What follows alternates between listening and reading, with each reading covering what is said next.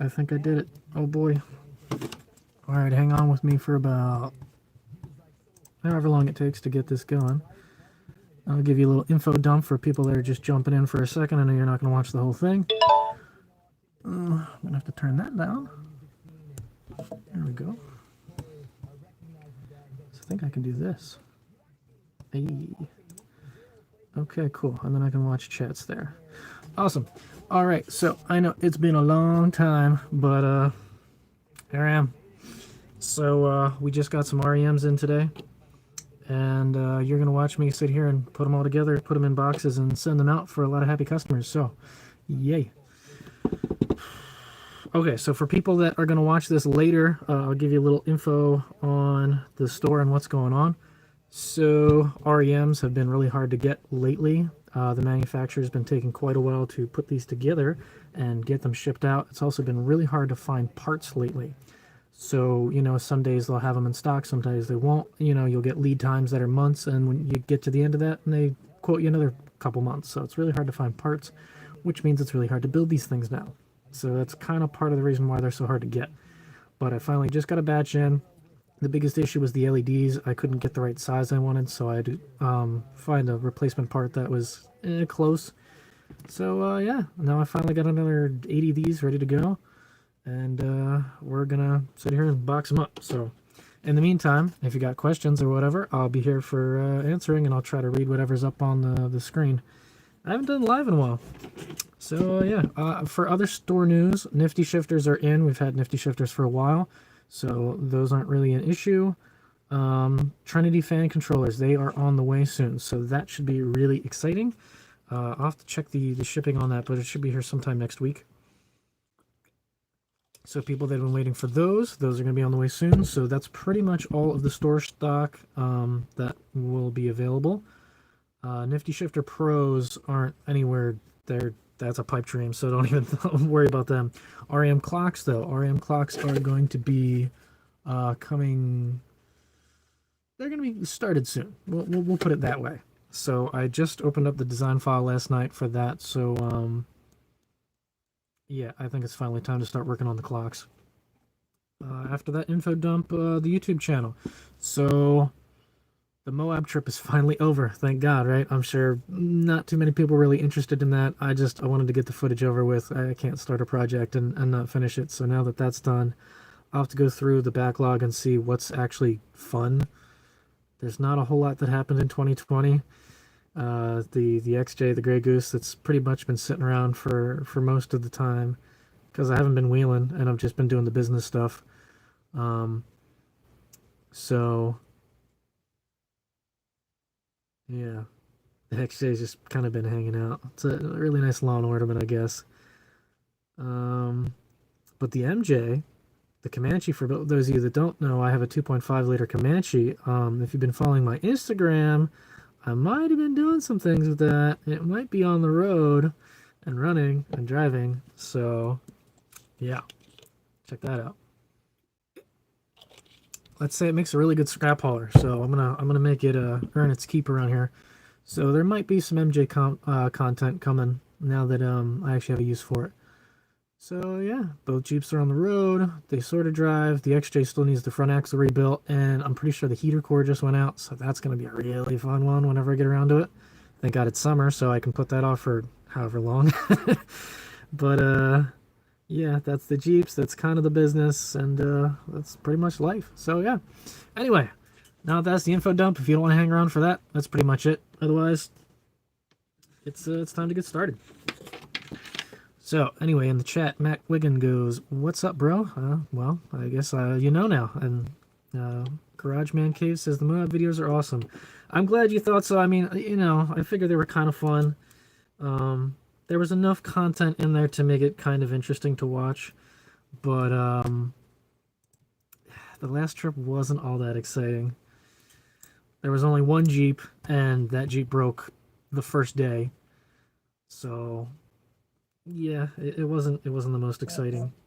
But the drone shots were neat, and the razors were cool up until the point that I almost, you know, broke my back.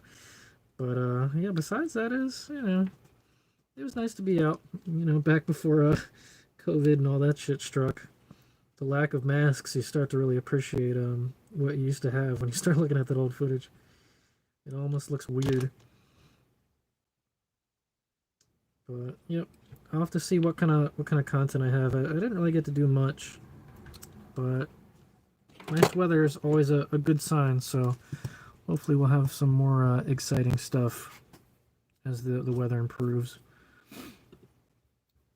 So for people that are curious what I'm doing right now, when the scanners come in, I have to run a self-test on them. So I have a program that goes through most of the important sensors to make sure that the unit passes all the tests, and then we start uploading the unit information, and then after that we put the program on there.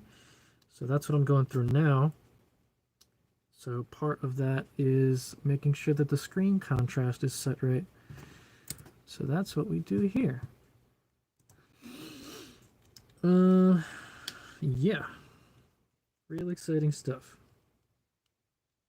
But these are just some of the tests that I do before I send each unit out. Try to make sure that when they get to the other end that they still work properly.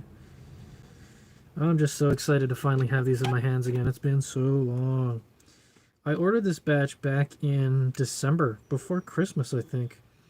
And I got like 40 of them sometime last month, and then I just got 80 today. But you can see how long the frickin' delays are. Usually it's like 2 months tops, and you know, we're pushing three or more. So that kind of sucks. I also got to make sure I'm keeping count here. So let's see. 86, 87, 88, 89, 90. Okay, good. So what I'm doing here is hooking them up to a 12-volt supply to set the contrast, because the voltage that is supplied to the unit will change the contrast. Isn't that fun? So we just adjust it. I have a little pattern that flashes on them so that I can make sure it's properly set. I can even show you. So this is what it looks like on my end, if I can get the frickin' sun out of the way. So there's a little box pattern over here that I wrote, and it basically flips back and forth, and I just adjust the contrast until it looks good. But that's what I'm over here doing.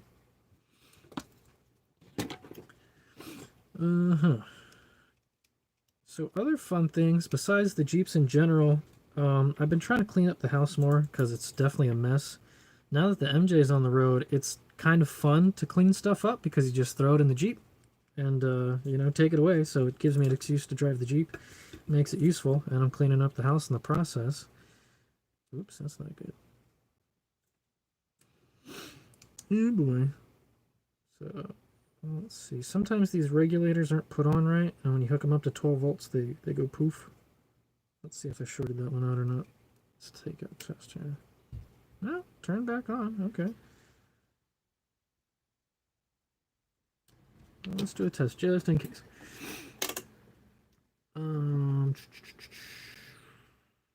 Yeah. But on top of the cleanup, I'm looking into maybe some more space. It'd be really freaking cool to get a garage going at some point. That would be absolutely delightful. So for the past couple weeks, I've been looking up what it takes to get a garage, how much it costs, all the stuff involved. And it's, you know, it may or may not happen, but it seems kind of fun and exciting. It'd be really cool to get a 2-car garage, but the problem is where my property is, there's a 15-foot property line that you're not supposed to build on, so that makes it really difficult. If I put it right up against the house, I could get a 24-foot, which is like an average 2-car garage. Why does it keep doing that? Hold on. This one's being a troublemaker. None of the pins look shorted. It looks like it's on there the right way. It's the right chip. So why are you being a little cranky bastard? Alright, well, let's see if it's blown up now. This is part of the fun of the assembly, is making sure that all the units work properly. So the easiest way to check these is between ground and the power rails. So like the 5-volt rail, that checks out. The 12-volt rail checks out. And then you check 5 to 12 because that goes to the regulator. So none of them are showing anything. They're all, well, they're showing like nothing. So what's the deal, bro? Why are you not happy? just had a 24 by 28 garage put up a few years ago. Ooh. Yeah, there you go. I was looking somewhere around the, like the 24 by 24 is an average size, but there's not a whole lot of room in the back. That's where like the tools and stuff would go. So I was thinking anywhere from, yeah, like a 28 or a 30. The only issue is just how my property is laid out. It would be really hard to squeeze that in. Because I got a generator and the electrical box is on the side of the house. So I can't exactly put the garage right up against that because either the generator would have to move and the electrical box would have to get relocated to get inspected. So that's kind of a pain in the butt. The area sort of behind the house, you could fit a 24 in there, but I'd have to get a variance to be able to push over that 15-foot line to put that. So you'd have to go through, you know, the county and all that and see how much of a pain in the ass they are. I'm sure that the neighbors would agree, so it shouldn't be a problem there. What is the deal? I'm trying to figure out why this one's shorted out. Let's just test another unit, make sure it actually works, one that we already tested. If we plug you in, yeah, you turn on just fine. So, why are you not happy? Usually when these die, the regulator shows a short, but I'm not getting anything. That sucks. Whatever. I'll get back to you later. Alright, let's double check this one's good. Good, okay. So we're on 91. So if I can't get that variance, I guess what I'd have to settle for is a single car garage, which, you know, I guess it's better than nothing, right?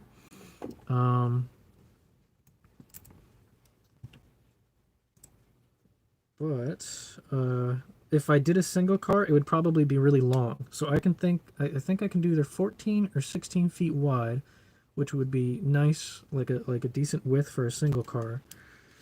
But you make it real long, right? Like you do like something crazy, like a 40-foot, so that way you could park two vehicles in there end to end if you really wanted to. Or you just have a lot of shop space, so you can put some tables back there, put all the tool chests and all your equipment, so that you have a nice area in the back to really work on. So that's another idea. That's kind of the backup plan, is basically a single car, make it really long so you got more space. And then if a carport doesn't count as a, whatever you would call that, some kind of like a structure, that I'll tack a carport onto the side. So it's sort of like a two-car garage, but one of the cars is outside. Because, I mean, I'm really only going to use it as a workshop, not really storage or protection. Because when it's cold out or it's raining or whatever, it's just a pain in the butt to want to go test things or work on it. Or at night too. The neighbors also got some loud dogs, so it's kind of a pain in the ass to be like right up against this property trying to work on my truck. So that's another thing. But yeah, single car, and a carport, so you can park the two vehicles and at least one of them is sort of covered. The other thing would be looking into the height. Yeah, make it 2 stories. That would be an interesting one. That also makes the price go up. But there's actually there is a, fuck, what are they called? It's like a structure company. They have like sheds and garages and all kinds of like weird shit like that.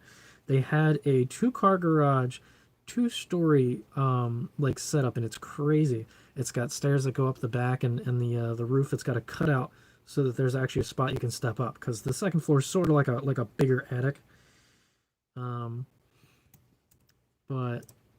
that one, what did they want for that thing? It was expensive. I think it was 25 or 30,000. I forget. It's the wooden ones. They get pricey, because that's the big thing that you can look for. You've got the steel structures and the wood structures, and the wood ones are always more expensive, but they're better insulated, and they're nicer if you want to attach things to. Because with the steel ones, all it is it's a bunch of steel like A-frames, and then they just put metal sheeting on the side. So that's why it's so cheap. So you'd have to sit there and get it insulated, and if you wanted to go crazy, maybe get it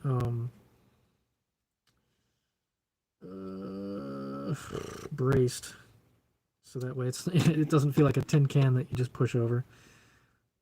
But that's the part I'm trying to figure out. 86, 87, 88, 89, 90, 91, 92. That's 93. So I think I skipped one. Double check. 6, 7, 8, 9, 0.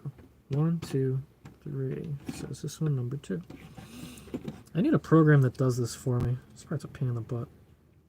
That's 93. What's this one? Oh, I bet you that one's 90. No, this one's 92, so that one was 91? Let's see if this one's 91. Maybe that's why.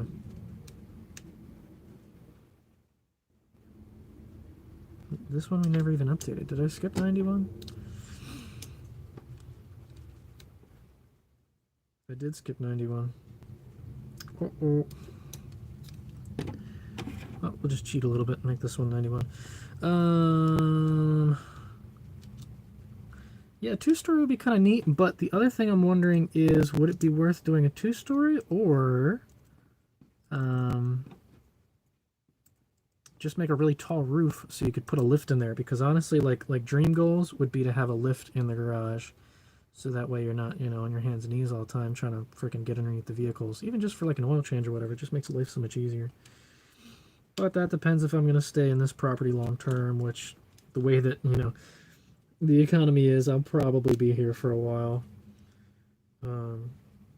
It might be worth it to make a nice garage, and at the very least it should hopefully have good resale value if you do a good job. But yeah, nice garage with a lift. Oh my god, that would be glorious. Okay, right. 1, 2, 3, 4. This one's 4. That one's 4. Okay. On to number 5. A scissor lift, really?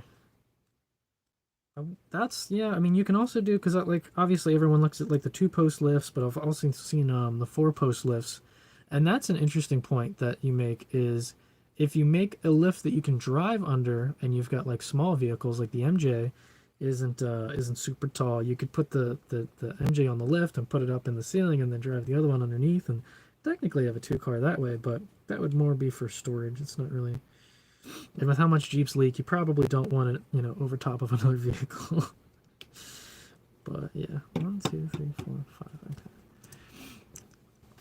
But yeah, I'll have to see what kind of lifts are out there, the cost that they run, and what kind of requirements they need, for the concrete. Because that's the other thing when you think like, yeah, you'll just get a garage, but there's a lot more involved, like making sure that the ground is flat and getting a concrete pad poured, making sure that you're within your bounds for your property line. So I might have to get the place surveyed just to see where the line really sits, because the fence might not even be on the line. Who knows? So that's a fun one. But yeah, I think the only Jeep that doesn't leak any fluids. Yeah, say that now. Just you wait. Go out in that driveway, it's gonna be covered. Don't play with that one. But yeah, the other thing is trying to figure out the parking lot situation, because we have 4 cars that park up front, so it's kind of hard to get vehicles from the back to the front. Right now I'm like kind of driving through like almost the entire front lawn to be able to get the vehicles out, so trying to figure out the parking situation would be a fun one. I guess one person would have to like park behind the other, or if I make a spot to the side, because there's a spot that people like to park in the front of the yard, like at a 90-degree, like facing the street basically, but it's underneath power lines, so it's a good place for your car to get pooped on when all the birds are there, so that would kind of suck.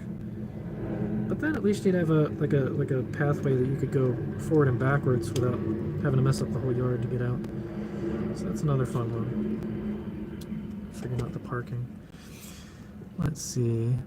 Jason Crisp, hey Nick, always wanted to ask. I have seen almost all your videos multiple times. I've heard in the background. I'm going to guess you are a huge Breaking Benjamin fan. Absolutely. Yeah, that was some of the originals back there. Linkin Park, Breaking Benjamin, and Disturbed was like my go-to in high school. I love the crap out of that stuff. It's just something about like the 2000s, like the new metal, That's oh my god, I love it. 80,000 miles maybe why? Yeah, I mean 80,000 miles on a Jeep. I mean, if you're still using it and keeping it going, yeah.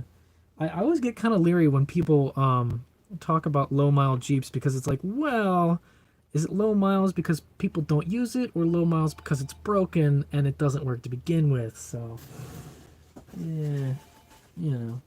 How many do we got here? We've got 12, I think. Well, technically 11. So, how many orders do we have? I think I got about 16 orders I got to get out, if I recall.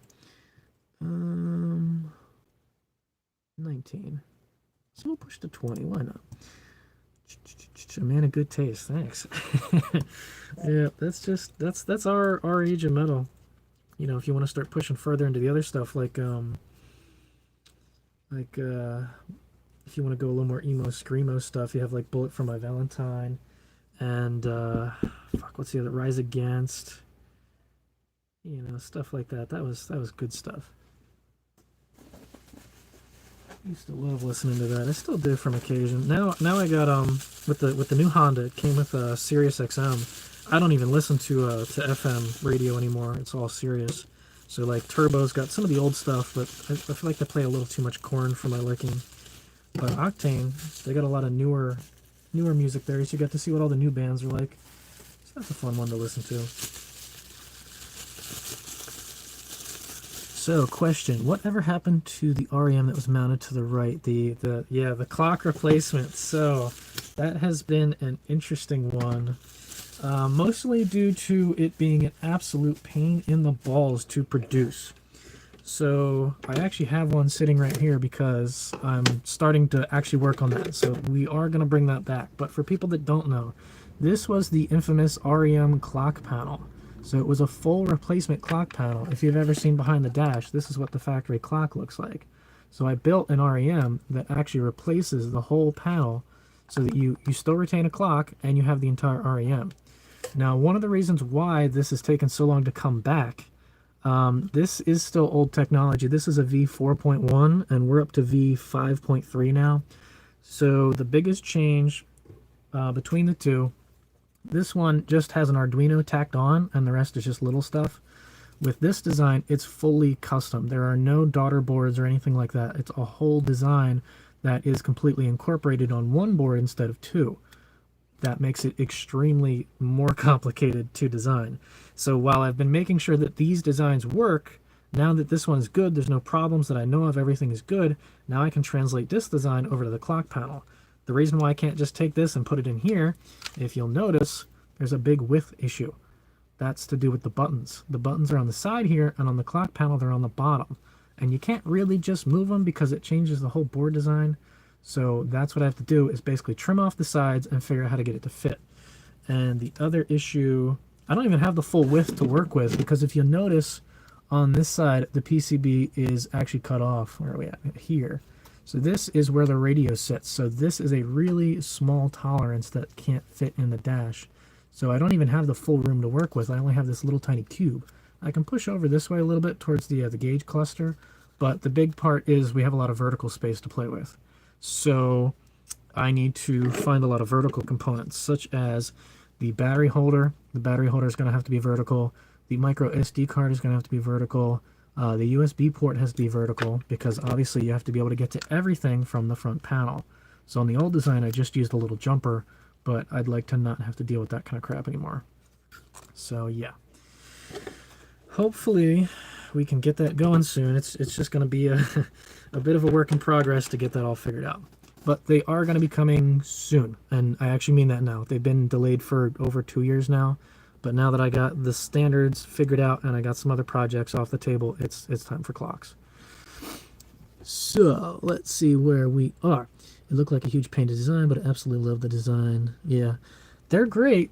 They're also a pain in the butt to print. So one of my buddies wanted a custom panel printed where he wanted a nifty shifter screen here and then a gauge pod here.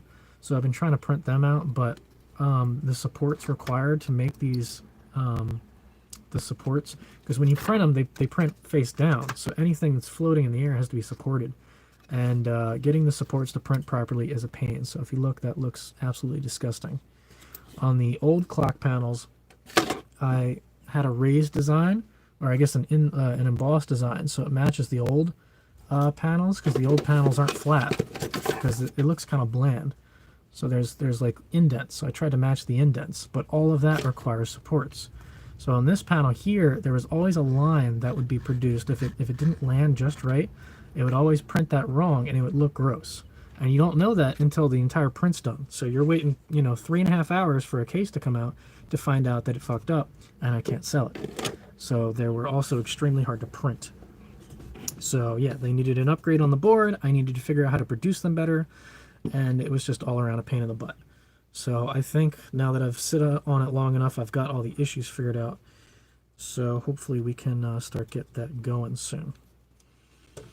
So expect more news on that soon. I just watched the series on Moab and I plan on going in September for the first time. What advice would you give for a first timer? Good trails that a Jeep on 33s locked in the front could do. Honestly, 33s and locked, even just on the front, that's more than enough. So with Moab, everything is rocks, everything, like you have a crap ton of traction out there.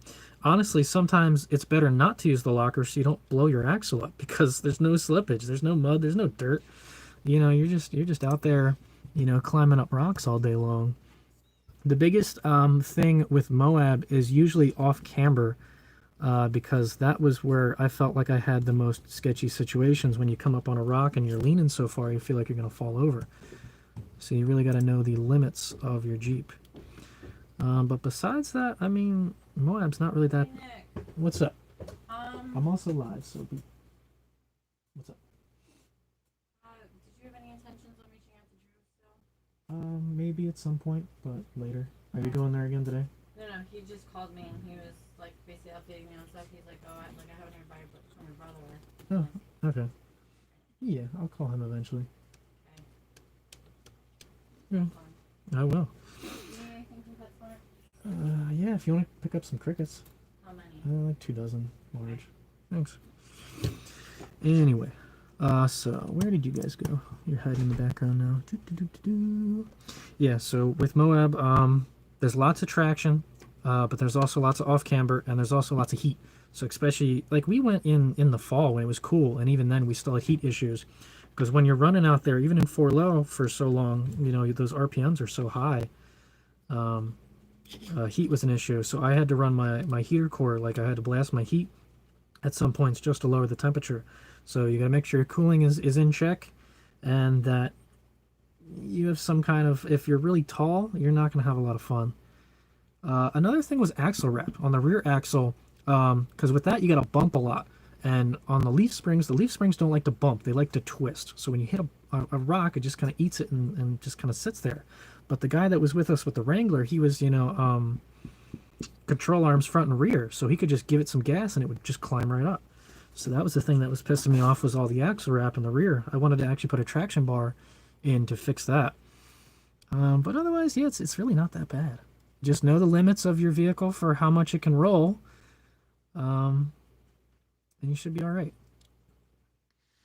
Let's see, would it be possible to divorce the buttons and the screen with a cable? I was kind of thinking about that, to have, back for the REMs, between the two, is to build one, like, kind of, like, main board, and then have the buttons, separately.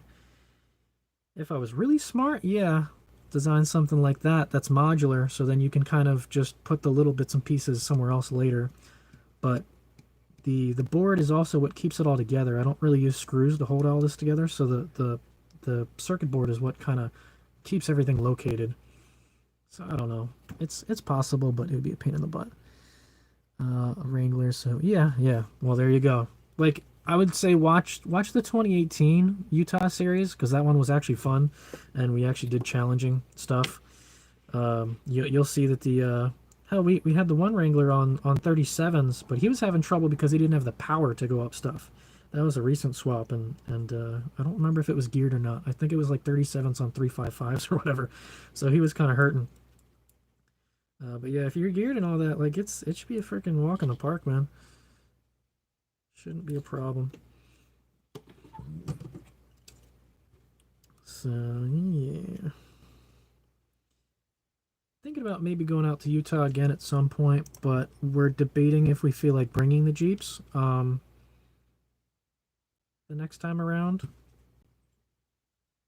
and maybe just doing like renting razors, or yeah, renting razors. Yeah, the side-by-sides are super fast, and you can't keep up with the Jeeps. If you're trying to have a good time with Razors and Jeeps, you're not. They don't really play well together because the Razors have like a minimum speed requirement. You're not supposed to let the belt slip, so either you're stopped or you're going. And with Jeeps, it's very slow crawling and going over things and very delicate, work. With the Razors, it's just gun it and hope you make it. So we're wondering to skip the drive because all the way out in New Jersey, that's like a 2 to 3 day drive to get out there. And last year was embarrassing taking the Jeep all the way out there just to have it basically fall apart on me day one. So the only issue with the Razors is you're only supposed to do 45. So depending on who you rent from, they have different requirements for what you can do. The High Point Hummer, the place we rented from, they didn't want us taking it on highways, so if the speed limit was over 45, you weren't supposed to be on there. So you'd have to tow them around, so you'd have to rent a tow vehicle out there. But I guess if you want to skip the 2 to 3 day travel there and back, that's one way to do it. So just fly there and rent Razors. 2.5 on 488s, and it's a complete dog. Yeah, I bet.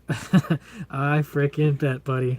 Like I said, the MJ that I have is it's a 2.5 liter, 2-wheel drive, 4-speed.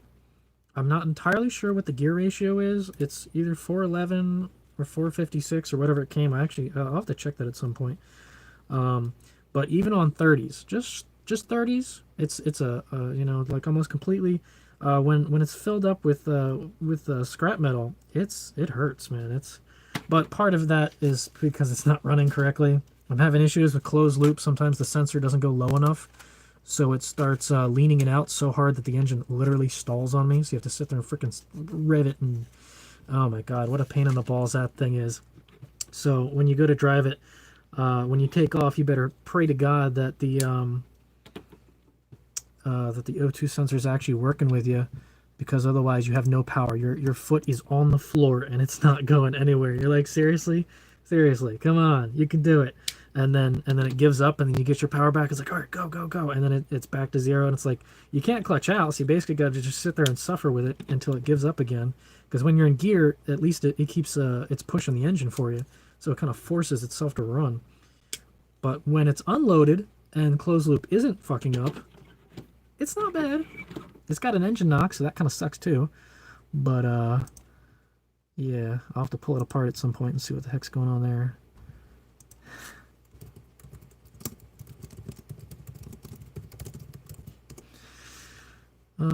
But yeah, I see absolutely no way that I'm gonna lift that Jeep or put any kind of tires or anything on that, because that is just silliness.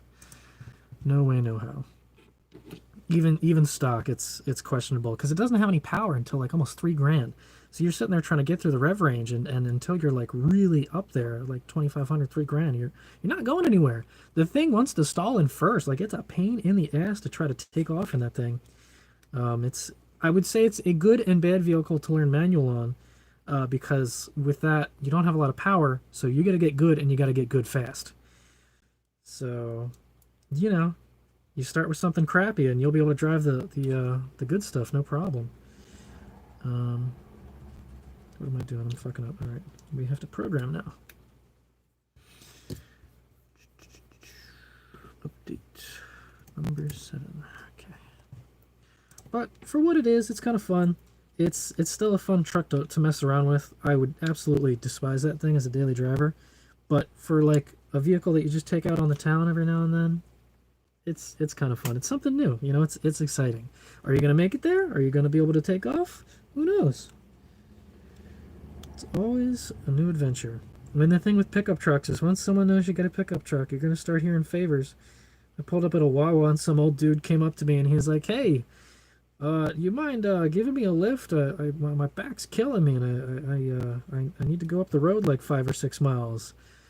And he looked like an old ass dude, and he was on a bike. Who knows what was going on with his life? But I was like, all right, he looked decent enough. Didn't look like he was trying to kill me. So I threw the bike in the back and took him a couple miles down the road. He actually liked the truck. He's like, "Man, what year is this thing? This thing's badass." Yeah, it's an '88. It's good stuff. But yeah, he liked it. You know, there's an old charm about the old trucks. You know, they're a piece of crap, but there's something about them you just don't get with the newer vehicles. It's a fun one. I'm glad to have an MJ in my collection. I don't think I'd 4.0 swap it because then it's just like every other Comanche, you know? But it's mostly for business. You know, I use it in case I need to do any 2.5 liter testing. That's why I have it. It's definitely a good vehicle to learn on. Because that's the Phoenix 1 system. It's not the Phoenix 2 that's used in the 4.0. So it's older than dirt. It's clunky and it's a real pain in the ass sometimes, but certainly learn. Holy shit. We're about to hit 900 units, boys. Holy fuck. Number 899 right here. We're getting up there. I can't believe for the life of me that I've made 900 of these things within 4 years. I started this back in the summer of 2016. And here we are, 2021, still pushing these things out. I can't believe there's that many Renix on the road, honestly. But hopefully my little scanners help keep them going. Man, I love your XJ Longtime HO. Longtime HO, you doing good to see you. Oh, yeah. The HOs are cool. You know, I mean, they start, they drive, but, you know. They're not nearly as clunky as the Renix. But at least there's less computers to worry about. Okay, here we are, boys. 900. Holy crap. Right? Let's do a count here. 86, 87, 88, 89, 90. 1, 2, 3, 4, 5, 6, 7, 8, 9. 900. Holy fuck. There it is. That's nuts. There it is. In the flesh. Number 900. Check it out. That's probably flipped, isn't it? It's kind of a pain in the butt. But well, some lucky winner's going to get number 900.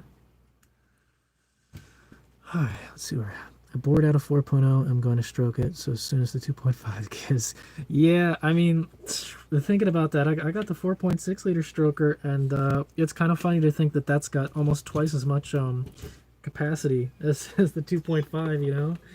It's definitely more than twice as fast. That thing's got no balls, especially down low. Such a dog to take that thing anywhere. I can see why it's a 4-speed, because a 5-speed would be absolutely useless. I mean, it's not bad. Doing 80 miles an hour, I think I was at 3,200 RPM. So, I mean, it's, you know, you're in the power band, and I wouldn't want to take that thing much past 80 anyway. The steering's got a little looser. But it's a fun one. Okay, so we've got... Did we hit 200 yet? I forget. 10? 15? No, we need more. More!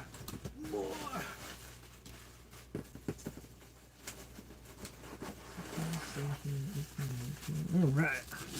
Do a couple more. And then we can start programming and boxing. So that'll be fun.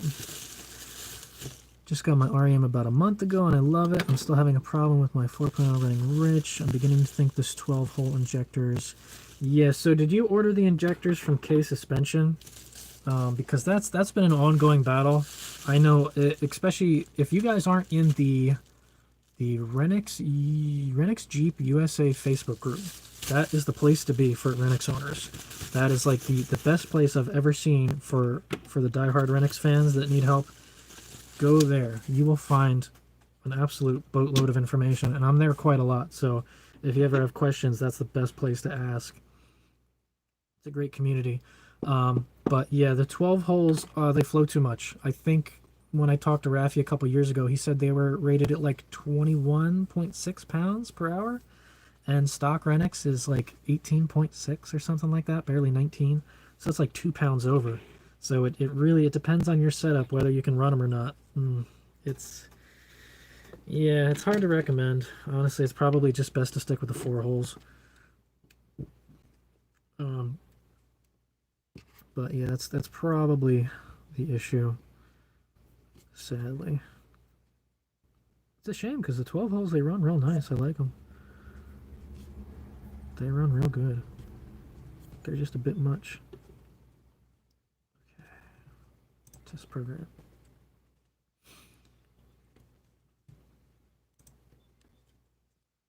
Yeah, so in case you're curious how the test program works, it tests all the things. So it'll test the red, the blue, the green. We check each button to make sure that they function. We check the light sensor to make sure the light sensor is working, the battery checks out, and the data lines work. So it passes that test, and it moves on to the next one. So that's a little program that I wrote just to make my life a little easier. I've had issues where sometimes the buttons don't work, or sometimes the backlights don't work, or just little crap. So this helps me catch all the little issues a lot quicker.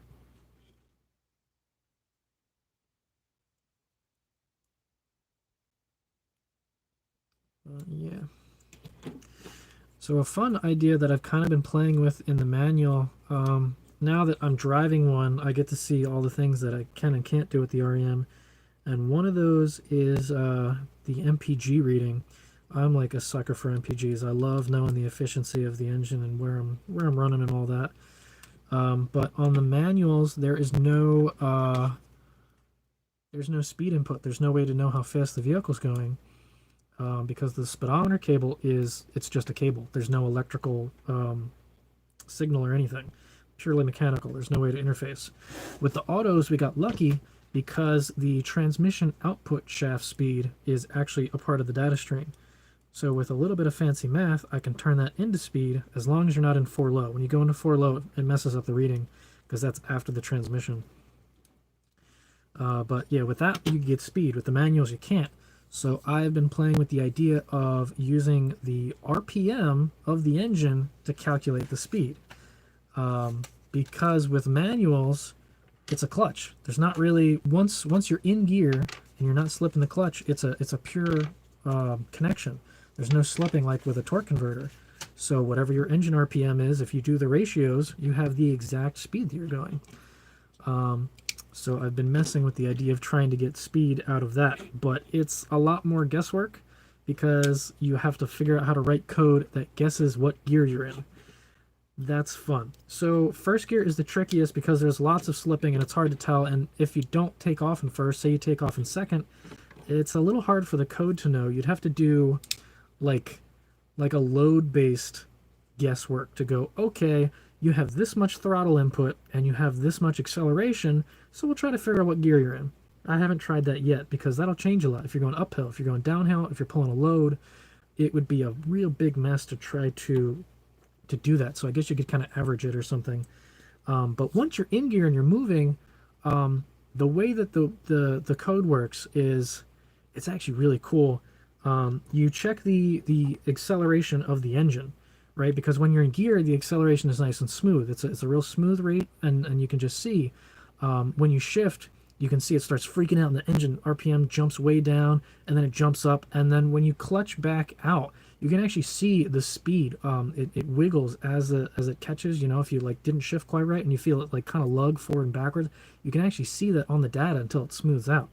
But you take the RPM at the top of the shift and at the bottom of the shift, and you compare the ratio, and you can go, okay, you went up 1 gear or you went down a gear or 2 gears. You can actually do it really accurately. And I did a ratio table between like what each gear changes. And you can just about, if you're doing a clean shift, you can actually guess exactly what gear, like, oh, that was a 2 to 3 shift, or that was a 3 to 4, or 3 to 2, or whatever, because each ratio is a little different. So if it's a clean shift, it could get it pretty good. But the big thing is takeoff and knowing when you're in idle. Also cruising. So you clutch out and you're just cruising to a stop. You have no way to know how slow you're going, so you'd have to make the speed decay over time, and it's a lot of guesswork. So I haven't gotten very far with it, but it's a fun idea I've been jumping around with. Anyway. Hey Nick, did I miss something, or do you still have the Comanche? Oh yeah, I still got the Comanche. I saw your recent Facebook post saying it was on the road, but didn't you say you were going to sell it? No. I am never selling that. There's a buddy of mine that keeps haggling me to try to buy it. I'm like, first off, you don't want it. Second off, I'm not giving it to you. So that, you can just stop asking right now. But no, the MJ is staying with us for a couple reasons. It's also a business expense, we'll say, because it helps me support the 2.5 liter Renix. So now the MJ is not going anywhere. Lucky for us. Do you think there would be a way to tune the motor to make them work better, like somehow limit fuel pressure or adjust the throttle body to be open a bit more? I'm gonna put the stock ones back in this weekend for now. Oh, so you're talking about for the injectors to be able to tune that way? So,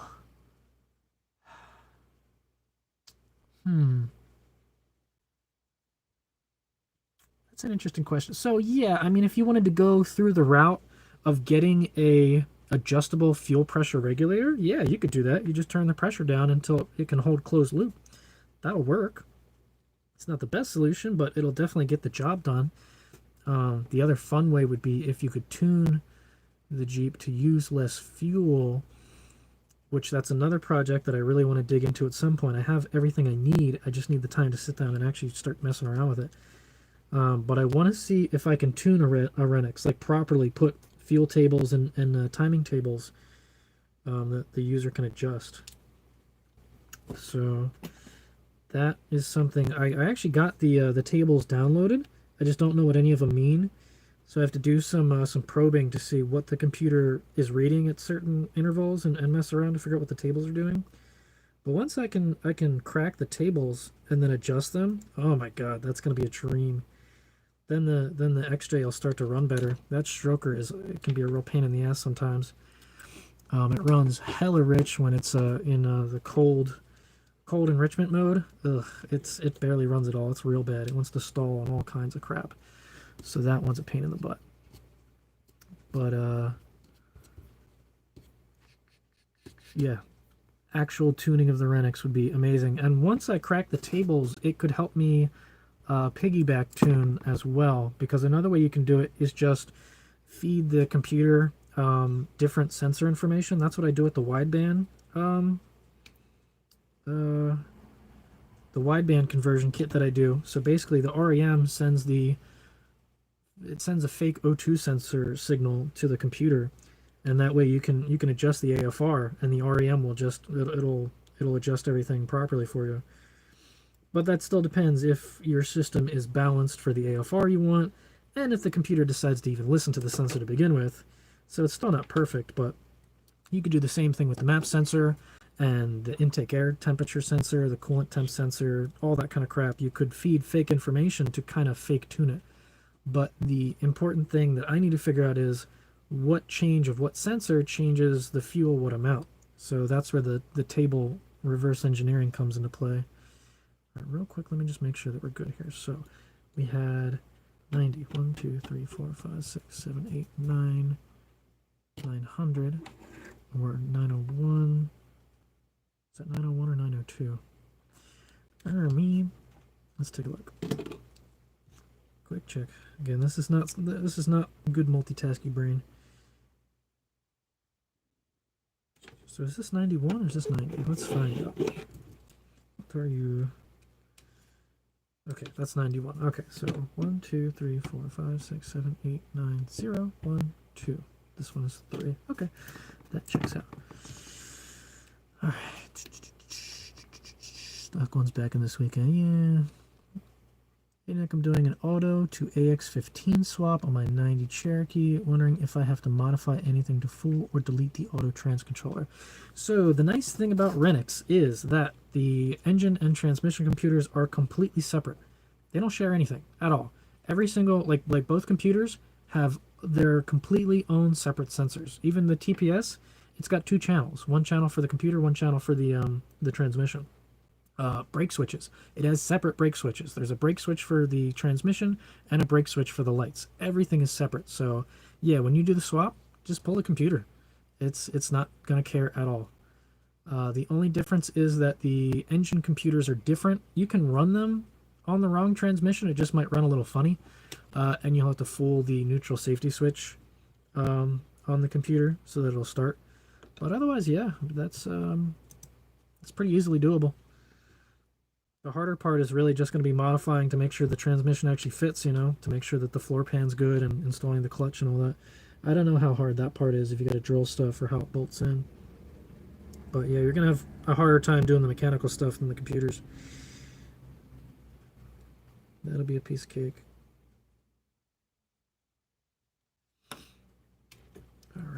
903. Let's put you way over there because you're damaged. And 904. Okay, let's see what we got.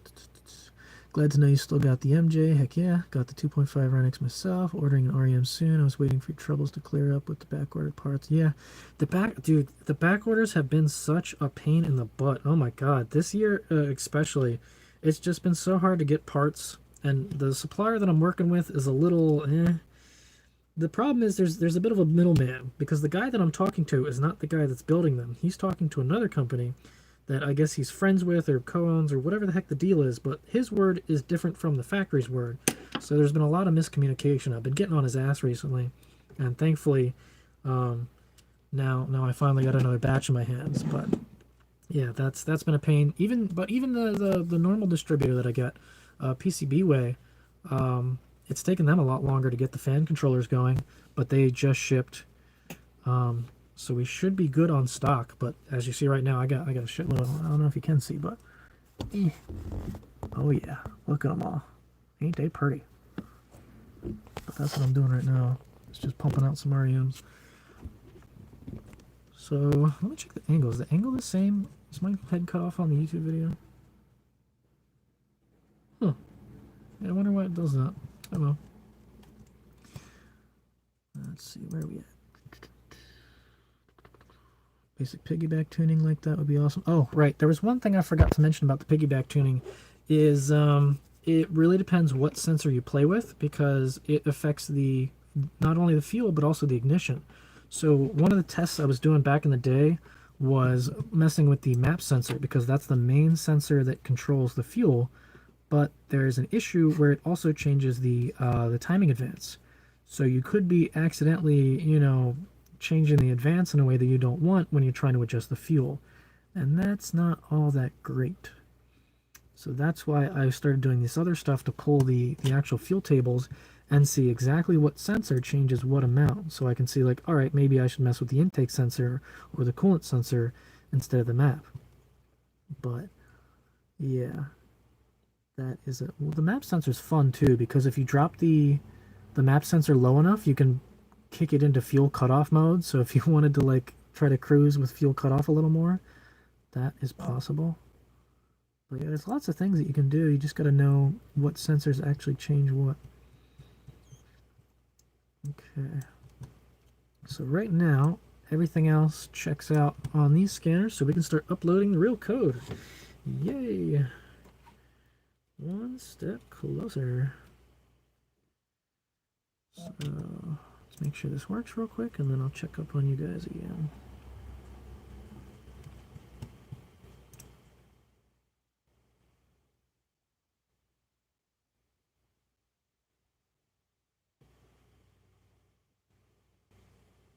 Ooh, okay, cool. That's good to go. Oh, I didn't know the music was still playing. That's funny. Alright, let's see where we at. Sounds good. Thanks for compiling all the resources on your website. Yeah, I'm glad that the download section helps.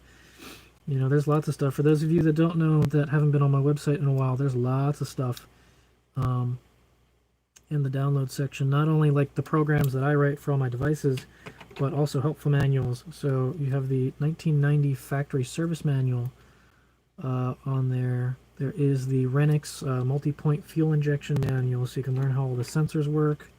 There's another cluster of factory service manuals that I had in different years, and they're kind of scattered, but you might be able to find what you're looking for there. There's a couple technical documents on the Phoenix 1 and Phoenix 2, like program overview, all kinds of stuff. And if you're looking for REM stuff, I also have all the readings, all the codes, and some other stuff posted on there, like guides. So a lot of the information's on the website. If you start digging through the support menu, there's lots of good stuff in there. So check it out. You might find something. Alright. Got all my ideal sensor part numbers. Oh, there you go. Yeah, sensors are starting to become a little harder to find with these things. I've been getting comments now and then, like the intake air temp sensors, they've been gone for a while. I'm hearing EGRs are harder to find, way harder to find now. I forget what else. Some people were having issues getting some stuff, but yeah, parts are starting to dwindle. I mean, but you figure some of these things are starting to be over 30 years old now, way over 30. Yeah, 90, a 90's 31 right now. So shit, they're like 35. Definitely starting to fall out of the support range. There was a guy I was talking to on Facebook, Charles Williams. He's actually been looking for crankshaft position sensor replacements because Renault is still making cars in Europe, and some of the vehicles use the same type of sensor, but they were redesigned. I forget if they have more coils in them to help pick up the signal better, or there was another thing where the connectors were redesigned for less resistance. But there are some newer sensors out there that supposedly will work for our older Jeeps. So if you got one that's eating sensors, or you tend to get weak signal a lot, it might be really cool to see if we can upgrade to the newer style sensors. But from what I hear, to make it worth it, you have to change the connector on it, because the low resistance connector is a major part of the upgrade. But yeah, that's a fun one. So we are just about updated on here. So once they all have the program, then we can get to cases and upgrades. Cool. All right, I don't even know how many freaking things this is, but we got them. All right, put that away, and oh boy, that is a lot. Let's make some space for these. Oh.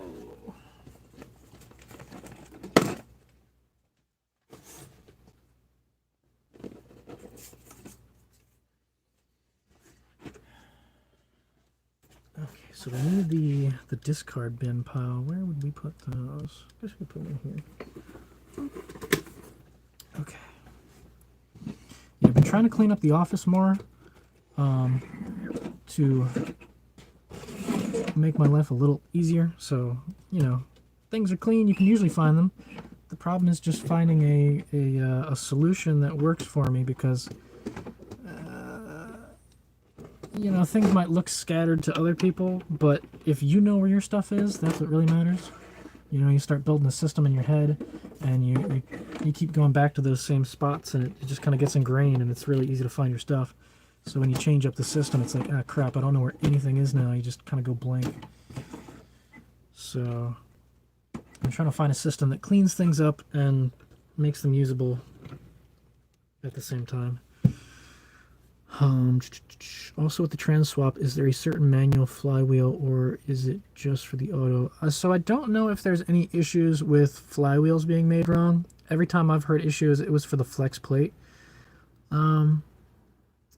So I don't know. I mean, I guess if you can, see if you can source a flex plate, or not a flex plate, a flywheel. I don't know. That's a good question. Not that I know of. You might be okay with the flywheels. Fuck me.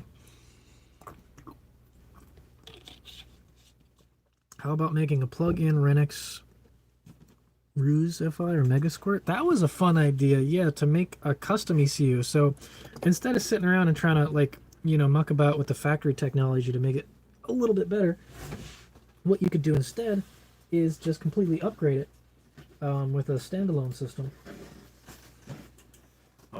There's one sad caveat, though, is that when you go standalone, the REMs don't work anymore. So that's part of the reason why I haven't done that in my own Jeep, is because I'm kind of cutting my own self out of the business at that point. So, but it would be a really interesting upgrade to, if I could find the adapters to make a plug-and-play standalone kit, but it would get pricey. That would be by far one of the most expensive things I'd ever sell, would be a standalone replacement ECU.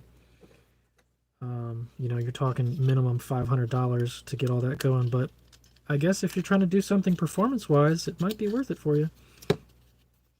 But yeah, that might be a long-term goal. There was one guy I was following in France. that was doing some crazy stuff with the ECUs. He was going even deeper than I did on some of the stuff. He was gutting one of the ECUs to put a Megasquirt in. So he just took the big brain chip out and started, running the wires where they needed to go. So most of the factory circuits stayed intact, and it was just like a brain transplant, just about. That was a fun one, but I don't know how far he ever got on that. But that was a really cool one. Okay, real quick, let me check and see how many of these I need. So we need 8 stock, and I'm pretty sure we need 8 max and 1 Bluetooth. So we need about 9 of those. Oh boy. 1, 2, 3, 4, 5, 6, 7, 8, 9. And we need 8 stock. 1, 2, 3, 4, 5, 6, 7, 8. Come on, not now.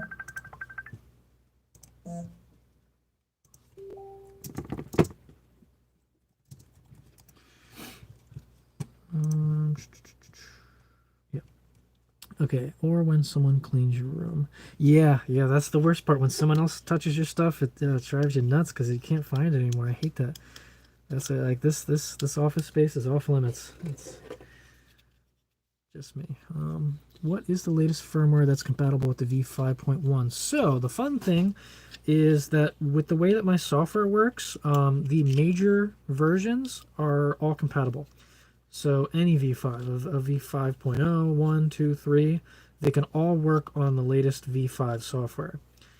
That's kind of how I'm trying to numerate these.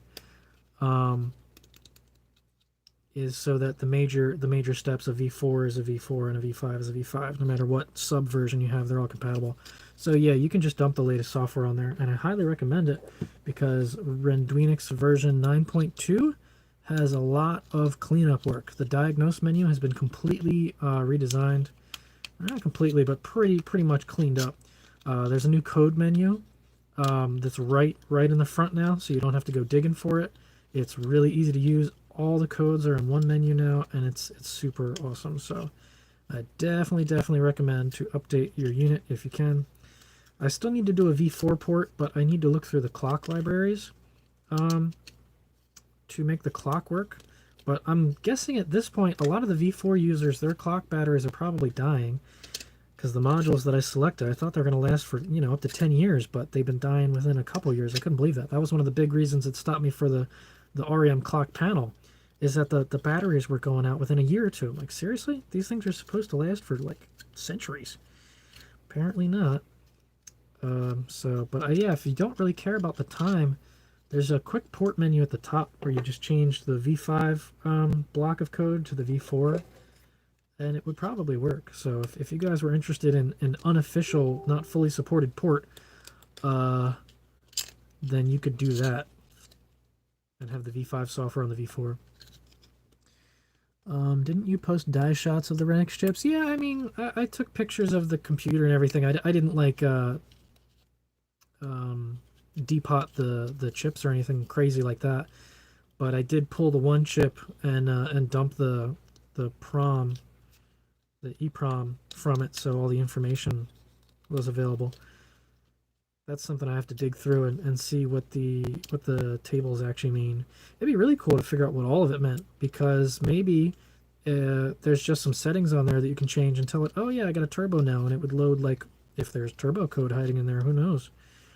Because the Renault, they did lots of different things. So if you could figure out, maybe there's a couple little like master modifier variables that you just change, and it goes, okay, yeah, now we got a turbo, now we got a 4-cylinder or whatever. However that works, maybe it could be upgradable, and maybe not. Who knows? But there's lots of things that's probably hiding in there that you could change and do stuff like that. So yeah, just got to get the motivation.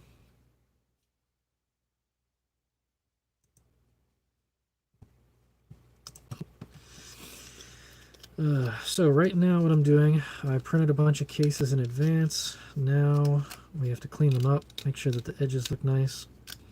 And then I run them through a heat gun because the surfaces on them are kind of white, like they're like kind of ghosted from the bed of the printer. So I used to let that fly in the past, but now I'm trying to increase my production quality. So now I sit there and heat gun them all, so it's a nice flat black. There's no like weird colors to them. Because if you look, this is what it looks like now. You can see it's like really like washed out and white compared to like the pure black on the sides. It's kind of weird looking. So yeah, clean them up, and the heat gun, whatever it does, it either remelts the plastic or maybe the bed adhesive or whatever it does, it makes it black. So if it works, good enough for me. There's a Mega Squirt project on stroker form working with working maps. So when you say like a drop in, like they already got the hard stuff figured out, so you just plug it in, kind of thing. Because I'm sure there's people out there that have gotten everything working. It's just how much wiring you want to do. I guess that would be the big thing is figuring out the factory connector to make it plug and play. Because that would be crazy, you know. Imagine like, oh, you know, you want a completely programmable ECU. You can just toss a Mega Squirt in there.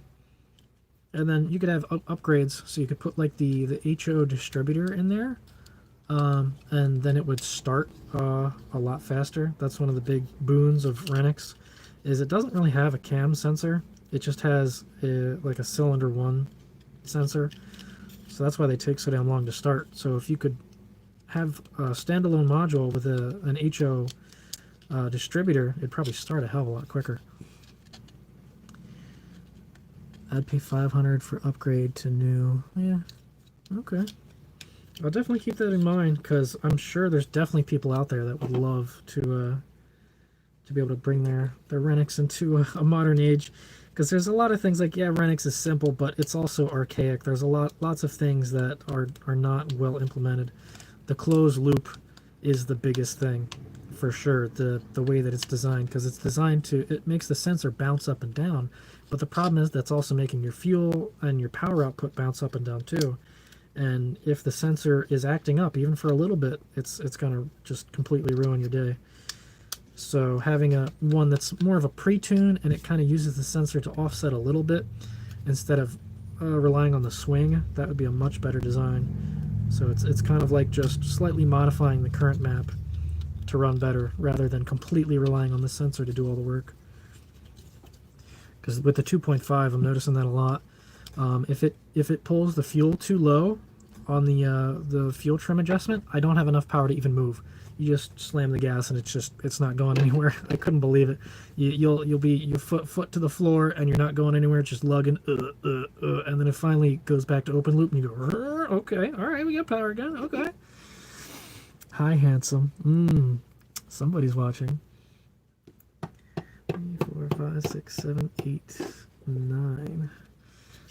Someone who's a little shy of the internet. Yeah, 2020 wasn't all bad, you know. May have met someone rather interesting online. Certainly been for the better, that's for sure. Keeping me on my game.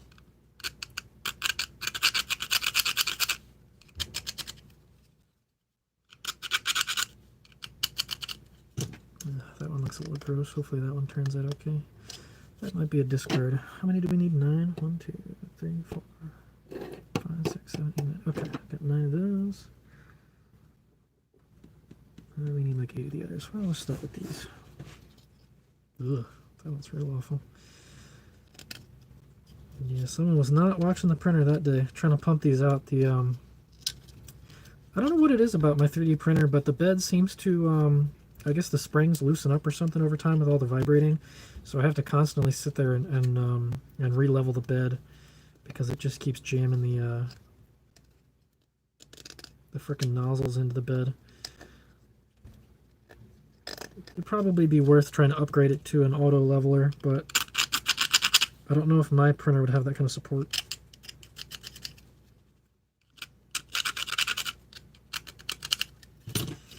So I actually printed I took a dial indicator and printed the fuck did I do? I printed like a rail system for the dial indicator, so you basically can run it on the 3D printer and set the bed that way. So you can actually sit there and see, okay, I need this to sit at like, 67 thou above that, and you can go through the bed and you can actually see how much the sensor bounces up and down to see if it's level all the way through. It's really good. So if I could automate a system like that, that would probably be a pretty nice little setup. Sound cuts off intermittently. It could be because I'm talking kind of quiet, or maybe you're far away. I'm not playing any music, so that shouldn't be any interference. But I'll try to talk louder. Silicone bed mounts. How does that work?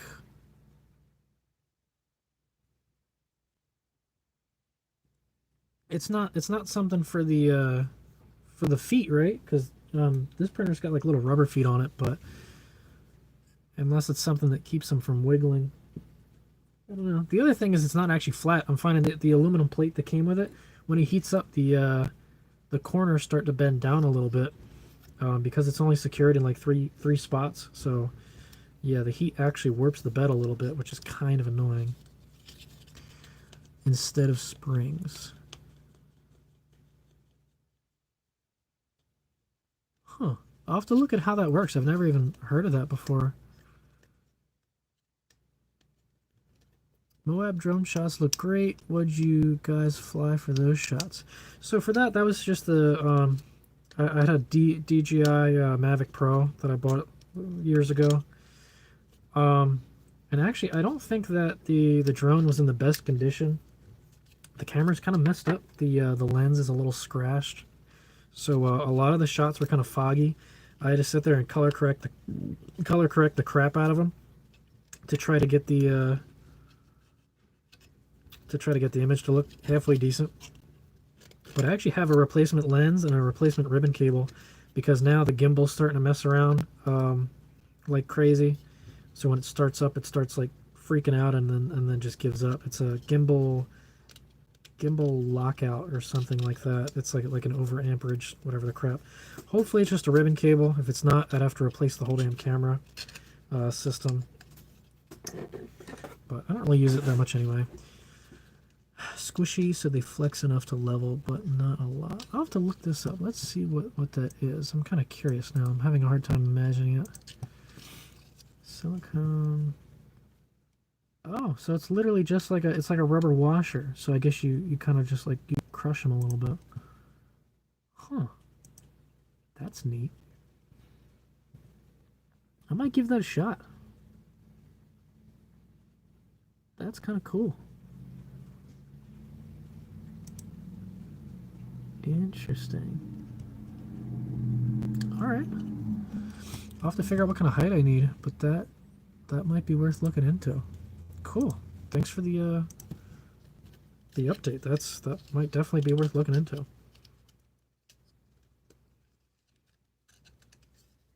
The other thing I was wondering about is the bed material, because I've seen the ones where you can take the whole sheet off and then you bend it and they pop off. That'd be kind of cool. Because these sheets, they're really easily damaged. So it's a lot to go through.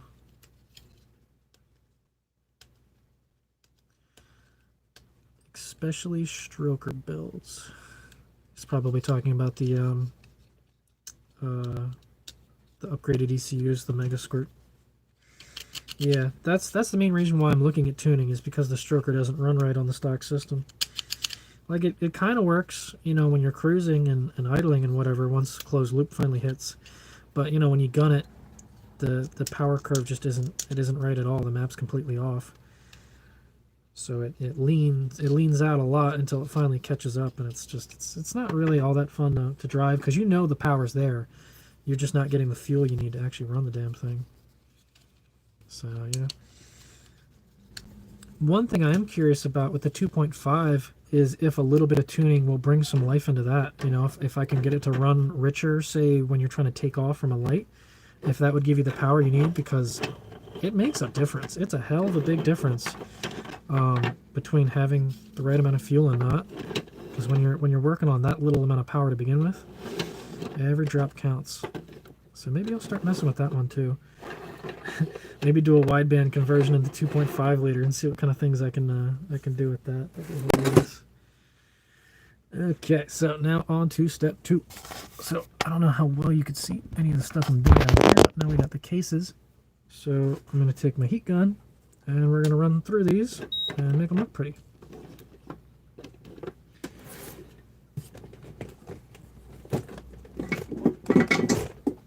This is definitely not what this device was intended to do, but it does the job pretty damn well. So let me do one you can actually see. I'll start on this one over here. So once it heats up, you can see the difference.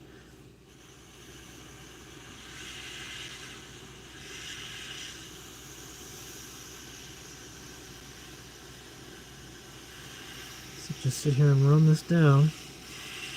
I guess it like slightly either melts the surface or it melts the glue from the bed or whatever it does. Just makes it look beautiful.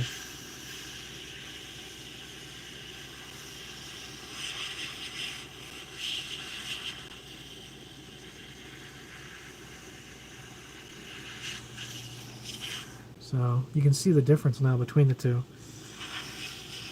I think it's definitely worth it in my mind.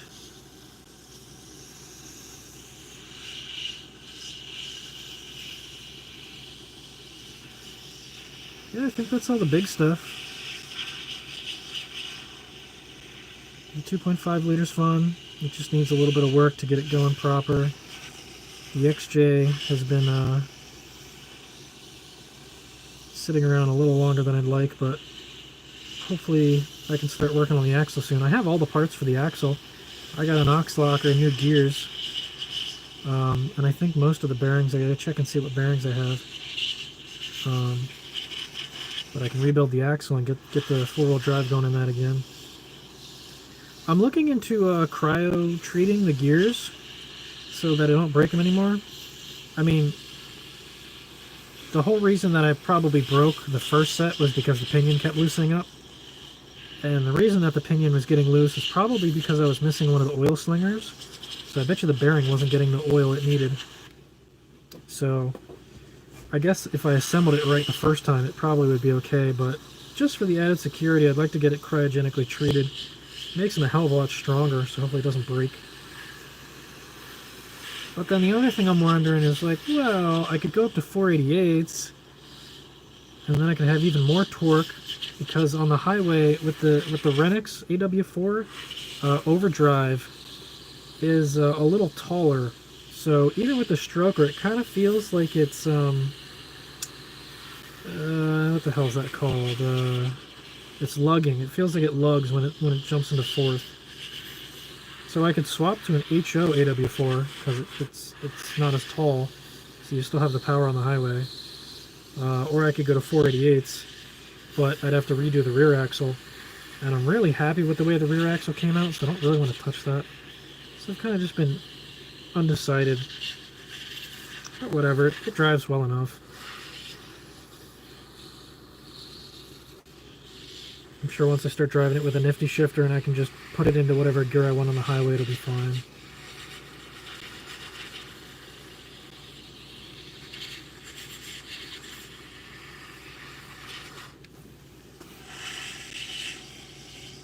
Hopefully this air gun isn't like super loud and annoying. I know that wind noise can sometimes be really obnoxious on video.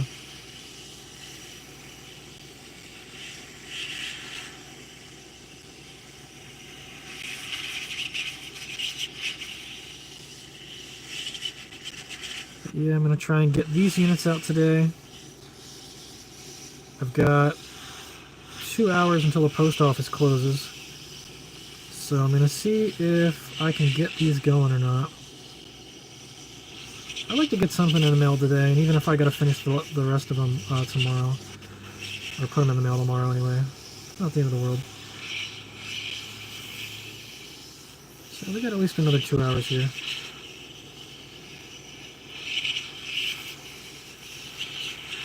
I gotta start updating my website. Put some new pictures for products so it actually reflects what I sell now.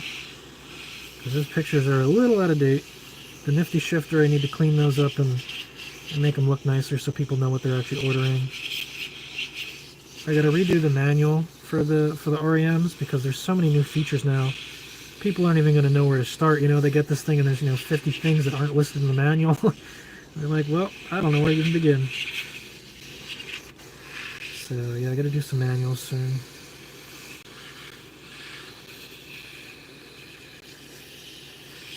When the fan controllers come, I'm gonna try and redesign the adapters a little bit. I want to put a cover on them to keep them covered from the rain, because the engine bay can be a little nasty at times, so being able to cover the wire connectors should make them last a little longer. Even though I put like a conformal coating on them, they still sometimes rust out. So I'm going to design a snap fit cover for the fan controller adapters. Is the fade from glue stick? No, I don't actually use glue stick. I use it's like a sort of build tack that my printer has. It's the blue matte.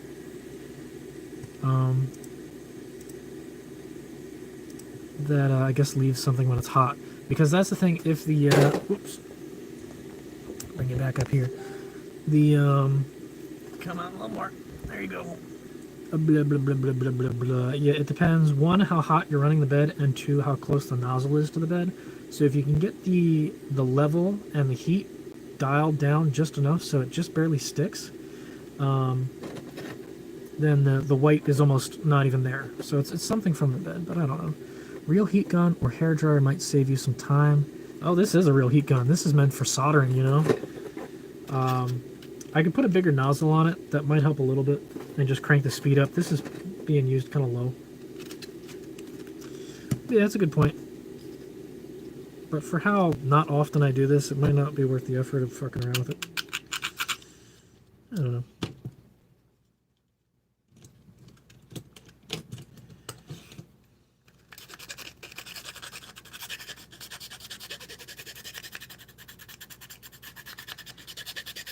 Yeah, you can definitely tell the cases that we're getting jammed into the bed. If it doesn't look good, I won't sell it, but let's see if I can make it pass. Let me see what we're going here.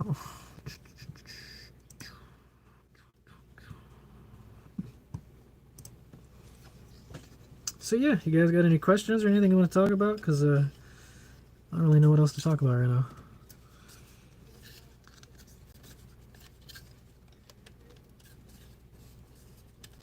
I don't know how much the channel's going to come back to life. There's still some projects and stuff that like old content I haven't gotten to yet. There was one for doing the brushes on the starter motor. I was hoping to finish that video and post it, but the brushes... No, it wasn't the brushes, it was the solenoid. I don't remember. Whatever it was, I rebuilt the entire starter. I did the brushes. I actually bought new brushes this time instead of just switching old brushes that were still kind of shitty. I put a new solenoid in, but the starter skips. When you go to crank the Jeep, it'll crank, and then you just hear the starter go and just free spin. So for some reason the starter is disengaging from the flex plate. I don't know if the flex plate is crooked or if the starter needs to be shimmed or what's going on, but something's weird where sometimes it just lets loose.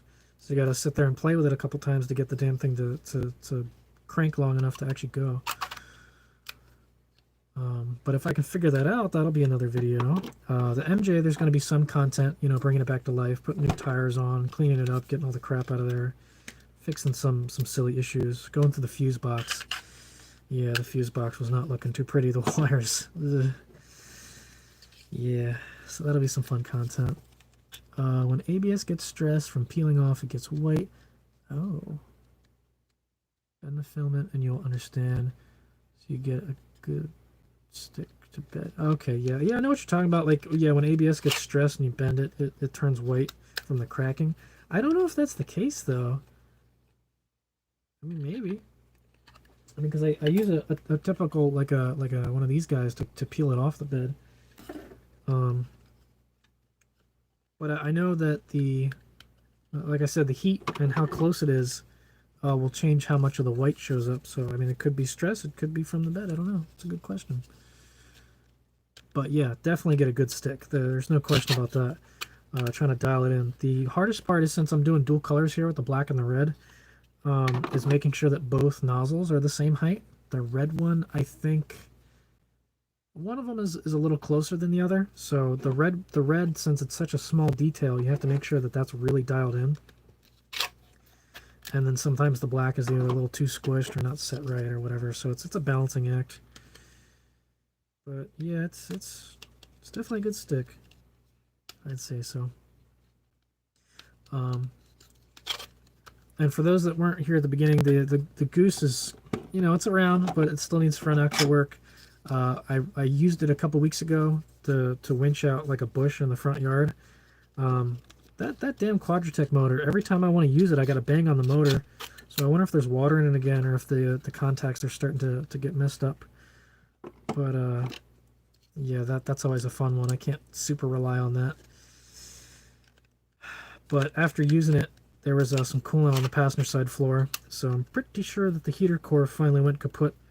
It's a shame, considering I finally had the filter on there to take all the crap out, but maybe it took too much crap out and started making it leak. So yeah, maybe the crap is what was keeping it together. So at some point there might be a whole dash teardown video to get the damn heater core replaced. That should be fun. Got myself a nifty shifter and 488 gearing, just waiting for the package to arrive that was sent for a second time. Oh, RC Rider, so you're the guy out in Slovenia, I think it was? Yeah, apparently the people in Panama don't know where that was. I can't believe that.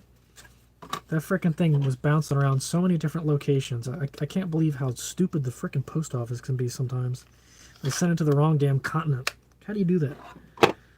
I figured the whole point of the tracking number and everything was you scan it and it already knows where it's trying to go, but I guess when there's people involved.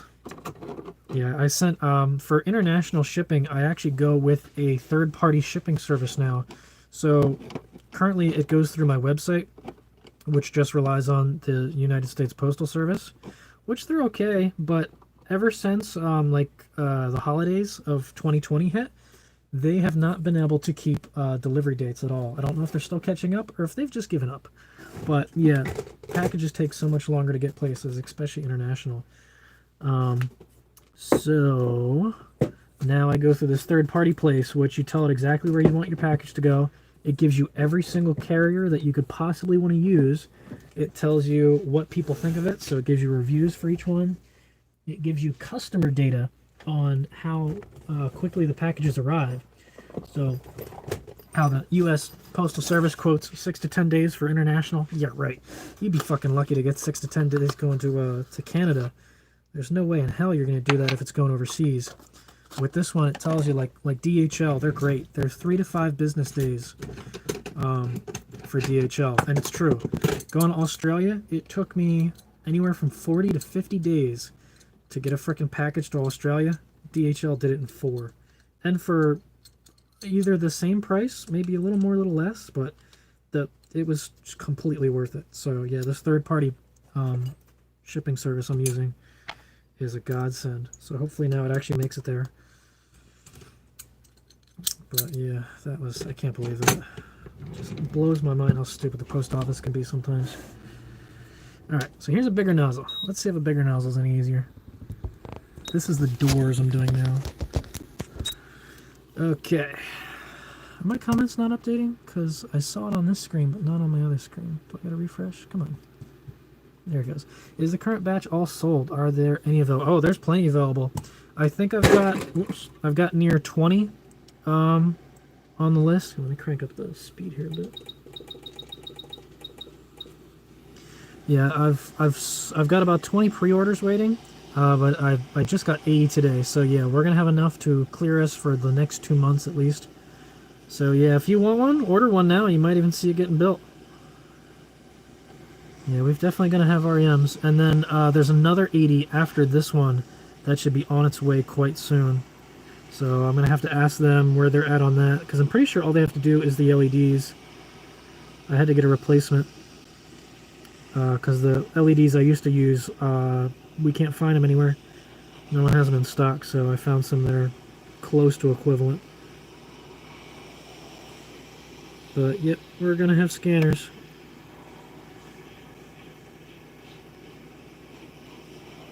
I was hoping to have these weeks ago, but oh well, take what you can get.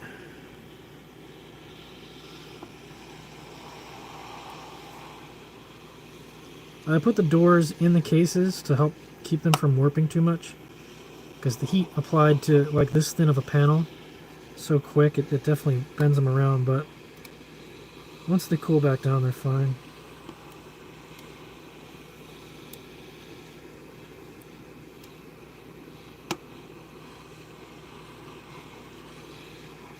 And once this batch is going, I'm going to go back to the design work, working on the clocks. I got to make a couple component footprints because I'm doing a lot of vertical stuff now. The only thing I'm not super happy with is the micro SD card. It's going to stick up a little bit. It might stick out a few, millimeters. It's not going to match the layout too much, but I guess for simplicity's sake it'll work.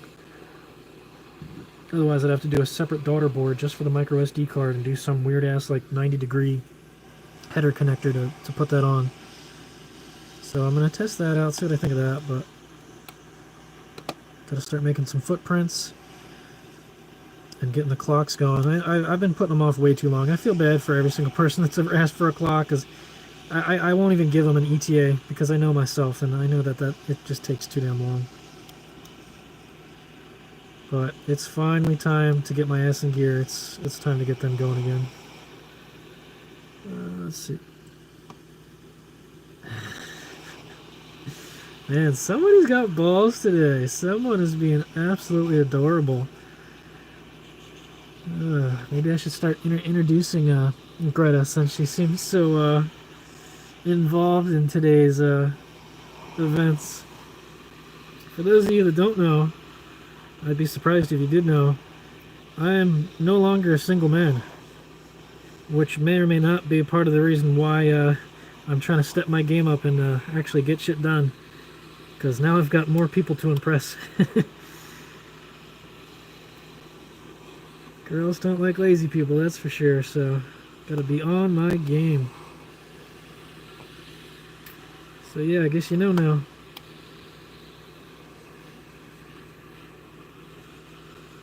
She's definitely a keeper. She's a fun one. She rides a motorcycle, you can't beat that.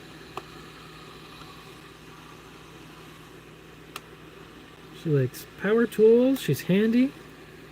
I can't bullshit her, because she'll definitely know. She'll be like, oh, you can't do it? Here, let me do it for you. She does not care. She will do it.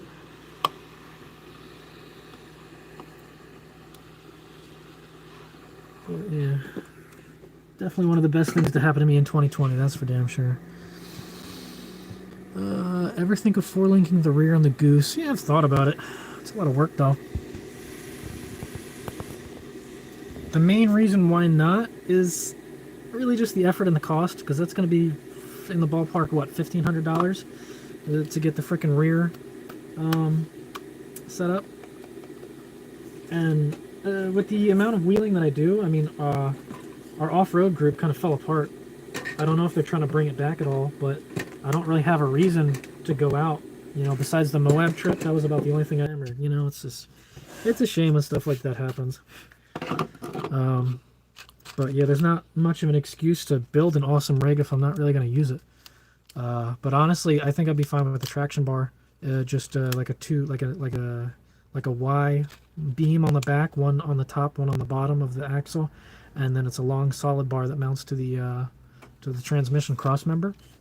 So what that does is it takes all the, I think that's axial torque away.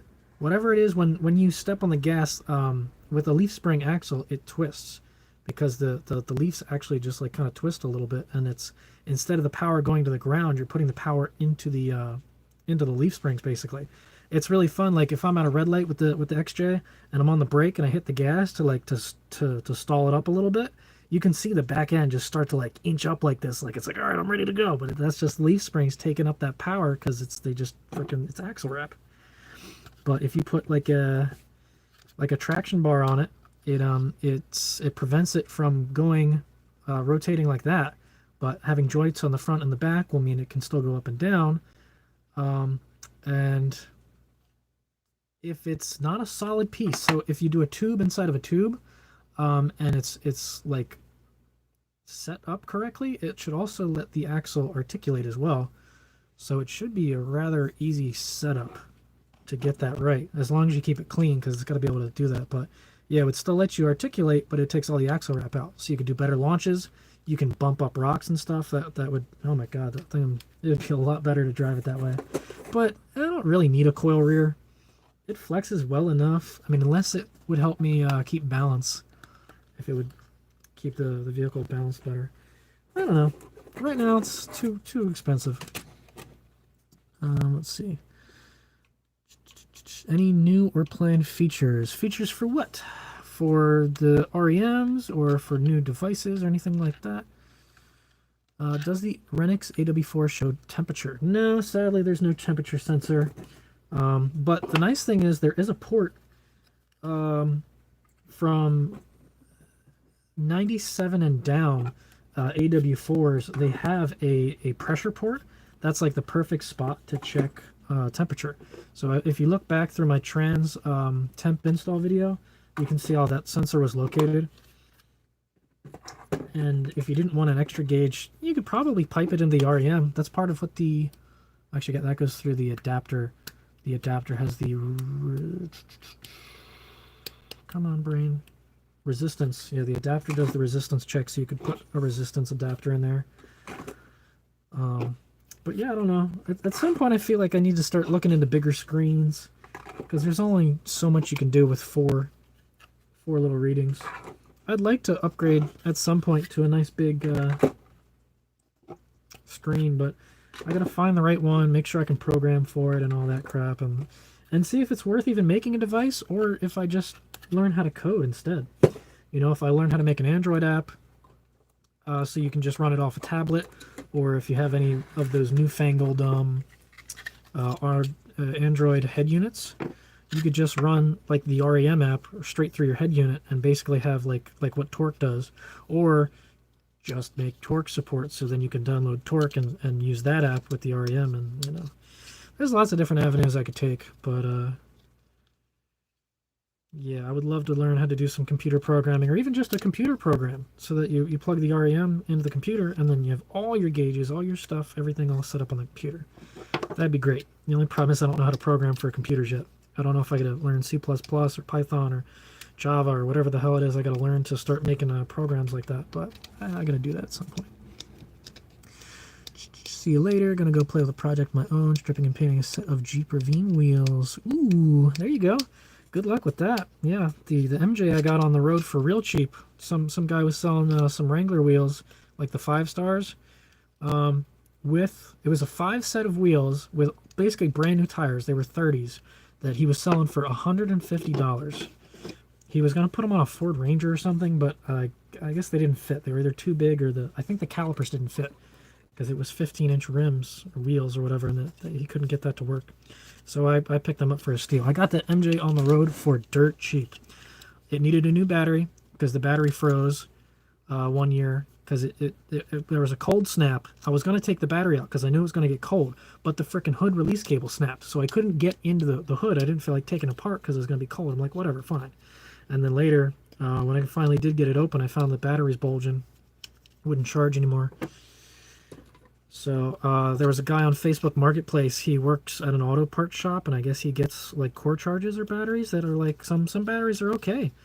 He actually has a real battery tester, so you hook up the leads and you put in the CCAs. It'll tell you how much of the battery's left and if it's good and if it holds the capacity. The one I got, it was a bigger size battery. I forget what the group size was, but it's bigger than stock. This print didn't finish. This print doesn't have the spot for the door. That's funny. Oops. That's what happens when you run out of filament mid-print. That was at like the 98% mark. I was so pissed off with that. I wish it had a resume feature, or it would shut off when it runs out of filament. That's something else I can add later. For the guy asking about axle wrap, hopefully that my previous explanation explained that. But if it didn't, quickly, when you're using leaf springs, the the axle is located like forward and rear with the leaf spring, so it can't really shift backwards or forwards. And with the rear shackles, it lets it swing up and swing down. But there's only one point of contact for the radial spin. So like when you have your tires and you're putting power to that, if there's too much torque too fast, it will take the axle and actually rotate the axle. So if you think about it from the side, like when you have the axle perch, the perch is actually doing this, and think about the leaf springs are like they're curling. It's like an S almost, where they wrap up a little bit until the power finally goes out of the wheels and it straightens out. But yeah, axle wrap is really annoying for leaf springs. Look up YJs. YJs that are lifted a shit ton and have like super high lift leafs. Oh my god, in the front. There was this guy, I think it was Tommy. He had a YJ for a little bit. That YJ was passed around a lot. But you could see every time he went to gun it, you could see the axles going like this and the pinion just bouncing every time he tries to hit the gas because the axle wrap. But it's just from the leaf springs. You have to put 2 points of contact on it, like one at the top, one at the bottom, to keep it from rotating. And then all the power goes to the wheels. C++ seems to be the way to go. All right, I'll definitely look into that, because the thing, like with Arduino, it's basically C++. It's just wrapped up in a pretty language. So I'm sure if I took a couple C++ classes and learned the background stuff, I should be able to pick that up pretty quick. Java would be more of a pain in the ass, because I don't know much about whatever the heck that object-oriented programming. I never learned how to do that. So Java would be a lot to learn. But yeah, I'll have to look into that and see what it takes to make programs. But the thing is, I want it to be cross-platform, because I run on Mac. So I want to be able to have a program that works on Windows and Mac. But yeah, the REM box with green LCDs go way cooler with the 80s interior of the Renix Jeep. Yeah, they definitely have that old school cool to them, you know? Like, they fit the bill. I wish that I could have more readings on them. So I could do like an LCD or something like that, but then just, you know, have a font that looks old school. So it still kind of matches. YJs use carrier leaves for lift because they are spring under axle, which makes them more prone to wrap. Yeah, absolutely.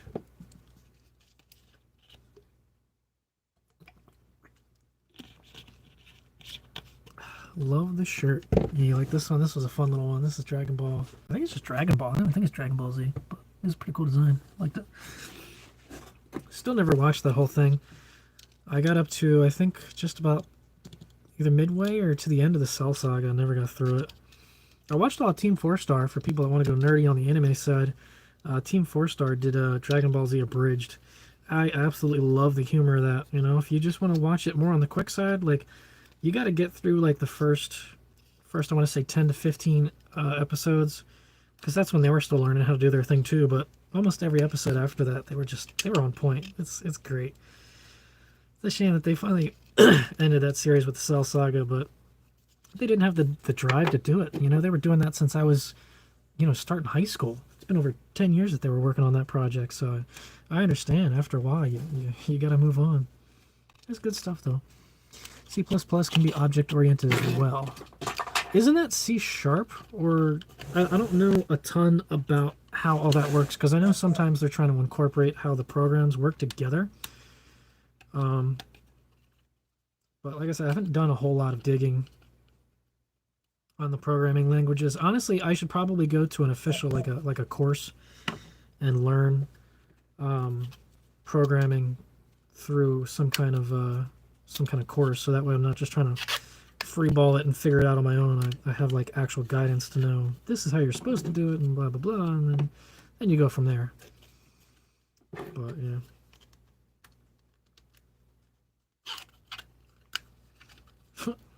Maybe he wasn't an anime fan. Message retracted. But yeah, that'll be a fun one.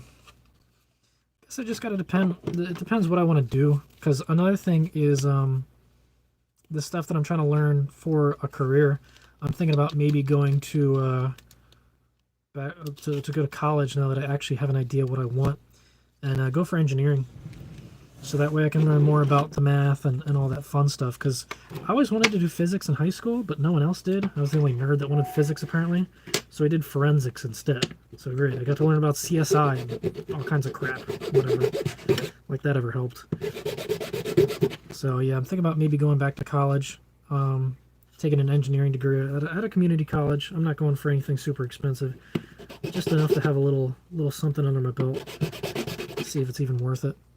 But I would like to take some courses for programming and possibly mechanical design, learning like real 3D programs like Fusion 360 or whatever the other popular one is. I forget, whatever one.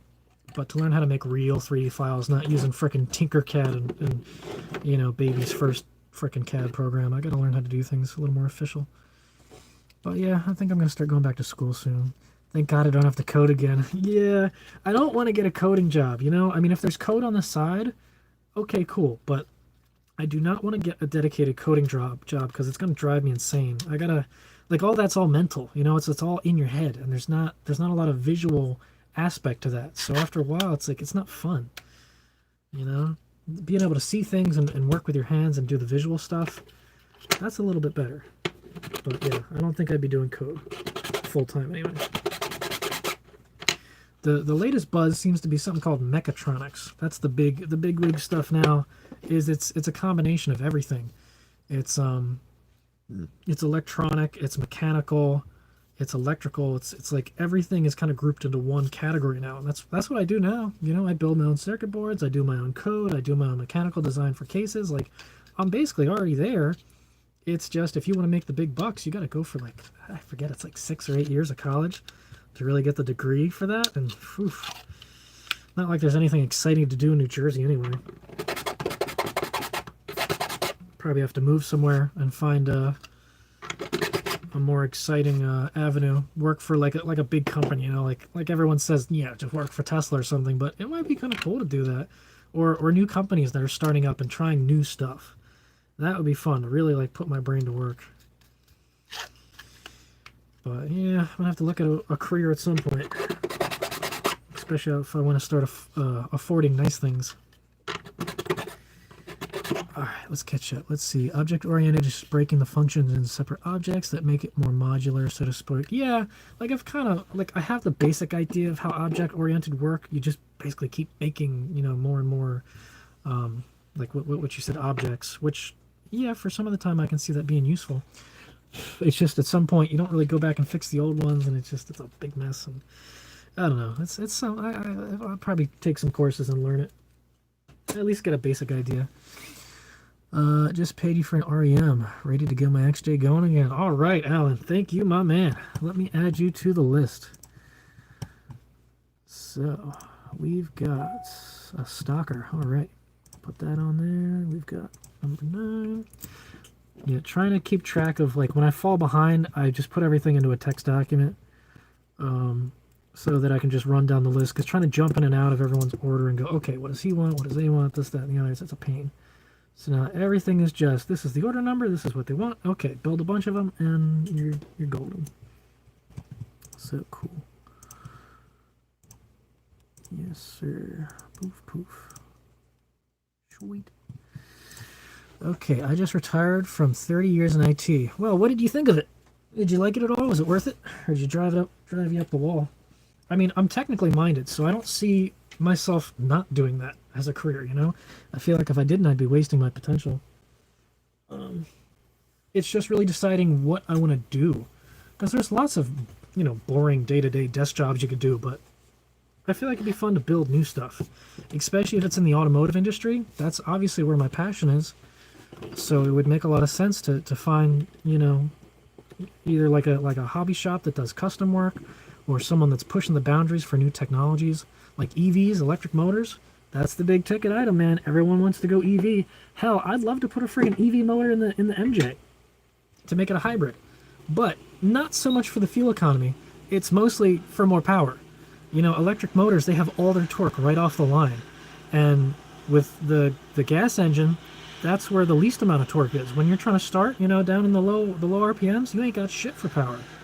So if you tap a little, you know, electric motor on there, you're getting as much torque as you would maybe a freaking like a turbo, but you have it all right off the line. And with the turbo, you're using more fuel because you got more air. With the electric motor, you're just using a battery pack, you know, plug it in, and you know, you're saving on fuel. there's a lot of benefits. Like when people hear hybrid, they're like, oh, it's going to be slow and it's going to suck. But you can use electric motors to your advantage. People have seen what a Tesla can do. 0 to 60 in under frickin' 3 seconds? That's absurd. They are literally rocket ships on wheels. So yeah, I would like to embrace the electric motor culture and see if we can, you know, it'll be like the next wave of hot rodding, you know? Oh, but I just put me a freaking 20 kilowatt motor on this thing. Whoo, she does 0 to 60 in no time. You know, that'll be the next big thing. I'm telling you. Especially once battery technology takes off and they start getting those solid state batteries figured out and you get the energy density you need. Oh boy. That's going to be fun stuff, man. It's going to be a whole new era. But yeah, I'd love to figure out how to tack on an electric motor to that thing.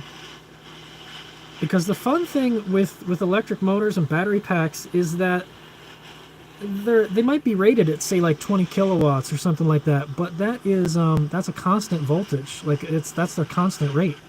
You also have I forget what they call it. It's like a spike power or peak power or something, whatever it is. You know, some of them are rated for, say, like 20 kilowatt constant, but you could have a 20 kilowatt peak for, say, 30 seconds. So that's literally 3 times as much power for about 30 seconds. That's more than enough time to take off. So say you got like an underpowered motor, but you got a hell of a battery pack and a freaking motor, a motor controller that can handle the amperage. Have it so that you have like a little boost thing, like it'd be like a freaking NOS almost, where it's like, all right, let's have some power. So you got 30 seconds of fun time to really freaking kick that thing into gear. You know, it's almost having like an electric shot of nitrous. Your biggest enemy is just 1, the heat, and 2, your amp draw to make sure you're not blowing anything up. But you can have fun with electric motors. They don't have to be slow and boring. Fuck yeah. That would be great. So like if I had like a major project, I would love to figure that out.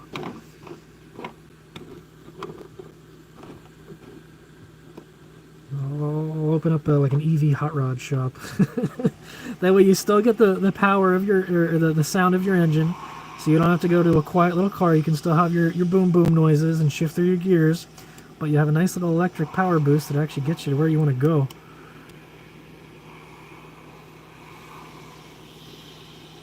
That would be great. Let's see what. Okay, he survived. After 30 years of IT, I'm finally done with it. Yeah, you're finally fed up with it. Yeah, I mean, is it like the changing market? Like when you've been in there for 30 years, you've seen a lot. You know, you've seen like an entire era completely flip on its lid, where computers take over everything. Like, so it's probably, I guess, a lot to try to keep up with the current technology. Because, you know, every year there's probably some new bullshit that comes out, and you're just like, you know what, I'm done. I've had my fun. I don't really care to see where this is going anymore. So, yeah, I could definitely see that as being a bit of a headache, because you have to like relearn everything you know every couple years. Just how steam power died, now fossil fuels are gonna die. Yeah, I mean, I don't know if they'll fully die. You're still definitely gonna have your gas powered diehards, because the only thing the gas power has for it is energy density. There's a lot of energy in a freaking in a gas tank, but when they can get that with an electric battery, oh boy, especially the charging times. Once they get the charging times set up, so you could, like, you know, completely fast charge a car in, you know, 10-15 minutes. That's what, a little longer than what it would take to fill up your car at the gas pump for all that energy savings and power. Yeah, it's going to be a huge change. These next 5 to 10 years are going to be nuts, man. I'm so excited for that. It's going to be a lot of fun. Okay, is that good? Good. Double check all these real quick.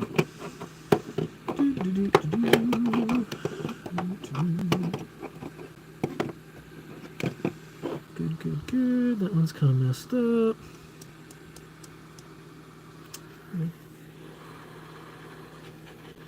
Alright, all checks out. Cool. Get an automatic trans with integrated electric motors, lots of them out there already. Put it behind a 4.0 instead of an AW4 and hot rod yourself a hybrid hot rod. That could be neat. I have seen everything. I bet, man. I mean, you were probably around before dial-up modem was like really kicking off, you know? Back in '95 when you're freaking sitting there listening to the damn computer sing to you. It's got to dial up every time you want to get online. And now, you know, you got advanced computers in your pockets, even smart watches these days, smart watches and smart glasses. You know, they got computers inside everything.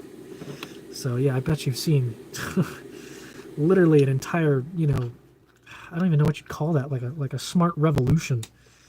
It's absurd. But Martin brings up an interesting one about the integrated trans, because part of me, my new Civic, it's got a CVT. And I know CVT has had a lot of hate back in the days because it's like, oh, it doesn't shift, it doesn't feel right, it's not great, but it just keeps you in your perfect power band. It's like, oh, where's your engine make max power? Let's just hold you there. Here's max power for as long as you want to go.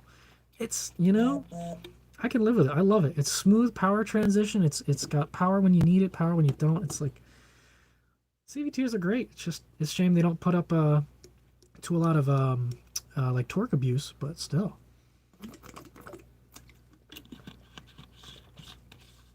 Put a little CVT in the 2.5 and have it geared real low.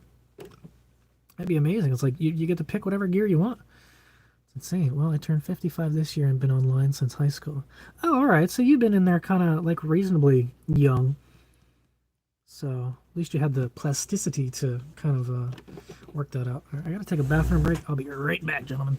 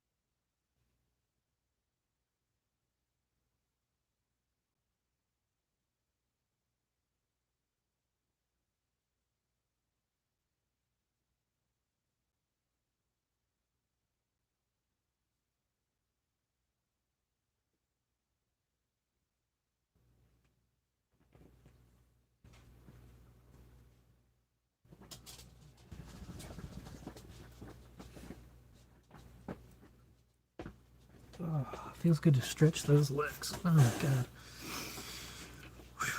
I wonder how much tuning would be required too, like if you make your own hybrid, because the electric motor is just helping the engine, you know, speed up faster. That shouldn't technically change your AFRs or anything like that. So like I'm pretty sure you could just tack a motor on and you don't even have to tune the engine. The only thing is really just setting your curves for the motor. So it's like, all right, when you have this much throttle, how much help would you like? Because that's something like I can imagine, you know, say you're in first gear or something like that. That's when you want the most help right off the line, and then after that, when you back off the throttle, then it won't even use the electric motor, so you can just cruise with the gas power. Have you seen the guy that put a 50 kilowatt AC motor on a 6LS and used what? Good lord, I gotta check that out. That's absurd. Used it like a supercharger. So like superchargers, it was changing the air. So because that was something I was wondering. I'm like, oh well, heck, if you don't want to like put a tack a supercharger on your belt, you could run it electric. You know, the only reason why electric superchargers aren't really a thing is because it takes a lot of power. A 12-volt system wouldn't work. You have to really bump the voltage up to, you know, 48 or 96 or whatever to really get good power. But I wonder how much horsepower it takes to really run a compressor like that. Oh, it's a SEMA build. Okay. E-charger. I'll have to look that up. That's nuts.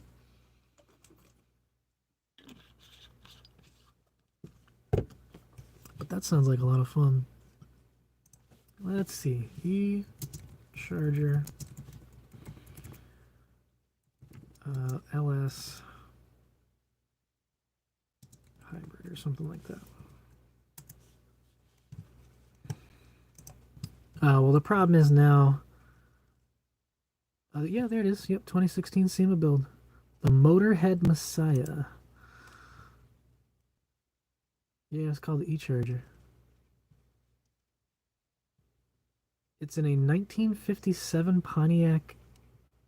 What is that? A Chieftain?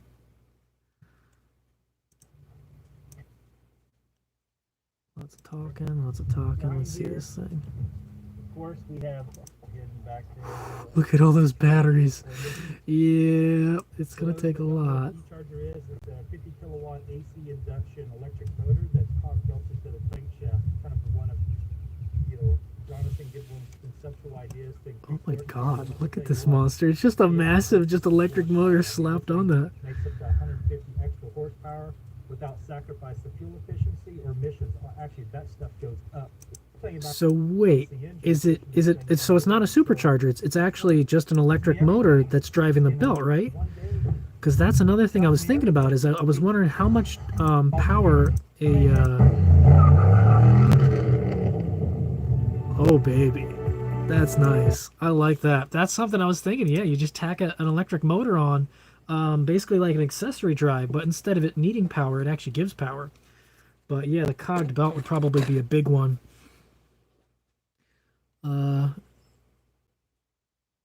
Yeah, to just spin the crank, because I was thinking is like, all right, what if you could take the crank pulley off, and convert it into the motor itself? So like the motor is literally slapped onto the to the crank pulley, and the inside would be like I guess the rotor of the motor, and then you have the electric parts on the outside. It would have to attach to, I guess, the timing chain cover and allow access for the belt to go in there around it. But I mean, I guess that's probably the much easier solution, because then you don't have to custom make a motor. You just slap a motor in there. But yeah, reading up on this E-Charger Total Technician, right? Yeah, that's so fucking cool. Yeah, that's probably the easiest way to do it, honestly, because then you don't have to worry about the like doing a transmission. I've seen wheel hubs, but the thing with wheel hubs is that I've heard they're not really efficient. Because the electric motors are more efficient when they're in higher revs. So when you're trying to pull off the line, that's a lot of power that's kind of being wasted as heat to try to get it moving. But if you put it on the engine's already at 1,000 RPM idling, so that the motor will be up to speed, and you're always in the power band. So if you have a motor that's matched to, like, 5,000 RPM, or if you put like his system, you could just put a different pulley on it to change the ratio. So if you need it to be in a different band, you just change the pulley. And that way the engine and the motor always have the same power band together, and you just shift through the gears to get where you need to go. Yeah, I could absolutely see that as working. It'd be cool as hell. It'd be a project I'd like to take on, I think, at some point, is to mess around with that, but we'll see. We'll see. It's definitely it's an idea it's been knocking around for a while. Okay. Ooh, 3 o'clock. Sheesh, we got about an hour. Too much talking. So let's see what we can get out here. Maybe I'll do all the stock first, and then I'll do the maxes later.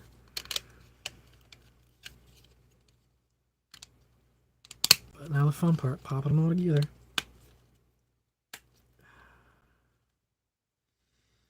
Looking good.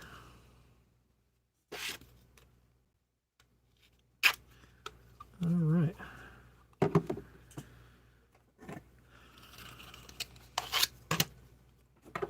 This is the exciting part, when you finally start putting them together. So that means soon we can start packaging them up.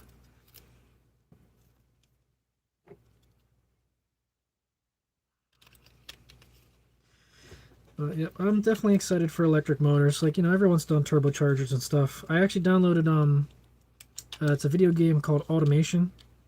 The Tycoon Car Company game, or whatever the hell it is. But it's kind of got like a dyno room in it, so you can build your own engine from scratch. We're talking like everything. How many cylinders, the layout of the engine, the type of camshaft, the material on the heads and the pistons and everything, and everything. Change the fuel ratios and the timing and all that crap. To basically build an engine. So I basically made the 2.5 liter engine in the game, but the numbers seemed a little low unless I was using higher octane. It kept complaining of knock for some reason, so I might have not had it set up right. But I basically just took the engine the way that it was and was like, all right, what happens if we put a turbocharger on it and see how the numbers change? And it's still not really all that impressive because you don't make a lot of the power until you're up in the rev range to 2 or 3 grand. And that's not where you need the power. Like, it's fun to when you finally get there when it spools up, but it's not really what I'm looking for. I'm looking for the torque down low, especially for starting off the line, because that truck needs a lot of help to get moving. So that's why I'm thinking that the electric motor would be a good choice. Since it's a pickup, you could probably put the batteries in the bed, or if there's enough room somewhere under the hood to maybe squeeze them in there, but I don't know how hot they need to be or cold or stuff like that. There's some little things to figure out, but I mean, I guess it depends on the space. With the 2.5, there's a lot of room in the front of the motor, you know. You're missing 2 cylinders, so especially if you were to push the radiator up forward, oh my god, there'd be a ton of room in there. Just some ideas I'm kicking around. So do you agree with SEMA's RPM Act, or should it go away for... So I didn't actually look into what this whole RPM Act was. I saw a post somewhere about it, but I never read into it. So I don't actually know what it's about. Should it go away for future people who like to go to the racetrack or off-road motorsports? Yeah, I mean, if you want to give a quick summary, that would be awesome. Otherwise, I guess I could check it out and see what's up with that. But if there's a lot of debate about it, it sounds like it's probably controversial. Is it something where they're trying to like ban all like just fuel consuming vehicles or something to go all electric, or is it if the engines are too big or something?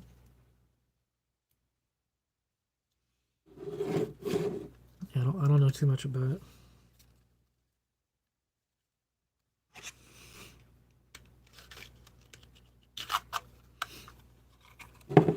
But I think for historical purposes, like, you know, if they're older cars, they shouldn't have to be modified to like a current standard.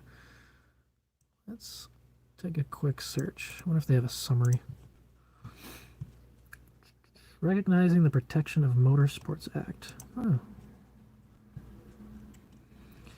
Protect your right to race. The EPA is ban... Wait, what? This sounds like some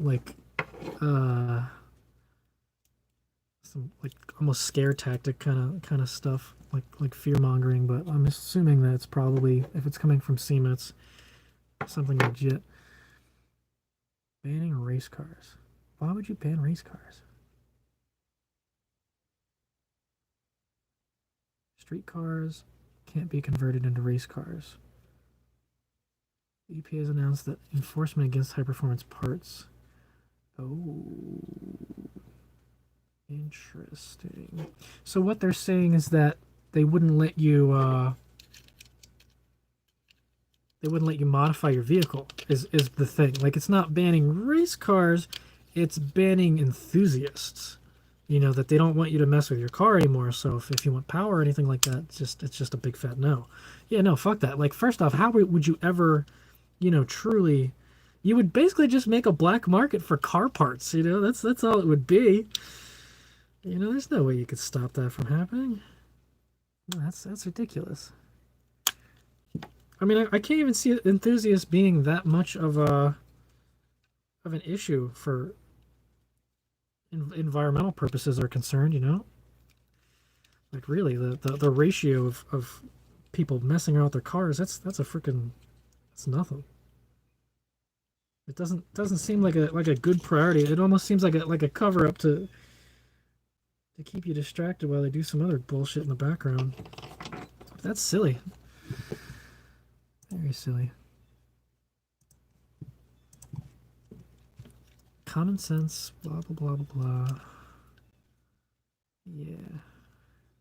The bill clarifies that it is legal to make emissions-related changes to a street vehicle for the purpose of converting it into a race car used exclusively in competition.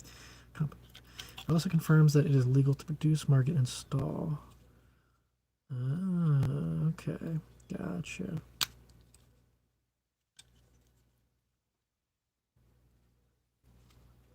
Huh. Yeah, that sounds like some crap. Yeah, I definitely want to keep race cars. You know, they're fun.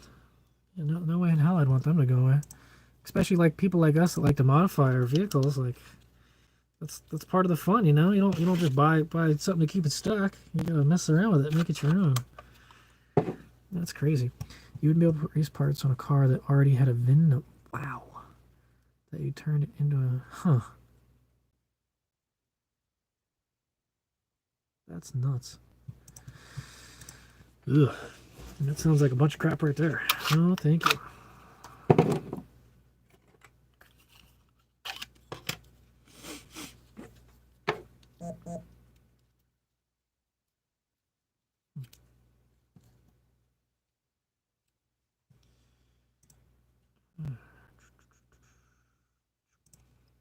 Alright, let me check what we got going up here. Everybody's talking. Yep, yep, yep. Yep. Yep, yep, yep, yep. Okay. Oh, good. EPA, aren't most race cars converted to biofuels anyway? Good question. I don't actually know too much about the race car scene.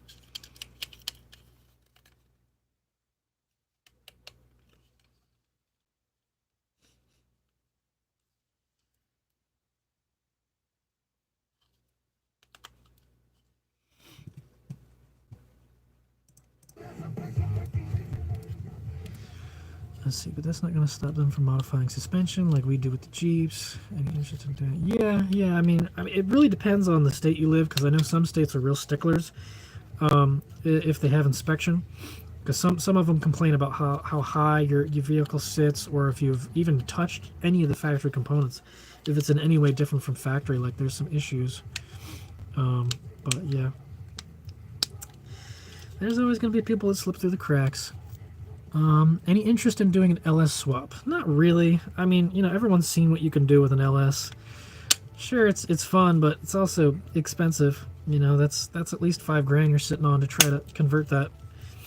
And I mean, the stroker that I have in it now, once it's tuned, it should be enough. It's not going to be some killer race car, but you know, it's probably better if I don't have that much power behind the wheels. But yeah, probably not. Too much money for me right now.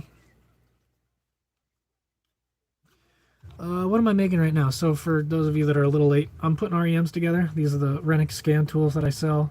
So if you got an 86 to 90 Jeep, you plug this bad boy in, it'll tell you everything that's wrong with your truck.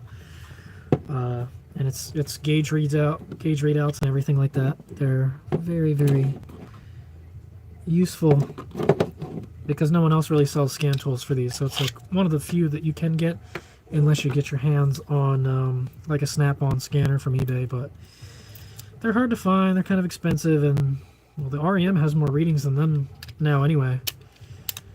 So this is definitely the go-to place. That's what I'm doing now, getting them all boxed up, ready to go. They finally just came in today, so I figured I got a lot of free time on my hands, might as well see what's up with the community.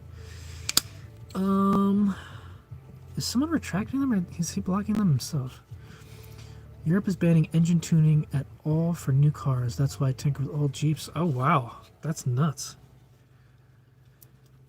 From what I hear, it's worded to be a broad ban, but it's really focused on the diesel guys who are... Oh, rolling coal. Haven't done any real research on it. Yeah, I mean, that's a tough thing. I mean...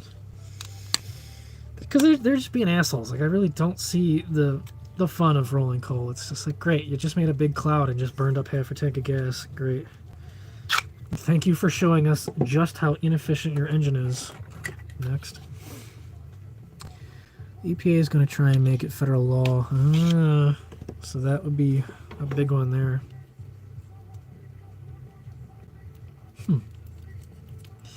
Yeah, we'll see how things go, but the community's definitely going to be fighting back. It's not going to be an easy push. Will it work on a 98 Dakota? No way. So, since you got a 98, it's already an OBD2. So you can look up something like, it's a Scan Gauge 2. That will plug right into your vehicle, and it should tell you everything you want to know. So yeah, OBD2, you're covered. There's all kinds of stuff that you can get for that. I did an LS swap 6.0 in my 89 XJ, and I tell you, much more than 5K. It was just barely fun enough to justify the cost. Yeah. That's what I'm saying. Everyone's like, oh, just swap a V8 in it. I'm like, whoa, you see, that kind of costs money. It's not cheap. Definitely not cheap. I mean, it's cool as hell, you know. I mean, I love seeing videos of... It's weird looking. Do they all look like that? Huh. Weird. There's like little sections of the board that are kind of cut, but I wonder if that's when they were panelized. Interesting. Anyway. So will the nifty shifter plug into my 98XJ with the Rad Designs rail shifter? Yes, it will. Yep, I've actually designed them to play with each other quite well. So what the nifty shifter does is it covers the wiring part. So any kind of electrical stuff, like with the rad rail, you have to sit there and cut all your stuff. With the nifty shifter, it makes it plug and play. So this one, it's not fully assembled yet, but the nifty shifter is basically, it's two matching plugs. You got your male, female. Man, that's bright.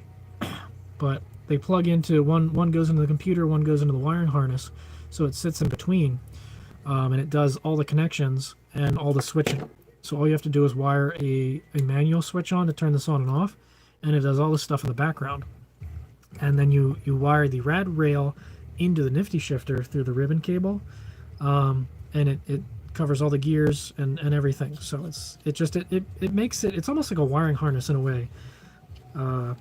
But yeah, absolutely. It would keep your check engine light off more often. If you're driving around on the street and doing like a lot of 2 to 3 shifts, it might still trip, but that is due to the speed sensors not matching what the computer thinks the gear's in. It's the 98s and newer. They're a little too smart for their own good. They're detecting the transmission slip and going, something doesn't match up. You're not in the right gear. You're fucking my shit. And then I'm going to trip a code. So that's going to be a hard one to get rid of. But yeah, for the most part, this would make your life so much easier. Absolutely.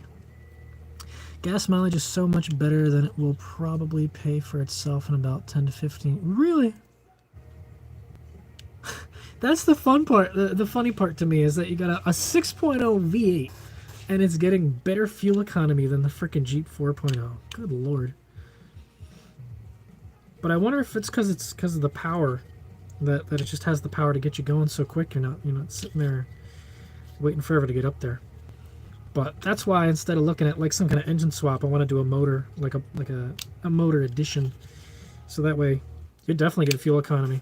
Because the Jeep right now, as it runs, with my speed calc in 4th gear, it's sitting anywhere from like 20 to 26 mpgs cruising in 4th, depending on how fast you're going. So that's not bad, 20 to 26 mpgs. Obviously the average is going to be lower, because that's not accounting for, your acceleration and your idle time. So it's probably going to sit somewhere around the 20s, but... Come on. Some of these are being a little cranky. But yeah, tap a little electric motor on there and you'll get even better fuel economy and power. Let's see. Chris asks, will you ever offer any other color options for the REM other than black and white? Probably not. So, back in the day, when the V3s were still a thing, I used to offer custom colors. So someone could request a color, and if I had some in stock, I could make it basically any color they want. But the problem with that is trying to have a lot of different colors in stock was annoying. And the plastic that I found was not good quality plastic. So it was a lot more brittle, and it warped more, and it wasn't good. The other thing is constantly switching the colors in the printer is not good for the nozzles. It's a lot of stress, and it makes it really easy to clog. So overall, the burden of trying to do custom colors would be a pain in the ass. The only easy thing that I could do, which I actually did for one person, I think, is I inverted the colors. So I have red filament and black filament in there, so I could do a red case with black letters.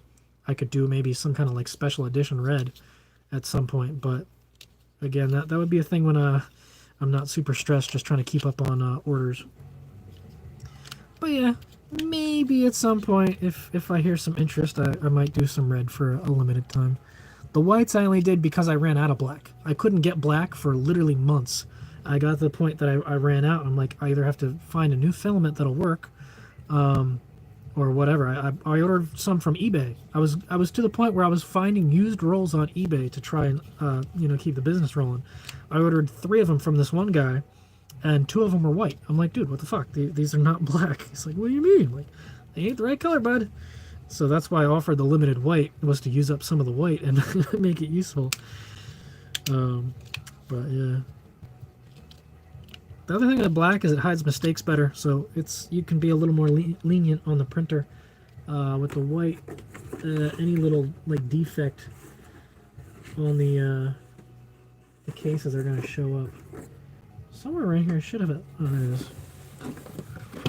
If you're interested, this is what the white ones look like. They're so damn bright, but yeah, compared to the black. But why is it so overexposed? But yeah, that was the white ones there that I did for a limited time. But like any kind of blemish will show up really easily, so they get super dirty, and it's not great. So you really got to be careful about what color you pick. The cool thing with the white though is the backlight kind of makes them glow. So like the whole case like kind of glows a little bit of the same color. So that one's kind of neat. Let's see. I did an NV4500 on it so it can keep it low RPMs. Oh, okay. I mean, yeah, so that's the other thing, is making sure that you're geared properly, having the right ratios. For sure. That makes a big difference. How many orders do you get a month? It kind of depends. I don't know. Well, actually, wait. Dude, I have a freaking... I've been trying to run a more proper inventory. I don't know. Hard to say. Somewhere around maybe 20-25 a month. But it really comes and goes because it depends when I have stock and when they actually get shipped. But yeah, I'd say on the high about 25 a month, maybe less. It's usually, it was for one point it was about an order every other day. But even then, that's only like 15. So whatever. We'll just say 20. It's definitely been keeping me busy, that's for sure. Let's see, how many are we at? We needed 9. We have 7. Almost there.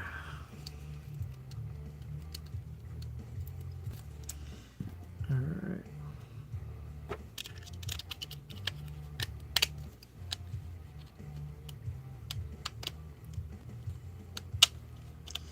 So I'm wondering if I should box up the stock ones now and then work on the max ones later, because it'll be more work.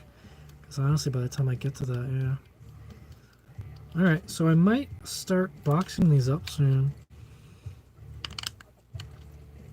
I'll run these off to the post office so they're in the mail today.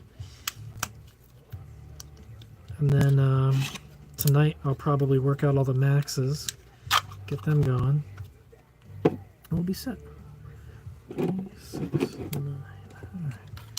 I can do the one Bluetooth. That's an easy enough upgrade. That is the nice thing about having these assemblers make these like completely now, is that I don't have to go through adding any of this stuff. And unless people get upgrades, I can just slap them in a case and go. So it certainly saves me a lot of time. How's the Cherokee 44 working so far? Oh my god, dude, that Dana 44 is a dream. I love it. I'm so happy with that. It's perfect. It really is.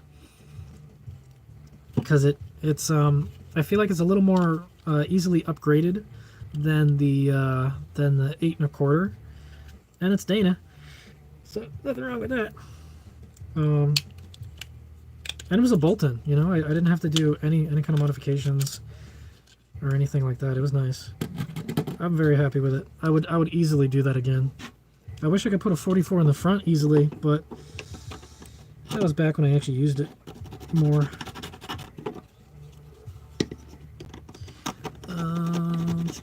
I just picked up one. Wait, what? I just picked one up. Oh, for my 98. Okay, anything I need to know before I call Carl about the K4 kit? No, he should know everything now. I mean, because like when we were working on that, I was talking with him directly to get that kit working properly. It depends what kind of carrier you're gonna put in it. If it's gonna be a locker, because that's the thing that kind of confused him a little when I was doing my setup. Is it was an aux locker, but he had to use, I think, a JK aux locker, and something was different about it. I think the thickness was a little different than what he was expecting, so he had to make custom shims. But no, otherwise that should be a piece of cake. Just let him know you want a K4 for XJ Dana 44 and the locker you're gonna do. I'm very happy with that kit. I absolutely love that because it's not even a 44. It's an even better 44. It's basically a JK 44 in a small housing. Like I'm absolutely in love with that. That's just, yeah, it's great.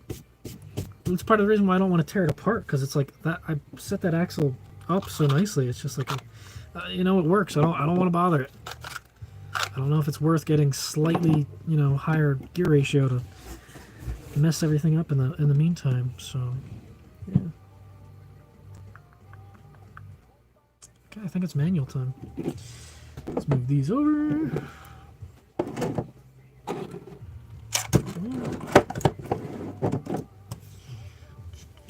So the next part is going to be making manuals. I wonder how much this is going to piss people off if I rotate you a little bit.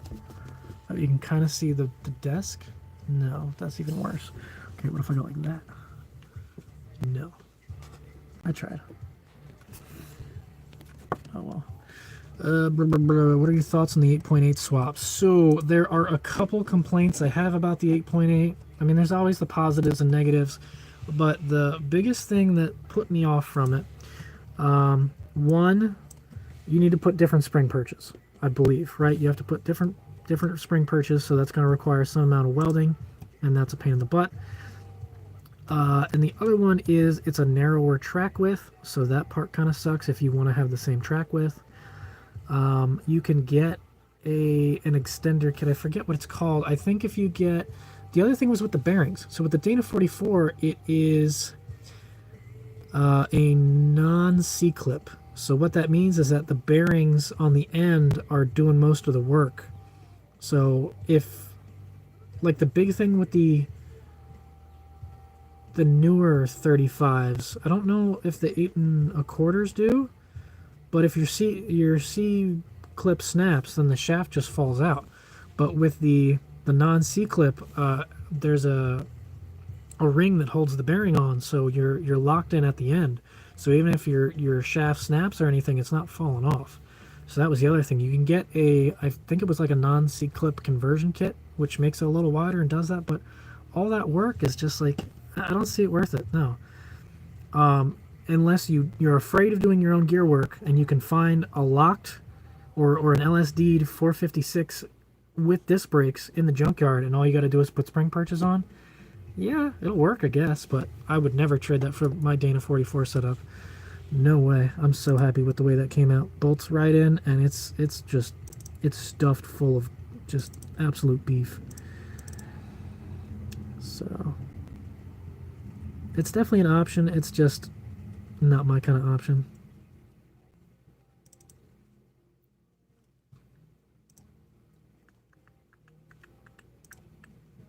Okay, let's print out some manuals. I'm getting hungry. Gotta figure out what I'm gonna do for lunch. Okay, let's print like 20 of these. Make sure my printer's on.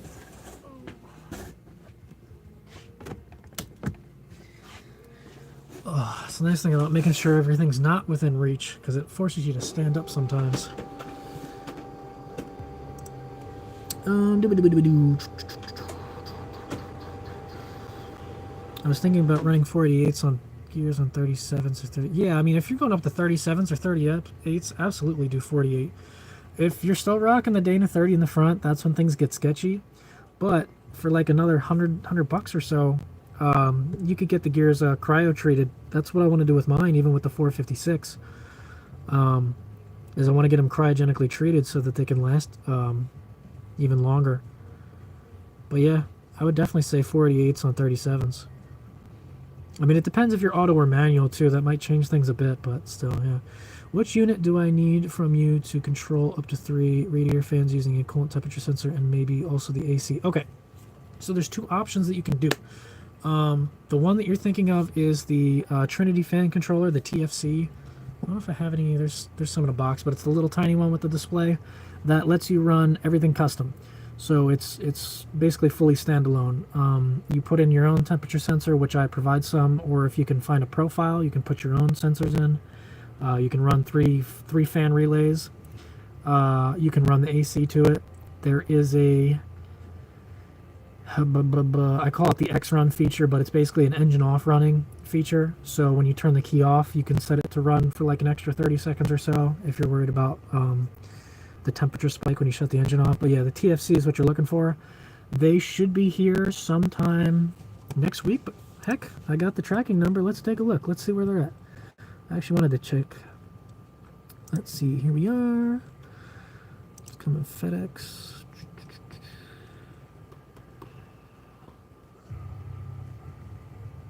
Okay, great. Do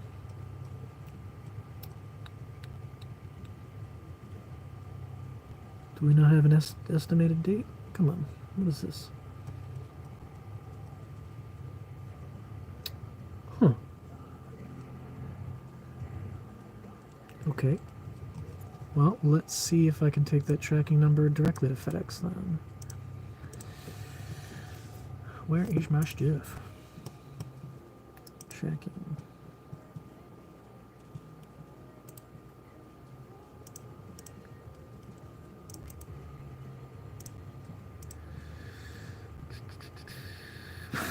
Scheduled delivery date is still pending, so whatever. Probably about a week's worth of waiting, and it should be here. I have to do a little bit of refinement on the cases to make sure they all fit, and I want to make sure the adapters are better.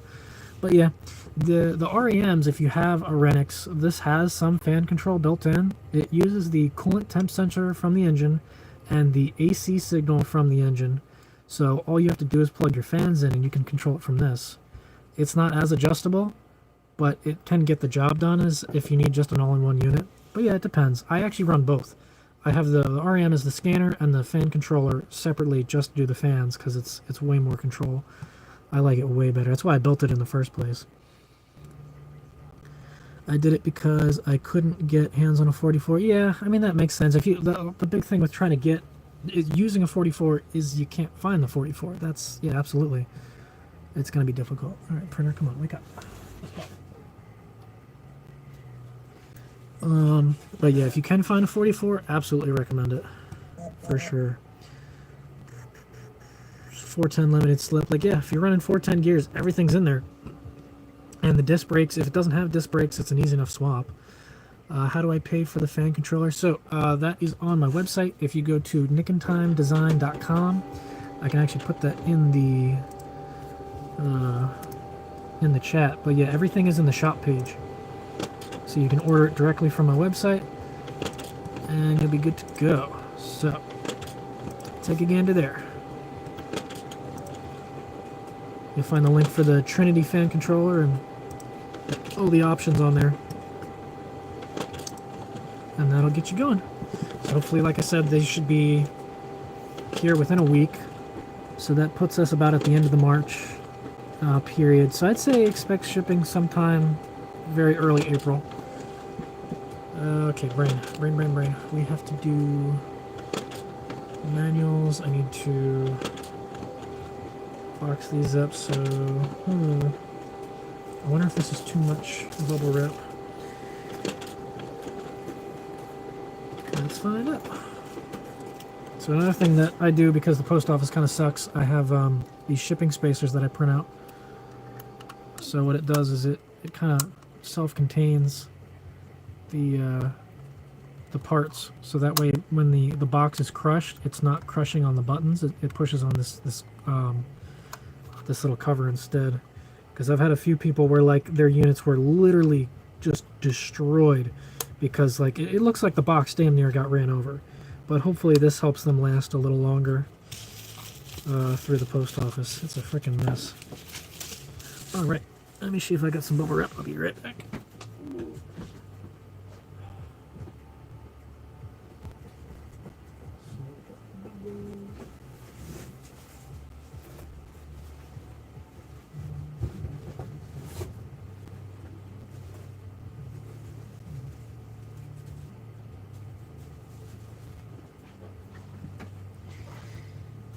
I guess it's just the big stuff. All right.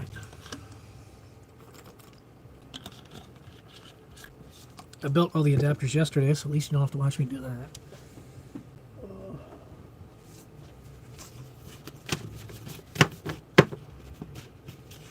And when I redesign the manual, I'm going to make sure that it's two-sided. So for right now, it's just one-sided, but there's lots of paper there that's not being used.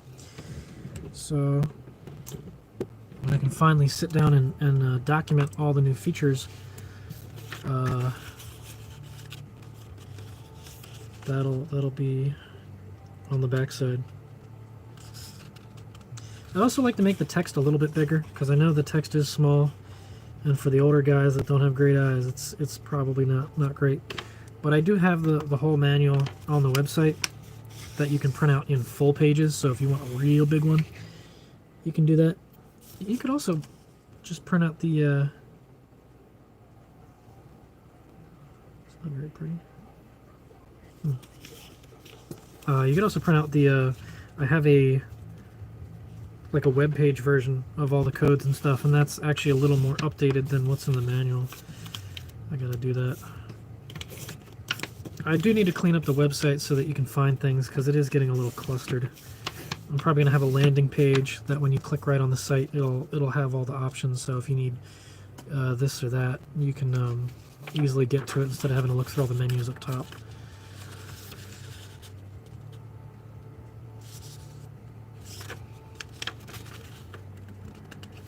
It's getting there. But yeah, it's kind of where we're at so far. Once I'm caught up on the scanners, the fan controller should be here soon enough so I can get them going, and then that'll be ready to go. After that, I'm going to be working on the REM clocks to get the board designed.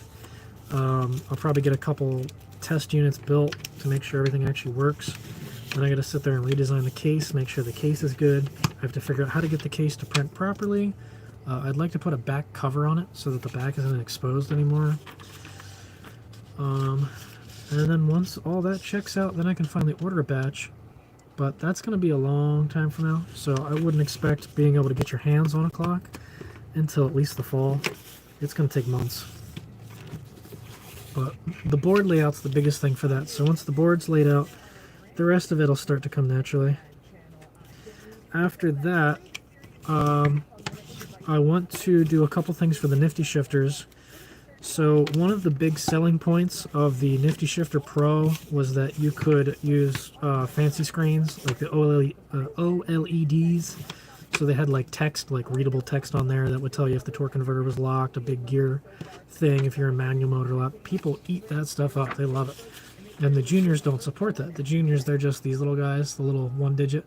So you have your gear, you have your torque converter, and if this is your manual switch, you have your manual on and off. So all the data is still being displayed to you. It's just not in text form. But I want to make a converter screen that will play with the Nifty Shifter Junior. So even though the juniors don't have a real brain, I could still use a fancy screen. So I want to work on the OLED screen for that, and I want to do a backpack module for the juniors to allow sequential support. Because that's the other reason people wanted the Pro, was for sequential. So that way you can just upshift or downshift instead of telling it if you want first, second, third, and fourth. So that's going to be the other fun part. Both of those should be relatively simple projects that I can hopefully get going sometime in the summer. So that should bring the juniors up to speed.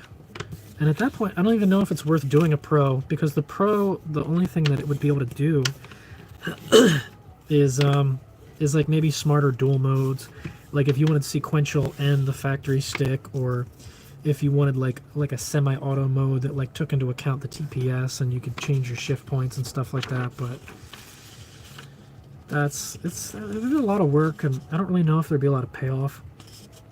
also the issue is for 96 and down guys, we're looking at a limited lifetime for those, because the factory connectors are not made anymore. They are discontinued. So I ended up buying a huge bulk order of them years ago before they were all gone. I think it was like 150 or maybe more. I forget how many I ordered, but it was a decent bunch of them. But once I run out of those connectors, I'm not really sure what I'm going to do anymore. I'll either have to like figure out how to make my own connector or see if I can source something or what. But yeah, the 96 downs, I still have at least 50 of those connectors left. But yeah, they're starting to. That's why I kind of don't want to do a pro anyway, because I'll make them, I'll get them all fancy, and then go, oh, great, now I'm out of connectors. Now what do I do? Unless people want to splice it in, but half of the product is all about plug and play. I'd be down for the nifty shifter screen. Yeah, a lot of people like the fancy screens. The other thing with that was if you wanted to put a transmission temp sensor in there, it could also display the transmission temp, which I guess technically I could do as an add-on for the screen anyway, because I'm going to have to put a whole Arduino in there just to run the screen. So it'll have all the stuff there. It'll have the free pins, so it'll be easy enough to incorporate that. I don't know. Just some ideas.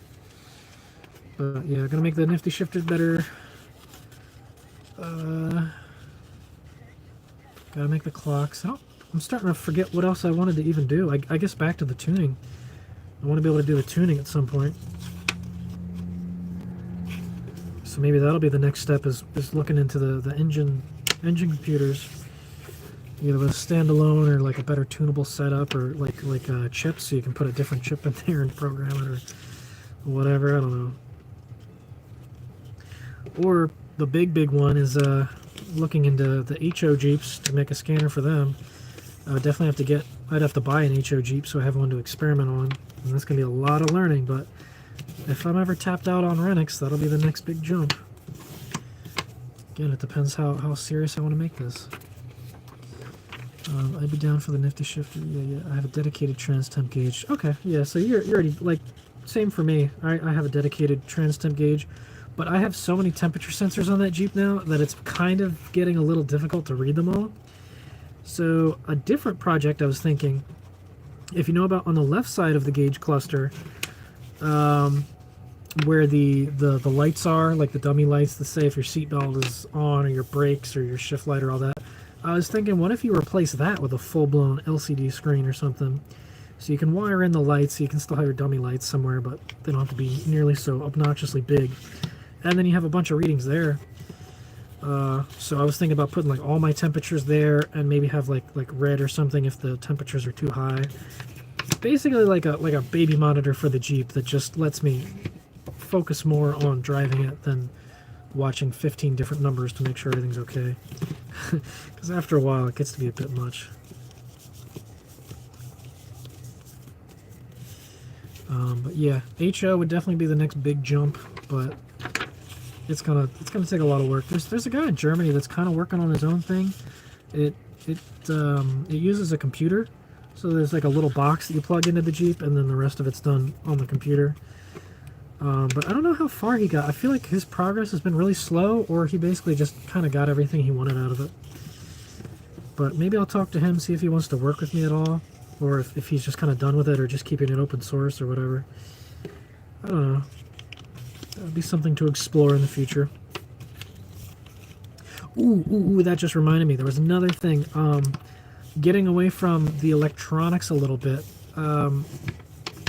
Someone was asking me about the high mount alternator bracket that I built for the XJ a couple years ago. It brings the air compressor down a little, or the air conditioner down a little bit, and puts the alternator on top. It'd be really cool if I could design it in CAD and get a metal shop to cut it out, either to do probably metal plates, I would assume, and ship it as a DIY kit. I have a feeling shipping an entirely assembled bracket would be way too much money. But to have a pre-cut kit that you could weld together if you were semi-competent with a welder, that could be something interesting. I don't know, there's lots of different avenues I could expand on. Basically anything that I've improved over the years to make it work. Alright, let's see, what's the easiest way to wrap this up? Go like that and do 2 of them that way.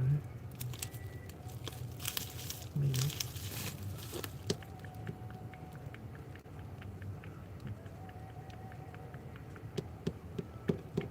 I don't have the same bubble wrap I used to anymore, so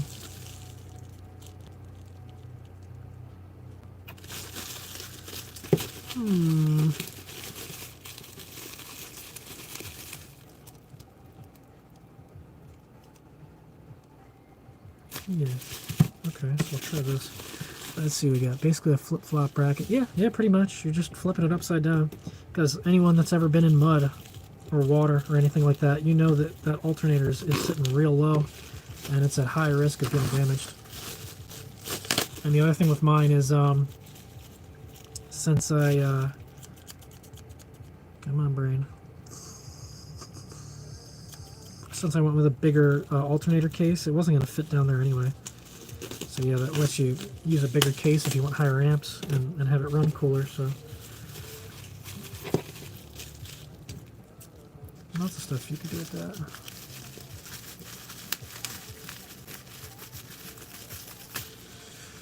Just talking about gauges and dummy lights, could you make a cool audible alarm module that would go off if anything is over 10? That's an idea. I have heard 1 or 2 people asking about doing buzzers over the years. That could maybe be an addition. Maybe it'll be part of the clock, you know, since the cool airplane sounding alarm. It'll just start yelling, "Mayday, Mayday!" Abandoned ship. Yeah, that'd be an interesting idea to see if I can incorporate a buzzer. I think I got a box of buzzers somewhere I never got to try out, but yeah, that's an idea. Maybe I'll here, I actually have the notepad here. Let me write that down just so I don't forget. Buzzer. Question mark. There we go, add it to the list. I gotta write things down, otherwise I'll never remember everything. So much stuff going in and out of my head every day. It's ridiculous. It's the worst. When you're at work, you think about all these things you want to do. You get home and like you just draw a blank. You're like, I don't know what the heck I was thinking about anymore. No idea. I don't have to care about seeing any of this at all, but you can see how some of the magic happens.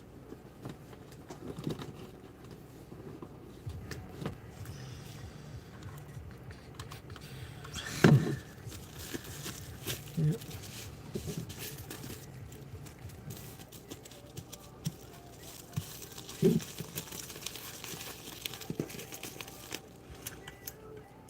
Plenty of bubble wrap.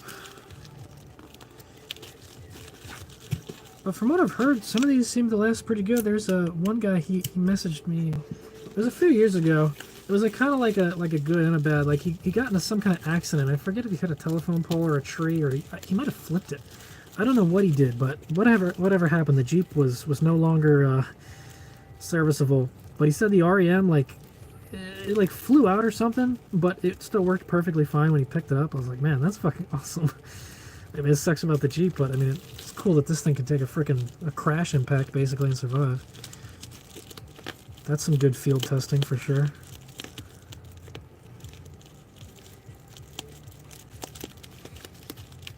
But, yes, sir.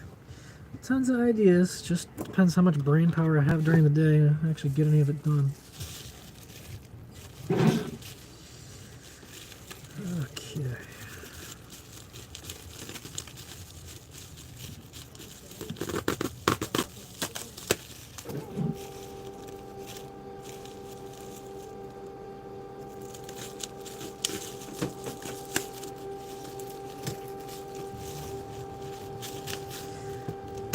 Alright, we're starting to get up to 350.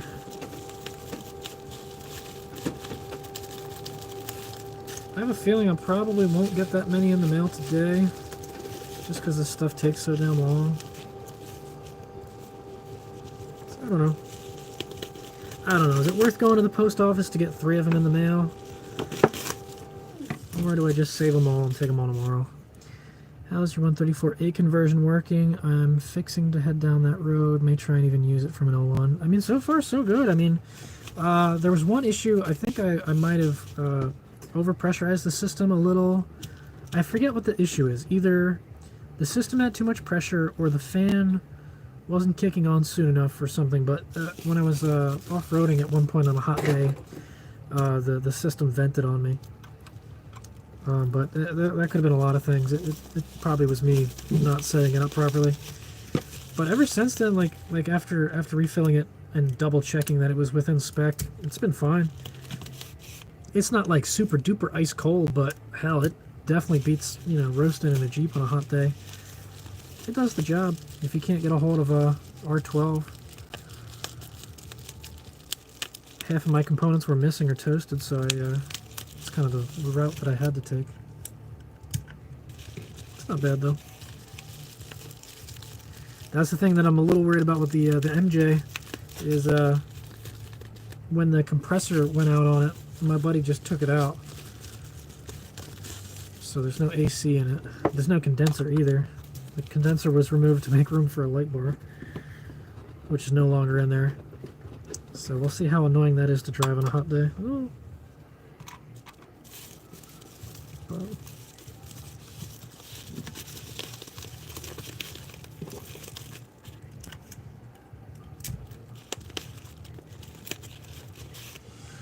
You did the non-parallel flow? Oh, I have no idea. I just bought whatever the standard condenser was. I didn't think there was even a difference in what kind of condenser you could get. It was, I think the condenser for my year, it wasn't a newer condenser.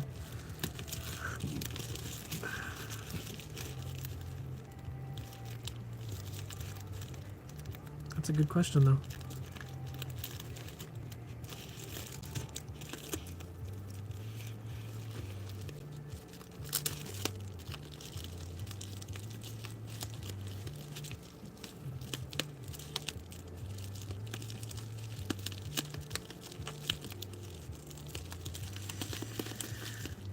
Getting there. 4 of them.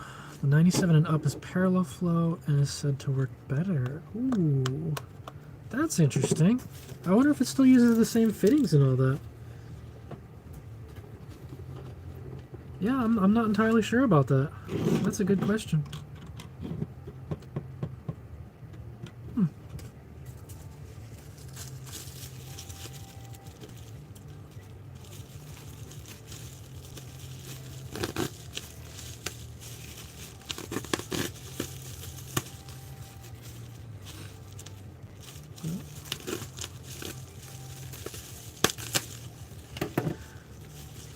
Hope you have the rear vent window in the MJ.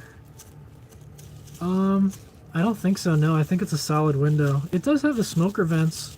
They're kind of jammed up, but it does have the smoker vents. I think my buddy was gonna do a sliding window in the rear of it. We actually found one at a junkyard, but we couldn't take it out. He tried to peel it or whatever he did. He put too much pressure on it and popped the glass. So that was kind of a bust, literally. Oh, push lock fittings. Yeah, so I guess that might have been why I didn't go with it. I mean, but if you're buying a new system anyway, it would probably be worth just trying to upgrade to the new system.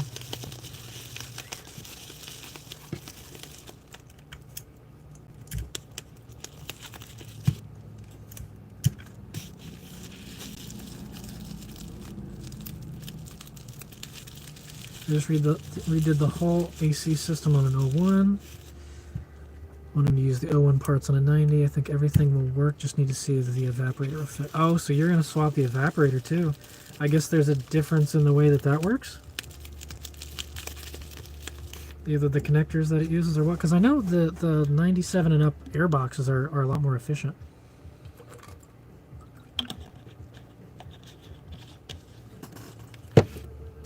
So that's an idea.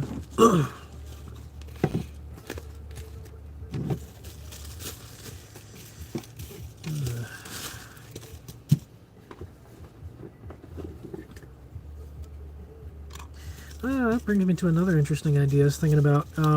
Actually, there's some guy on one of the Facebook groups I was following. I think that was one of the boosted, either the boosted page or the Extreme Jeeps page, whatever it was. Some guy was thinking about making an electronic HVAC kit.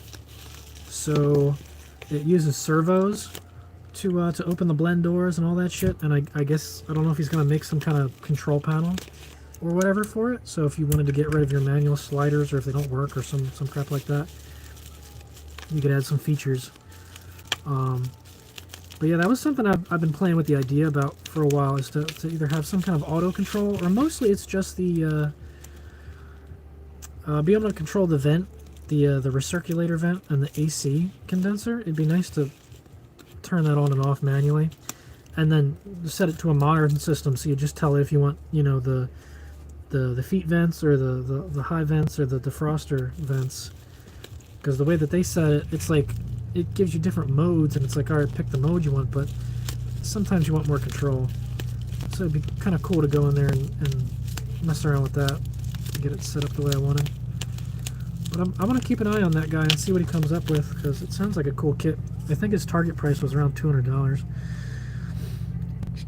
00 and 01 air boxes are even different. Really? So the newer air, like they've changed the HVAC box even more? Good lord. Okay. I mean, hell, for the XJ, I'm going to have to tear it apart to change the heater core, so while I'm in there, I might do a swap. Who knows? Because the heat and the cooling could definitely be better. I feel like if there was insulation in there, hell yeah, that could definitely make a difference. Because even when you put it on cool, it's getting a lot of heat from the engine and stuff like that. Like, there's lots of room for improvement.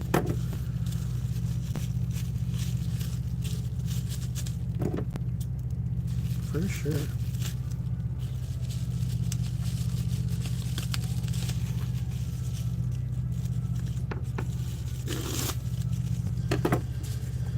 Almost there.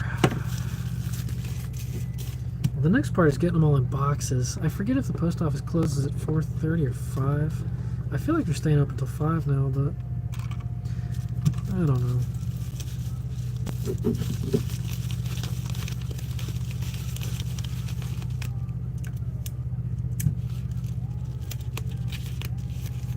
Bypass the heater core under the hood in the summer. Yeah, that's what I was thinking. It'll definitely get me by for the summertime. But once winter comes around, they'll be kicking my ass that I didn't change it when the weather was nice. Unless I finally get that garage I've been talking about.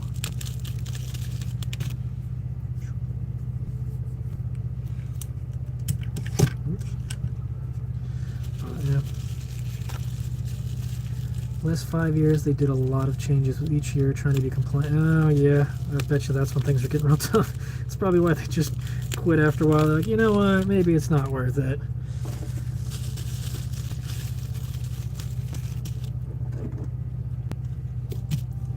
Another fun one would be wipers, to try and make the wipers work a little better. Either putting a stronger motor or seeing if there's an upgrade somewhere.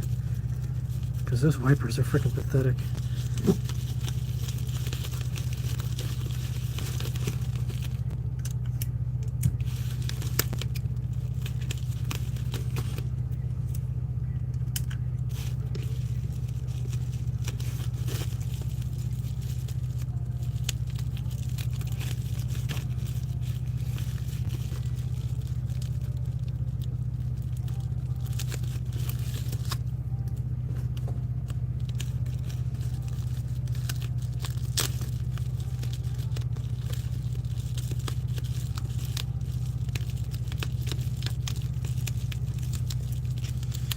I gotta put a sound system in the MJ. I forgot about that. It doesn't even have a freaking head unit in it, so that's a fun one. I have to figure out if I want to go to a small, like a single DIN Android on that, or something else. Gotta get some speakers. I might have some speakers laying around.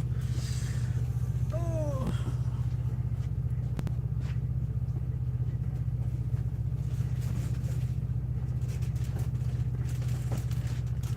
Okay, that's the fun part. Finishing the deal.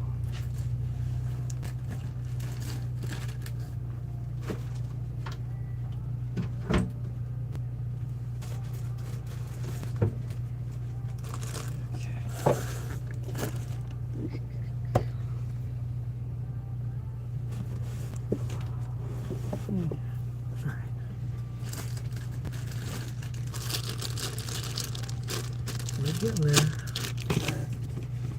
So let's see if I can lay this out in a way that'll work for you. So we've got manuals, we've got these, we've got those. Just a couple of here. This. And adapters. Yeah, I already pre-cut these and wrapped those up so they were ready to go from yesterday. Okay. Let's see if we can make this work.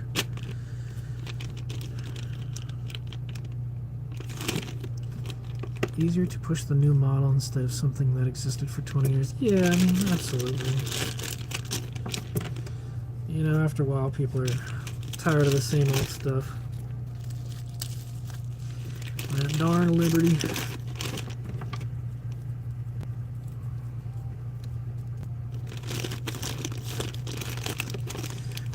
Okay, one of these, one of these, one of these. Oh, look at that, huh? Good stuff. One down.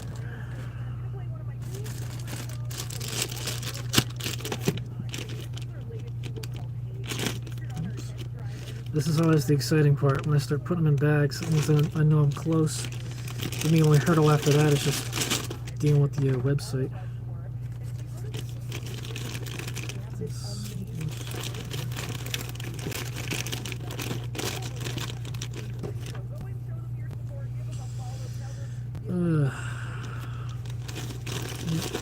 I think the MJ should make for some good content because there's lots of things wrong with that vehicle. It's, you know, it basically started at the bottom. And the only way left is up. So it should be fun trying to bring that back into a usable vehicle.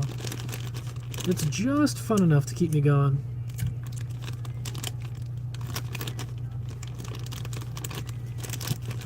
It's nice having a pickup truck, man. It's like, oh, you got to pick up some furniture, you got to take some scrap, or, you know, you need anything with a bed. It's a game changer, man. Pickup truck will change your life. It's nice. So I'll have to see how much content I actually have to go through, but I might put some newer stuff in earlier. Just to get excited. I know the 2020 was pretty much dull for content, but the whole year was a mess. Blah, blah, blah. Have you ever thought to make a light controller with relay pack, something a little cheaper than what's out there? Yeah, I was gonna say, I mean, there's some out there if you want to pay frickin' Rough Country $700 for their frickin' relay box controller. Yeah, I don't know. I mean, there's not a whole lot to it. I guess the fan controllers would be a good start for that. Because right now customers have to tack in their own relays, so it might be cool if I made an all-in-one relay adapter. So the relays, the fuses, and everything is attached, and all you got to do is wire your fans up. But yeah, it's a thing, but I don't know. I guess it depends what kind of market you're trying to appeal to. So how the Grey Goose started. Yeah, the goose was hurting pretty bad when I first got it. Yeah, no doubt about it. Man, that thing's been through some shit, hasn't it? But it still runs and dries. I tell you what, man, that MJ cleaned up nice. When you see the before and after video, I mean, if you go on Instagram, I already got some pictures of it in use. But just, you know, wiping down all the moss and putting the LED headlights in, that thing looks like a brand new truck, man. Oh my God, it's beautiful. My buddy's favorite saying, it's good from afar, but far from good. There's a lot of peeling Bondo on that thing, but oh well. What you gonna do?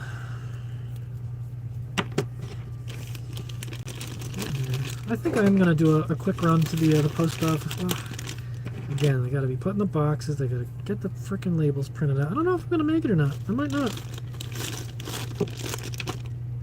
We'll see. If not, I'll just send them all out tomorrow. It's no big deal.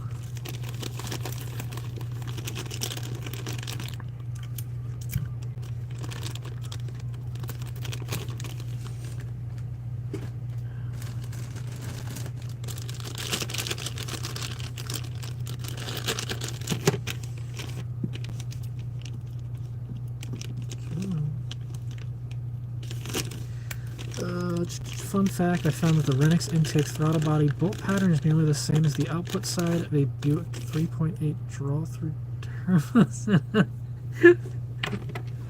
So what part of the turbo? Are you saying that like you could bolt the turbo directly to the freaking intake?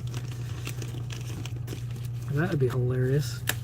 It's like there's some Canadian guy. I think he was working on it. Might have been a 6.0 or some big ass motor, but it had a turbo for every single cylinder. It was a V8, so it's got like 8 little turbos sticking out of the hood. That was a cool looking project. If I ever got more free time, I know what my next engine project would be. Yeah. Oh shit, that would be a fun one for sure. Oh lordy. Yep.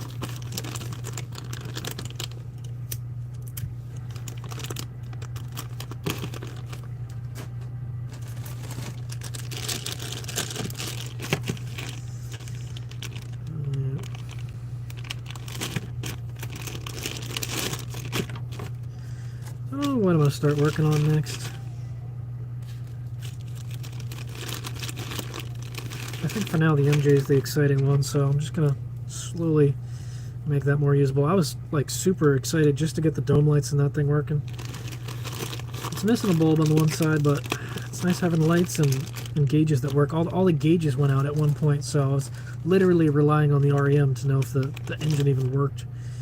So that was fun. Well, even at first the REM didn't work because the shift light on the 2.5 liters is tied to the data line. So the shift light was grounding out and messing up the data on the REM. So I'd unplug that and then at least I had data, but it's like, whew, that thing was rough.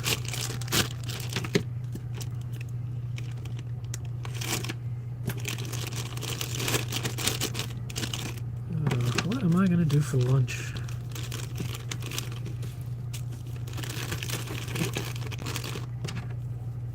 Maybe I'll make myself a nice burger or something. Nice bacon cheeseburger. Ooh, I wonder if we still got Texas toast. That is a fun one. If you're ever a little bored, Texas toast, bacon cheeseburger, man. It's good. That is, oh, that's making me hungry already. Do you have the high output intake on your XJ? Yes. I can't remember if you did or not after you did the stroker. Yeah, when I did the stroker, I also did the HO swap. The head, the intake, the exhaust. It was actually a header exhaust. And even upgraded to 2.5-inch exhaust. Yep, it's got all the bells and whistles. Okay.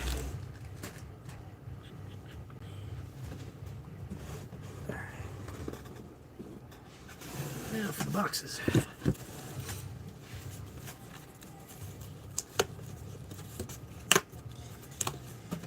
Just about there. I think we're gonna make it. Well, maybe. Still gotta prune out. Still gotta prune out.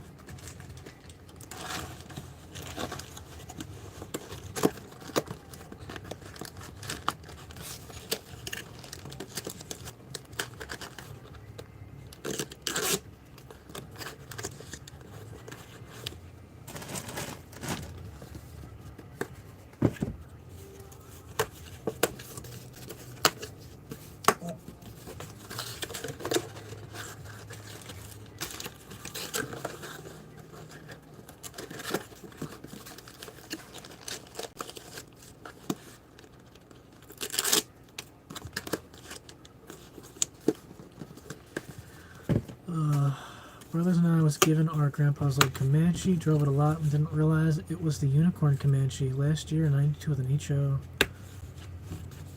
Oh wow, holy shit. Yeah, that was a nice one for sure.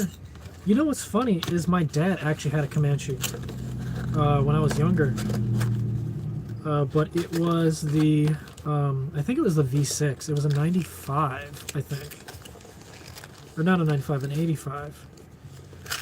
Whatever it was, I forget. I don't think it was the 4-cylinder. I think it was the shitty V6, the slant 6. And it might have only been 2-wheel drive. I don't remember if it was 4-wheel drive or not. But yeah, a long time ago, there used to be a Comanche in that driveway, so it's kind of funny that there's another Comanche again. It's like, kind of runs in the family. Do I watch Matt's Off-Road Recovery? Yeah, I don't watch it, but people have like linked it to me before, and I've looked at it. I've been trying to get that guy to buy one of my nifty shifters, or even I'll just give one to him if he was interested, because I've heard that he's had a lot of issues trying to get his auto to cooperate. So like if he wanted a nifty shifter so he can actually do his job better, man, talk about getting your name out there, that'd be great.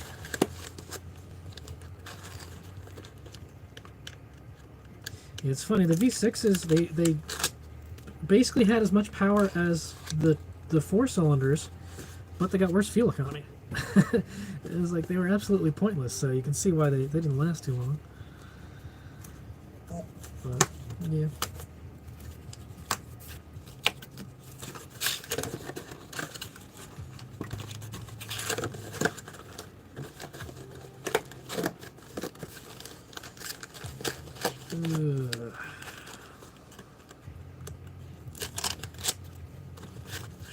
Yeah, honestly, I haven't been watching a lot of YouTube at all.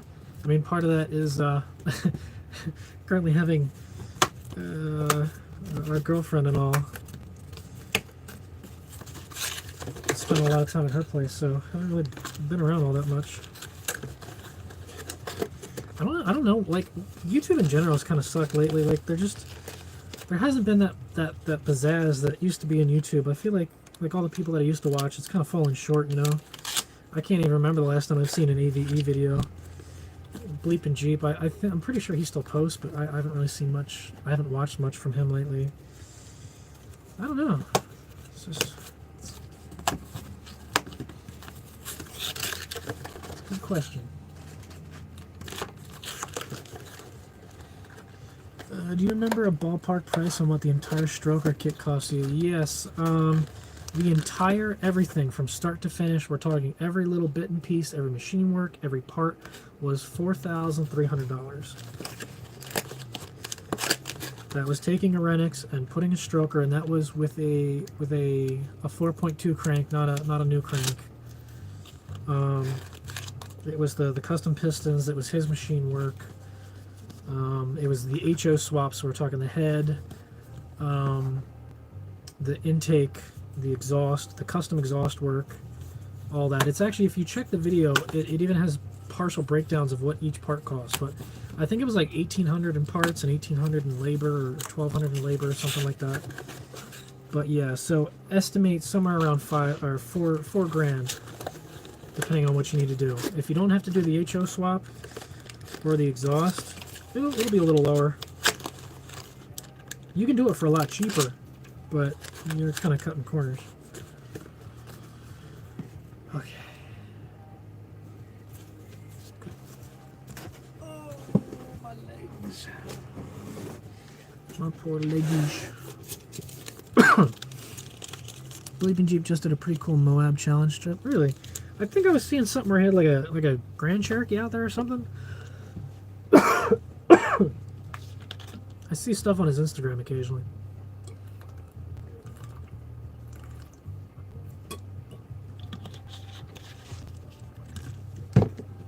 Alright.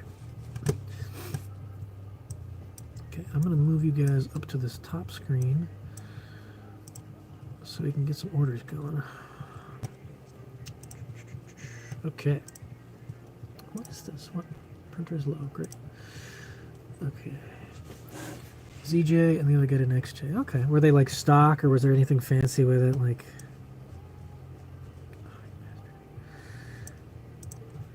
what if we do this and then we do this? Then we do that. Yeah, I got a dual screen setup. It's like a little 7-inch screen on top, so I can kind of put things where I need. It's very useful. Okay. 5356.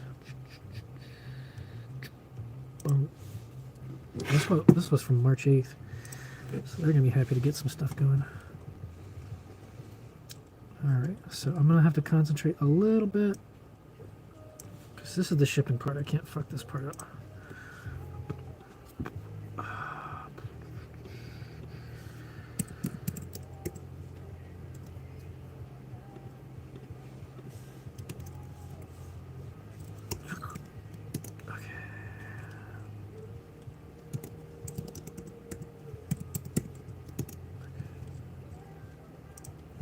Alright.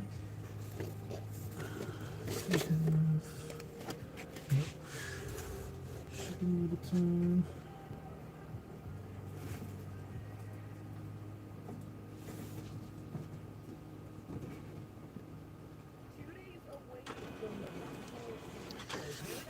Okay.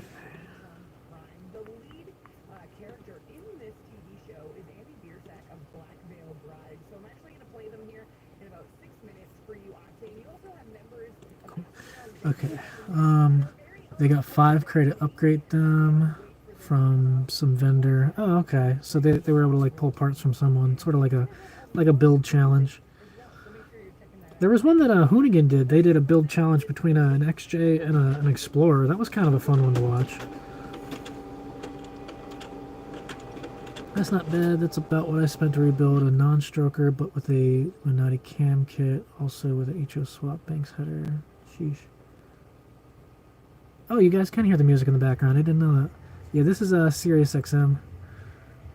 92 Chrysler, only built, rolled. Huh. Wow. You're not kidding. That is a rare bird.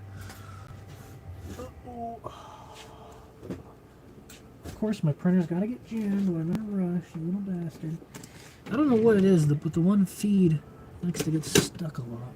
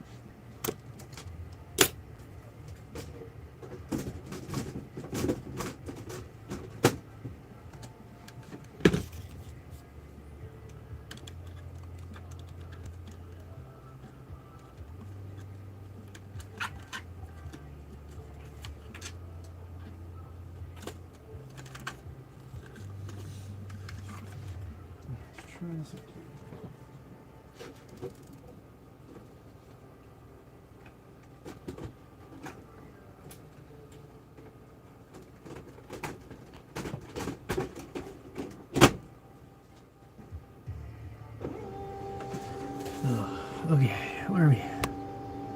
Same.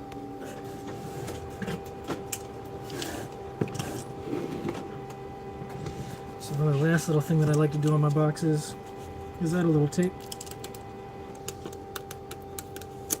Because I really don't trust the glue on that to really hold that in. If it gets hot or cold or it pops open or whatever. And also you'd be surprised how easy it is to get into these boxes, because this end is not really secured by anything. All you gotta do is take that little flap out and the whole end comes off. So, little extra protection so you know people aren't messing with your stuff. Actually, that reminds me, there's a guy that, I think his got stolen out of his mailbox, so I gotta send him a replacement. So I'll have to get that checked out. Fan the paper out before you put it in the printer. Solve that issue most of the time. Well, okay, so for this one, it's an office printer, so it's like toner, but it's got two different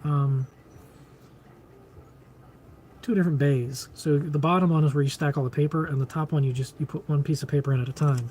But the thing is, I think because of the label paper is a little thicker, sometimes it gets jammed. And all you need to do, like I got a ruler that I just use it and push it in a little. Once it gets past a certain point, it's fine. But yeah, sometimes it likes to act up.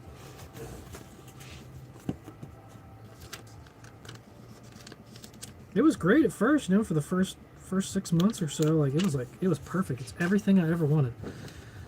For a business printer, I can't go back to inkjet. No way. It's fast.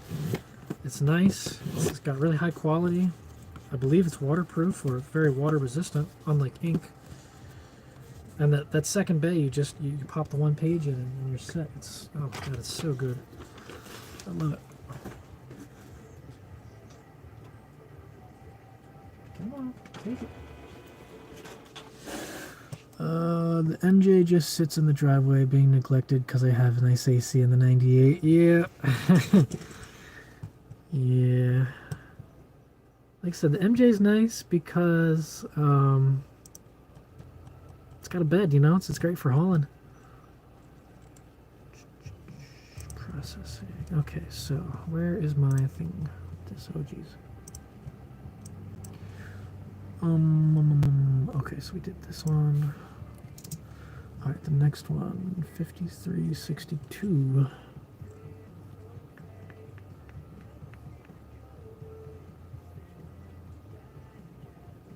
Oh, was that the guy that canceled his? Where did that go?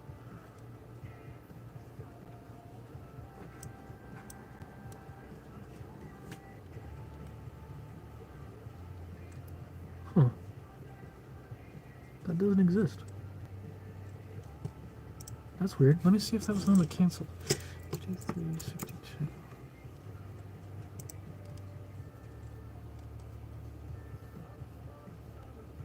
I think so.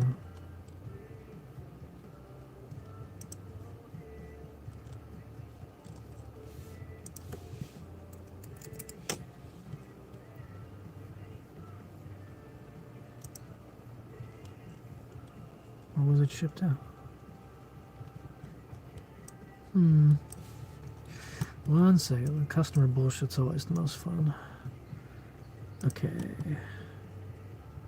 Yeah, okay. Yeah, that was the one that canceled. Okay. So we can take that one off the list. Woohoo! Bye-bye. Okay. 5364. This one. Okay. So how many more videos do you think you can milk out of the Moab trip? Oh, the Moab trip is done. Yeah, if you watched it, you'll know that that trip's over now. Yeah, I honestly, like, I was hoping, at first, I was hoping to do the same thing I did for the 2018 trip, where each day was a video, but there wasn't enough excitement to really be worth it. So I started grouping them up in parts instead. But yeah, that Moab's finally over. Believe me, I honestly was not happy with it just as much as you guys probably weren't. So yeah, Moab is finally done. It was just like I started it, I couldn't leave it halfway finished, so it's over. We can move on to the next one. I actually have to look through. I don't even know what's next. It's been so long. That trip was in 2019. You know, it's been so damn long. Okay. Oh, he actually paid for shit. I think the other guy paid for shipping too, didn't he? $157.90.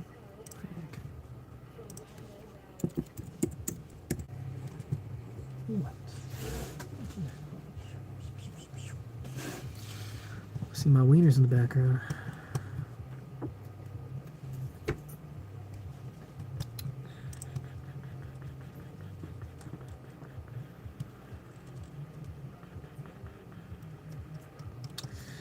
You know, it's already 4:20. Maybe I'll just save them all for tomorrow. Also, how many shares of GM did you paper hands? It's been a while. We need updates. Yeah, I didn't fall into any of that GameStop crap. Like I would have got into it too late anyway, because I wasn't actually paying attention to it. But my stocks are a lot more safe, we'll say. I was in the food industry a lot when the pandemic first hit. That's actually the reason why I got into it, because my dad was like, this is like the time to get into it. So I made a decent amount off of like food stuff and some airliner and I guess entertainment, whatever you'd call that. But now I'm looking into EVs like Tesla. Obviously it's been a rocky, but with Tesla, you just hang on. It's gonna go up and down, but it's gonna keep moving. So I'm not too worried about that. Right now, I am filling orders. I will get to you guys in 1 second. Just gotta make sure. Brain no double worky. 53, 56. That was completed. Where are you? 56. Okay, we're good. So the next one is 5364. Okay. Anyway, if you had a chance to buy a 97 up, would you swap everything over from the Grey Goose? Well, let's rewind it a little. if I would even want a 97, and the answer is probably no. I like the way the older Jeeps look.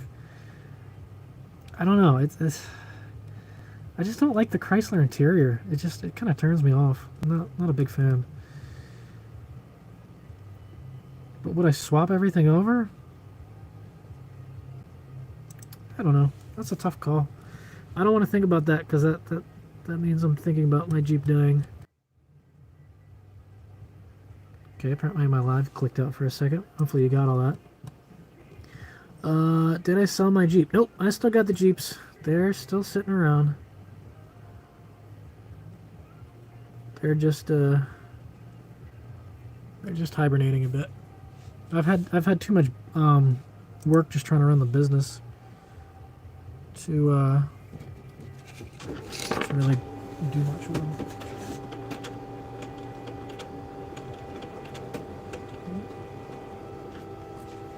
That's not the right roller for the job. Where is the good roller? There it is.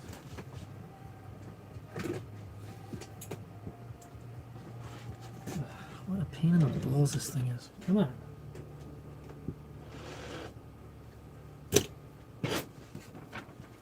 Yeah.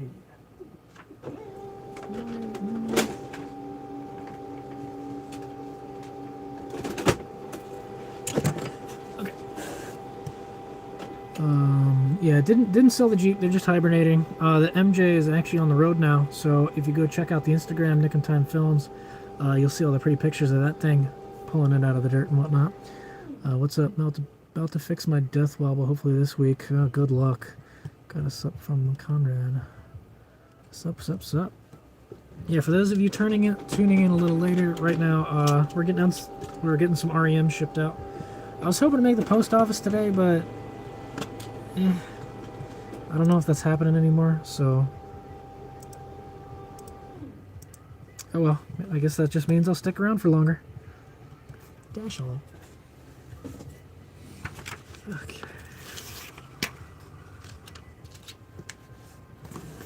Yep. They finally came in. I've been waiting so long for these damn things. I ordered them back before Christmas, so you can see how long it takes for some of these orders to get built. It's a little ridiculous. Whatever. I'll make sure to order them way ahead of time next time.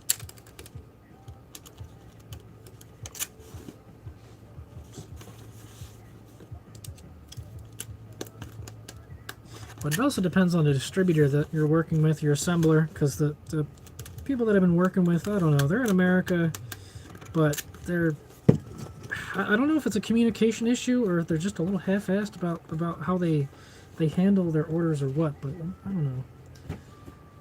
I can't say I'm super impressed. You know, I didn't find out that they couldn't get a part until like two months into the order. I'm like, seriously? You guys should have had these parts ordered like the week after I gave you the money. It's a little ridiculous. So, yeah, trying to get that all fixed up was kind of a pain in the balls. Have you considered going hydro assist? Yeah, I definitely considered it. That was the whole reason that I went through all that bullshit to begin with.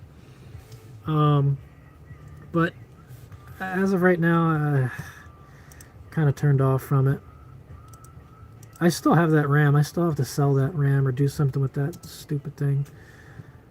But I don't do any like super hardcore wheeling. The only reason that the RAM was useful was when we were out in Roush Creek and you're basically driving up and down rock gardens, but there's only so much of that you can do before you're kind of over it.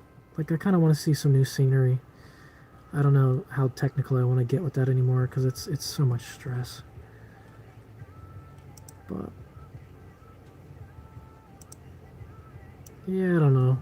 That's kind of on the back burner. Has the Nifty Shifter been selling well? Curious what the response has been. So the sales of that have been a little low, but that's probably because most people don't know it exists. Because every time someone posts about it, there's a lot of like a word of mouth that spreads from that. But I mean, I can't complain. They're definitely selling, but not a ton. Let's see. We're looking at it was somewhere around 5 a month. So not anywhere near like what the REMs sell, but that's still not bad, you know. I'm certainly not complaining. they take a lot of time to build, so I'm not super upset that they're not blowing up. That's perfectly fine with me. So, but yeah, they're all right. I figure once I get the sequential add-on and the fancy OLED screen, it'll definitely catch people's eyes more. So, but that comes after the clocks. I gotta get the REM clocks out. People have been dying for those for literally years now, and I can't tell them no anymore. You know, I've run out of excuses. It's just me fucking around too much.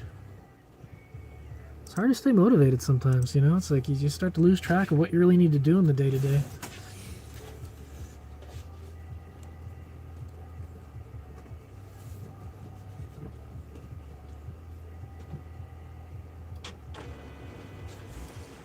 Alright, we're gonna try the ruler this time. That motherfucker's gonna go through, dude.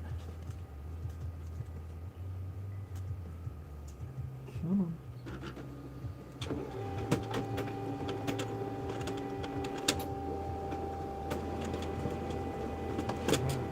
Yeah, this little bad boy right here is a little straw in the end that helps you push.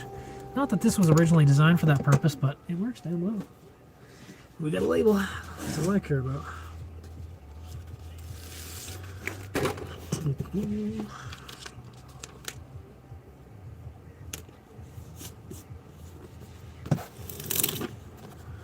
What about the DIY 4X end cap for the steering box? 4X end cap? What's that? Is it... Oh, is that the one that... It replaces the end of the steering box with something? And then what? Does it put, like taps on the back of it? I feel like I may have seen a little something about that, but... I don't know. That's a good question. I mean, so the box that I have right now has ports for hydro. Literally, all I'd have to do is run the plumbing and hook up the actual unit to the axle. So, like, that part's not an issue. That's the whole reason I went through all that steering box bullshit. Was I figured, okay, I'll have them rebuild it in case it's not good, and it'll have ports on it, so when I do get around to doing hydro, I'll be good. But, yeah, after all that crap, I kind of fell off that. We need to design you a logo and sticker. Yeah, I do need to get stickers so badly, man. I need the stickers. People love stickers. I do really got to get on that. But yeah, I got to figure out a good design people would like. Muddy Bears 4x4 did it. The front of it. Oh, okay. So you replace like a couple different things in it. That's kind of neat. Yeah, I have to look into that. So that was 65, right? Is that what we got out? Yeah, I think so. Yeah. Okay, 65 is good. Well, I guess I'm not going to the post office today, so I guess I'll stick around a little longer and we'll keep this going. I wonder how my battery life's doing. How are we looking at? Oh, we're at 16%, boys. I'm gonna need to hook up a charger real quick. Jeez. Probably one of the coolest things I will ever be able to say that I did in my lifetime. Living is also part of it. It's been such an experience, and I'm so glad Good thing I looked at that, huh? as well. I'm doing my show from the venue here, and it's been a blast. So we're going to go with sign in a couple of minutes right now to sell some stuff this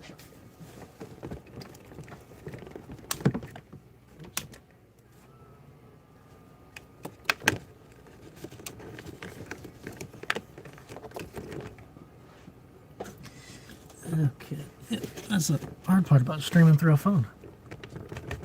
Get rid of your damn battery. Alright, let's see if I can pull this off here.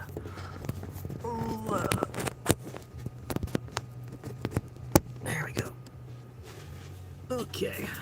Back in action. Cool. Yeah.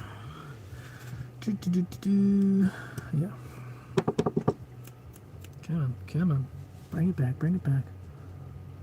Okay, 53.90. But yeah, there's definitely a lot of like cleanup and like little things I gotta get. Like the hard part is like that I'm just trying to get actual product design figured out, such as like coding or the new stuff. So it's hard to think about the little things while I'm like worried about that. on the front end. But yeah, I gotta clean up the website major. I gotta get stickers, stuff like that. That'd be great.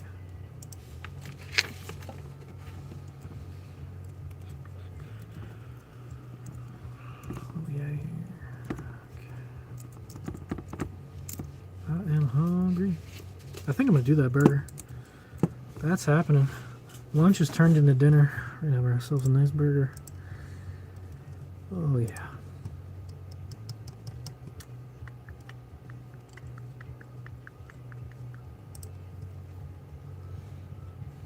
But yeah, I'm not really sure what else I'm gonna do to the XJ at this point. It's got just about everything I need. I definitely want it to be tuned so that it actually runs properly. That traction bar would be nice for like takeoffs and wheeling, but it depends how much wheeling I actually do from now on.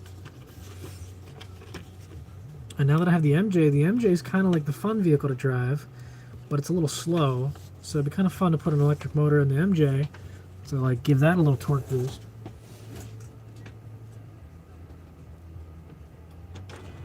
Oh, we'll see. But I can tell you for sure that the MJ is going to stay a street truck. There's no point in having two off-roaders, especially if I don't even use them.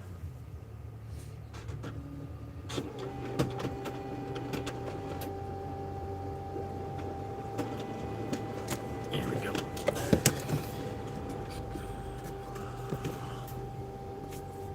Okay.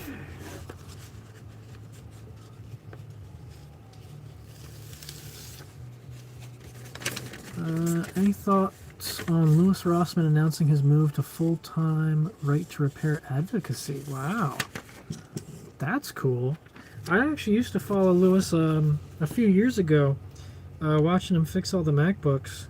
It was fun. He had a very interesting sense of humor.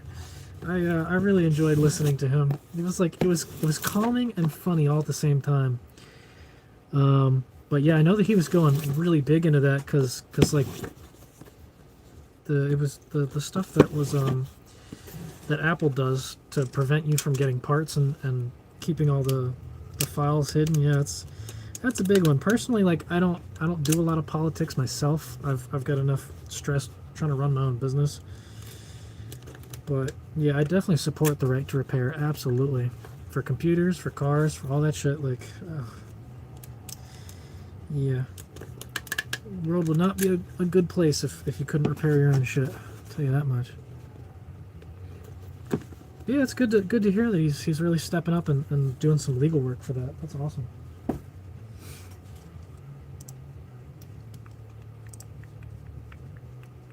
Oh, I'm so hungry.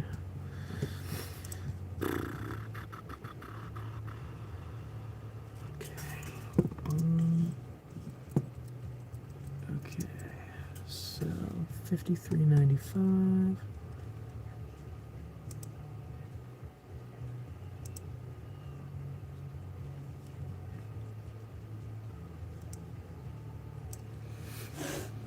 Yep.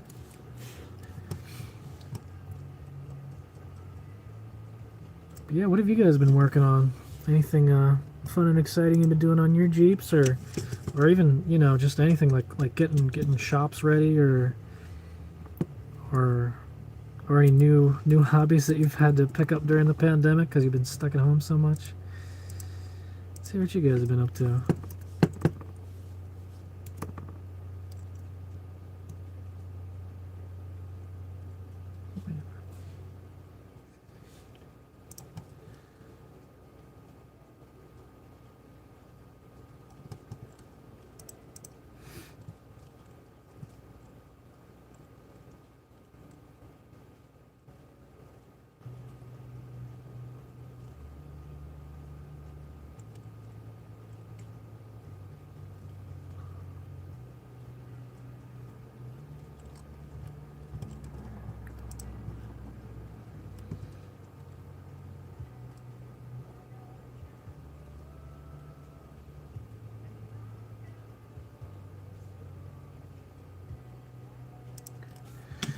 Let's see, we get moving to Denver, getting a pilot's license. There you go. Actually, one of my buddies was interested in doing some pilot work because he's kind of sick of like the same old that he's doing now. So he was actually thinking about going to school and taking that up, but I feel like, don't you need to have really good vision for that stuff? He wears glasses, so I don't know if that's going to fuck him up at all. But yeah, he was talking about doing a move like that.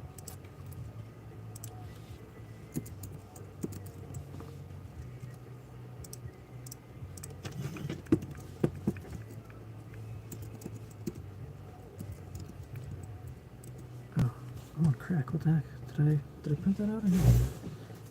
No, I didn't even do that one. Christopher.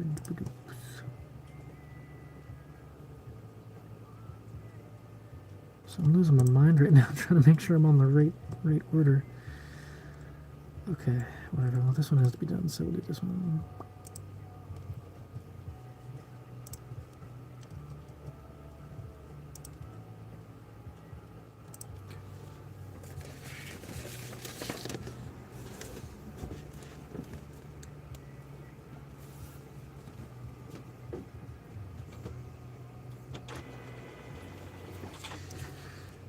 Alright, let's see. Does it print by itself? Alright. Finally have a garage and can plug my welder in to fix the rust hole. Nice. I love that, man. Garage, that's where it's at. Getting parts set up aside to upgrade the 98. Long time no see. Yeah, it's been a while. It's been so long I got a freaking beard now. Bastard. Stop jamming. This thing's jamming more than Bob Marley right now, bro. Come on.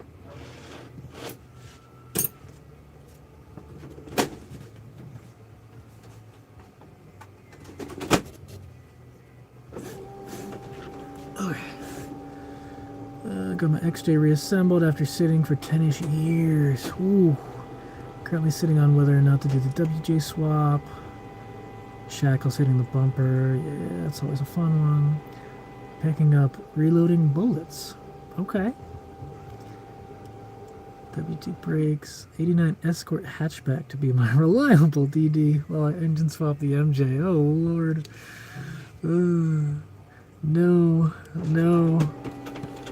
You gotta get a Honda Civic if you want to do that, man. Not a Ford. Oh, lordy. You poor bastard. WJ brakes an upgrade. Yep. Much bigger rotors. Blah, blah, blah. I'm aware. Yeah. I'm sure you guys got it figured out. Nah, bro. He's gonna do a WJ body swap. That'll be fun.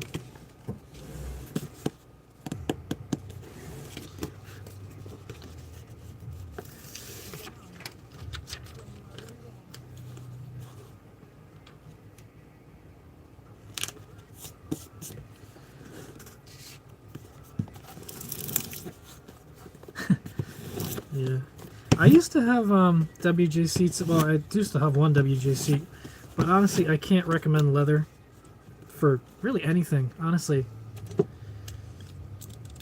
they're hot in the summer, they're cold in the winter, and they're slippery as all hell. So you don't even stay in the seat when you're trying to off-road.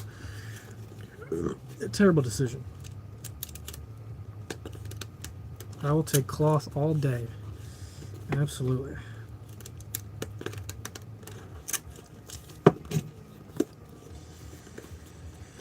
Okay, that one's done. Where are we at? Yes, that's right. So this one's good. But we gotta go back and get this one. So that one was, what number are you? 5395. Yeah, that one. So what was the other one? Was it a Max?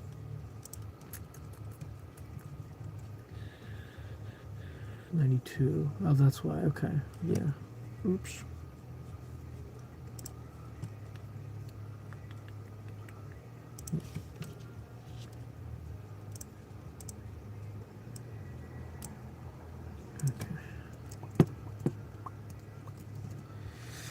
Alright, so that's that one. Next, 5396. Let's see what we got here. Oh boy, that's a lot of talkies. I see T-Zorb. Hello. Yeah, I haven't done one of these in a while. Just getting some REMs out right now. Figured I'd do a little live streaming action. Yeah, the whole WJ rotor swap sounds like a pain in the ass. There's actually someone I was following. She was having issues with hers locking up when it was getting hot. I don't remember exactly what the problem was yet, but yeah, it's a lot of work.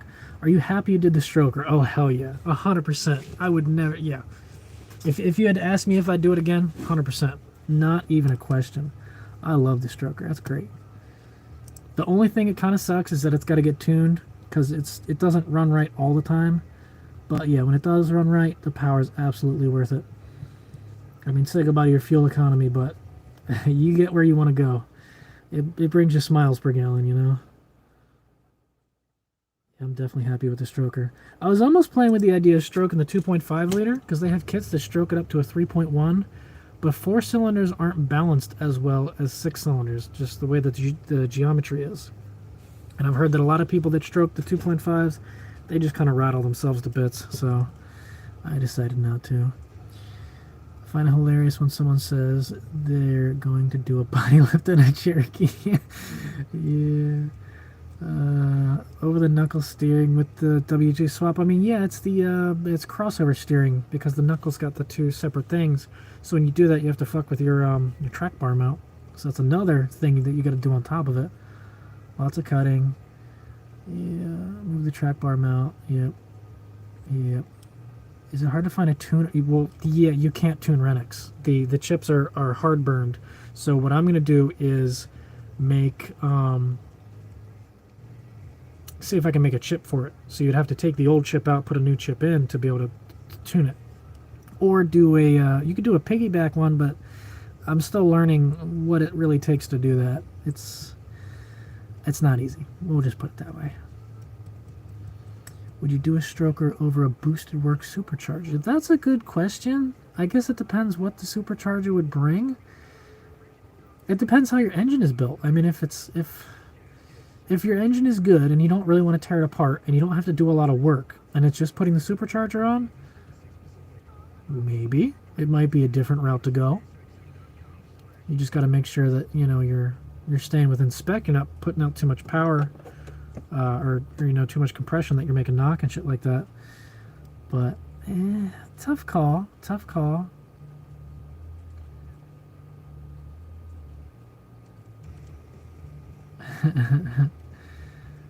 Yeah. All right, brain. Right, 96, okay. Yeah, it's a good question, though. I mean, the supercharger would be nice from a power standpoint because it doesn't have the kind of lag the turbo does. It eats fuel, but I wonder how much more fuel it eats, if it's the same or... That's a good question. I wonder what would be the better choice. A stroker or a supercharger. Obviously just both, duh.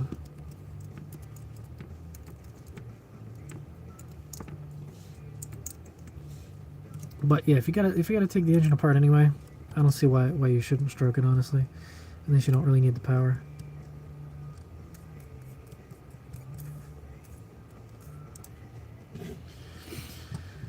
Boom, boom, boom. Come on.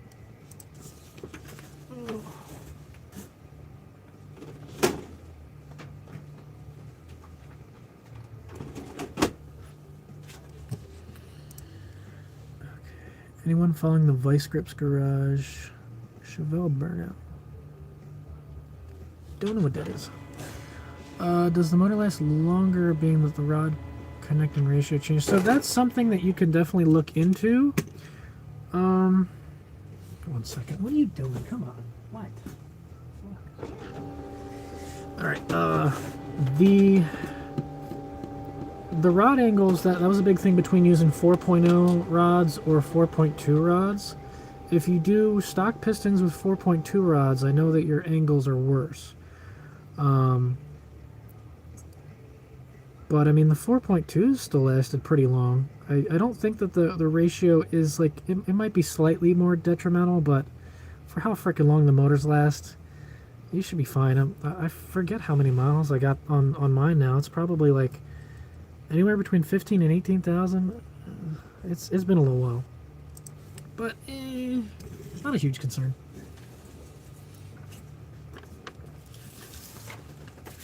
All right.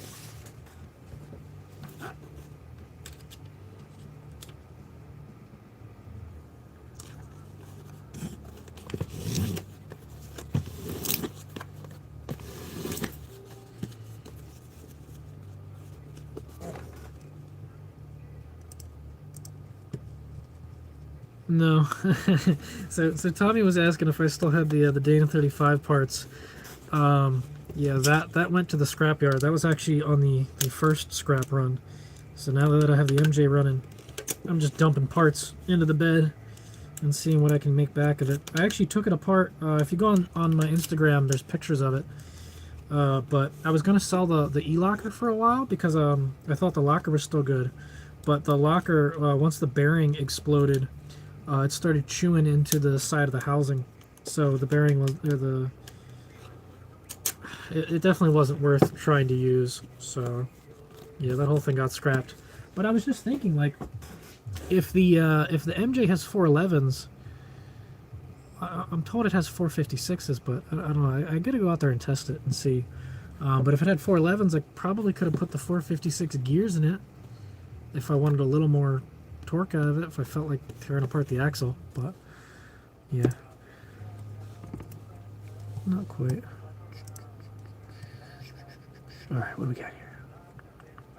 Stock ratio is 1.794. Looking forward to using an REM on MJ. No rush. I've got so many other parts to put on. Thanks for making them. Oh, awesome! Absolutely. Yeah, we got REMs going right now. That's what we're doing now. I'm boxing up the stock ones first. Real quick. Okay, so we got him. Did we get that shipped up? Is that one? Yeah. Okay, that one's done. 96 is done.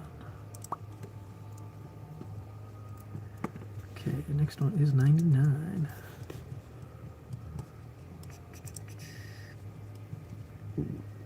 Okay.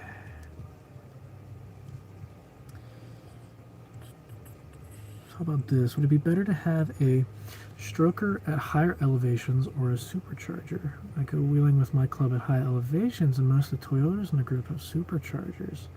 Now that is an interesting idea. So, when you bring that into context, maybe a supercharger.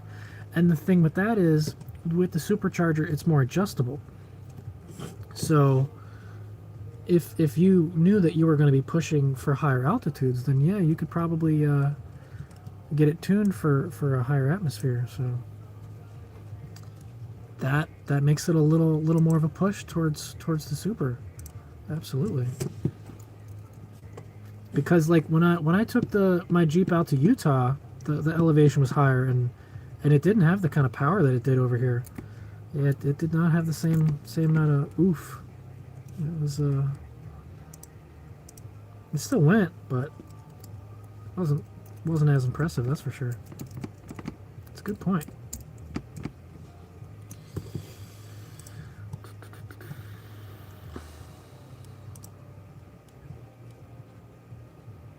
See you later, nice to see you. Yeah, absolutely. I don't know how often I'm going to be doing these. I figured today's a good day because I've got so much I got to do. Just something to keep me busy, but yeah. Hopefully you'll see videos and updates in the future. Just depends what gets done. But take it easy, man.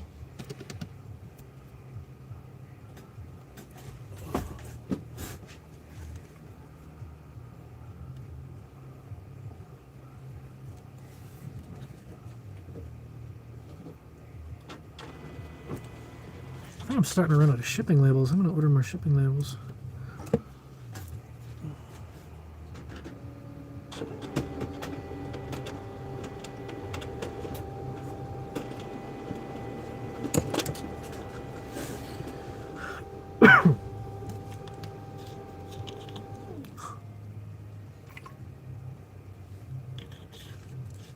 I'm sorry, what? 750 horsepower out of a 4.0? Was that the there was someone that was making one recently. I forget what it was called. He had like a goofy nickname. It was like newcomer. Newcomer.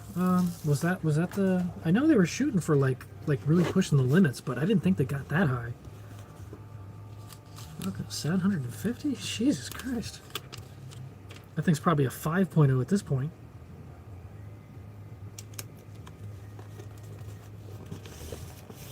Power Nation TV, yeah. Newcomer Racing, yeah.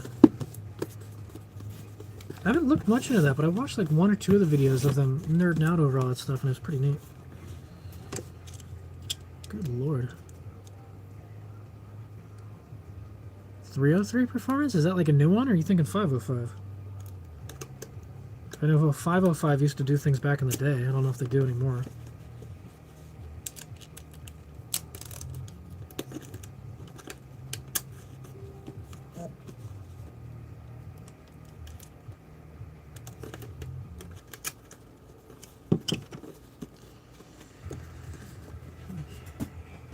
That one's out. Let's check. Covered.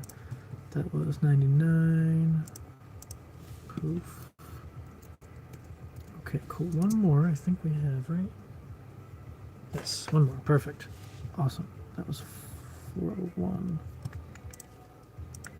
Then we can start doing the maxes. All right. Poof.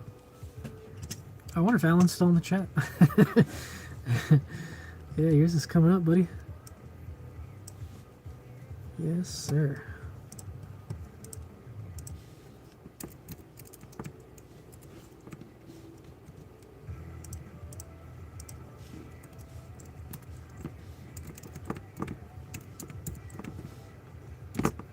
Okay, print this. 505 used to hold the record at 600, but it was MFI ring alcohol. Wow. Good lord.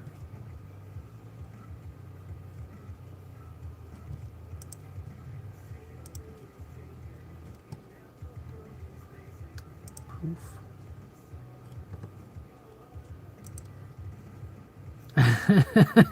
Yeah, I feel that. I'll say he's playing in the background. I used to do that a lot. I actually forgot that I used to do that back in the day.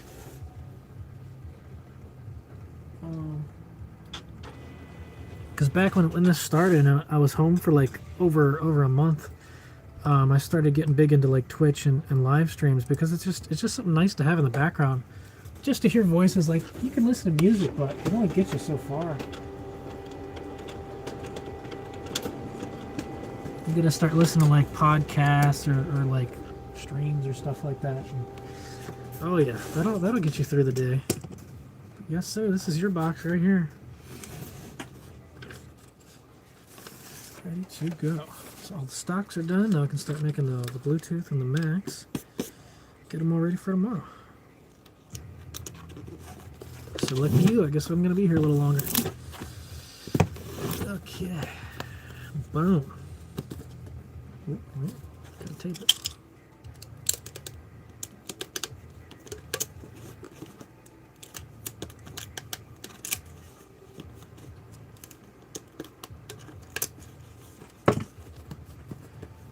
Sweet. Next, alright, go back to the list. That one is done. Now we can go back to the top. Actually, we could probably just take these out now. So, you're done. You're done. You're done. Done. Yeah. Cool. We got one Bluetooth and how many? 1, 2, 3, 4, 5, 6, 7, 8. 8 Max. Okay. Excellent. Refresh the list. Oh yeah, that's nice. That's real nice. Man. Cool. Let's catch up here. But it's easy when I go really again.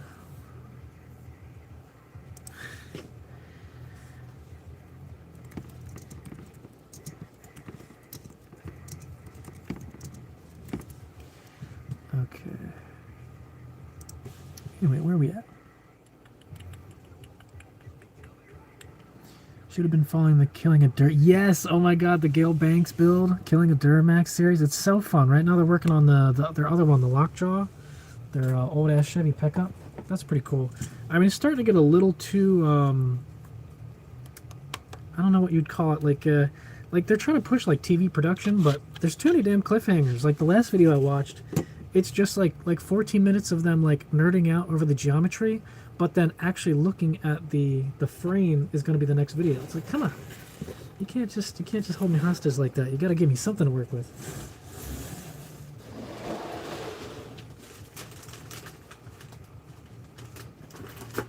But, oh my god, yeah, the Gale Banks stuff is great. honestly, that looks like it'd be a pretty fun company to work for. You know, if I wanted to go to some kind of like custom shop, that would be awesome. Oh, Dad's kind of calling, but okay, we're back. Sorry about that. And we just, of course, everybody and their grandmother wants to frickin' talk to me right now. Oh well. But yeah, the Gale Bank series, I love that. That's so informative and fun to watch. I can't wait to see where they go next with that. 505 didn't, no turbo. Oh, real NA and alcohol. Damn. I had to fill a coolant jacket with concrete. Holy fuck. That's absurd. Yeah, I bet when you're trying to push that kind of power, holy.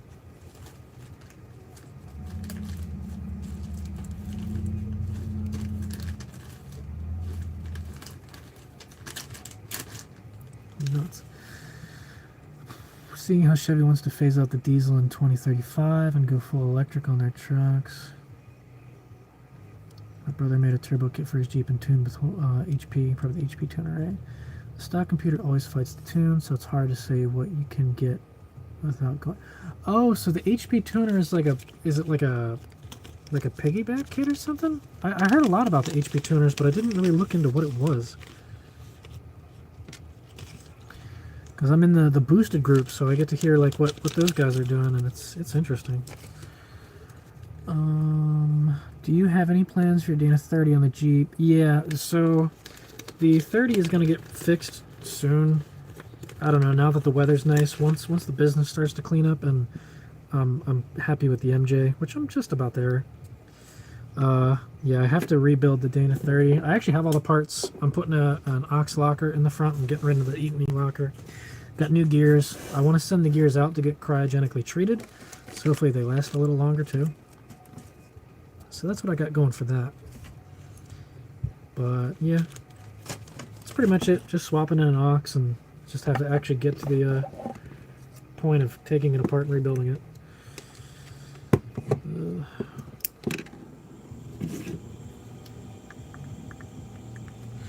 So now you get to see my custom soldering station. This bad boy right here. It's just 2 fan controllers. This is version 2, so it's cleaned up. It's got a foot peg so it doesn't fall over all the time. A nice little switch that I actually properly wired. It's nice. So that sucks all the stinky stuff away.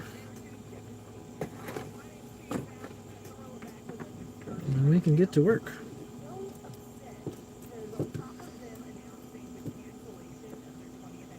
So now the fun part of adding all the upgrades.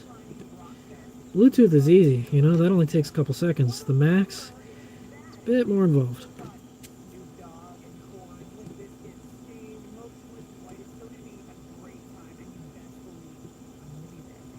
Okay. That's a Bluetooth.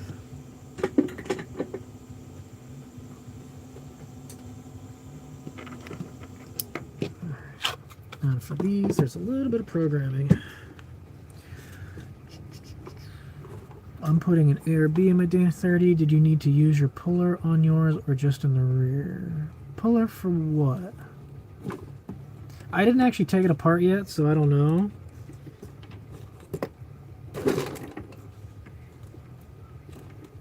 But with how loose that is, I'm pretty sure it's just going to fall right out, so it shouldn't be a problem.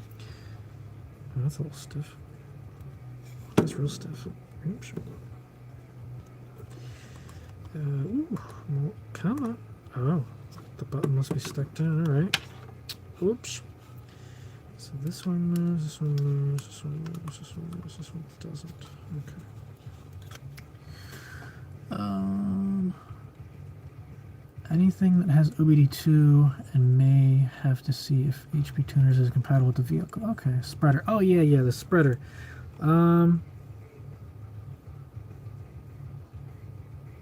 Yeah, I don't know. We'll find out. I mean, like I said, every time I go to rebuild the axle, it's mostly because it's falling apart, so it kind of just falls apart. But yeah, I don't know. We'll find out. Having a spreader is definitely nice to have, for sure. Even like when it comes to assembling the axle, it makes it so much better.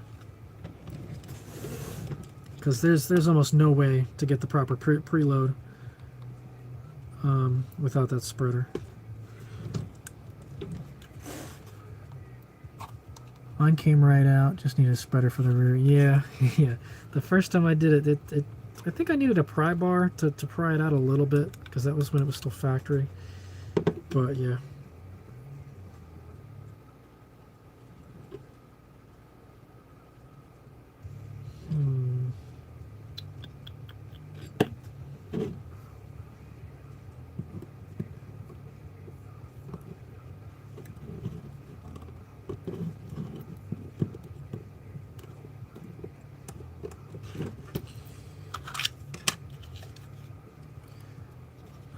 You get an OBD2 scanner port called an MVPI2, and basically gives you basic information for the Jeep to tune it.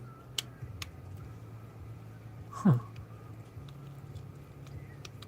That's kind of neat. So it's kind of like what the REM does, but then there's a different part of it that piggyback tunes or something. HP Tuners is more realistic for Chevys because that's what it's based on for the LS motors. But they have been improving it a lot for different makes. Okay. Yeah, I can't say much about what it takes to rebuild the 8 1/4. That's another reason why I like the Danas. It's because I'm just familiar with them. I forget if the 8 1/4 has the carrier preload thingies on them or not. I forget.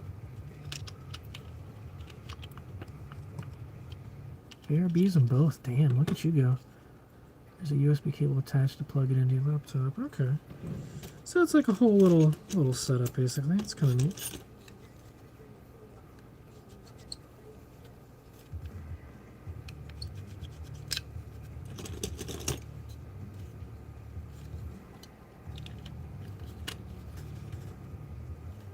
Would you ever put a truss on the Dana 30? I don't know. Well, for mine, it's got that central axle disconnect thing, so it's not a straight tube. So you'd have to like work around that to begin with that. I don't know if that makes it stronger or weaker. It's got ARB shafts in it, or not ARB, RCV shafts in it. Good question. I don't know. Maybe. Are 35s worth the extra stress on parts versus 33s? I mean, I didn't run 33s for long. The main reason for 35s was really because when I put the cutout flares on it, I had so much room. I was like, ah, screw it. Might as well jump up to 35s. And I wanted to go with a wider tire anyway, so I don't know. 35s are nice, but it is more stress. It depends what you're doing. You know, 33s are more challenging, but 35 seems to be like the norm these days. If you're trying to keep up with big groups, you might need 35s or a lot of skinny pedal to get where you're going. Damn, I'm out of water. I haven't talked this much in a while.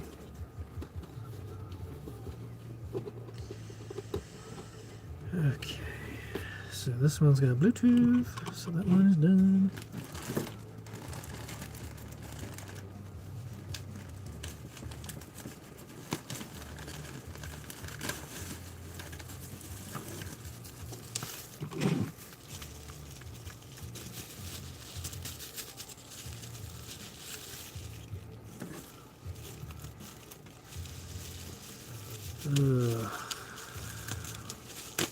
I can't wait for this to be over. I love the feeling of looking at my orders list and seeing that I'm just caught up. It really takes a burden off your shoulders, you know? Although I won't be able to totally do that until the fan controllers come in next week, but oh well, at least I'll know I did what I could.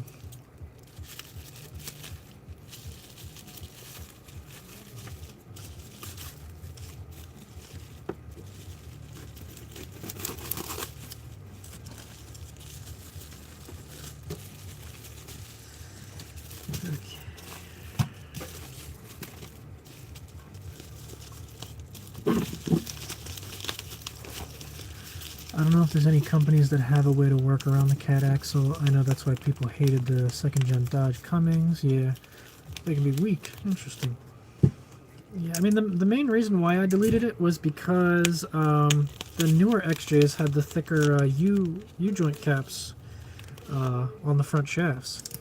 So, you know, back when I was struggling to keep the 35s from busting my axle all the time, I went to the bigger caps. And then after the caps started falling apart and bending the ears, then I went to the almost alloy kit. And then after one of those joints literally snapped at the trunnion or whatever, the trunnion, that's when I actually found that RCV kit and was like, fuck it, we're just going all the way in. I'm done. And then after that, the frickin' gears blew, so it's never ending.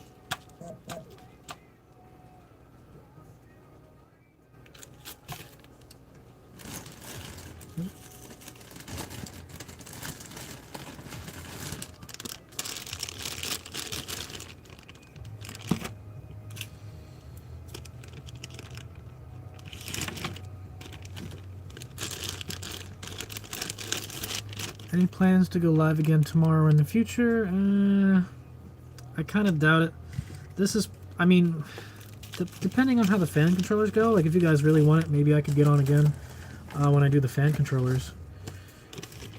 It depends on my schedule. Like, it's hard to find free days that I'm just putting towards full-blown assembly. Good question. I wouldn't count on it, but if you guys are really interested, I might be able to do one more.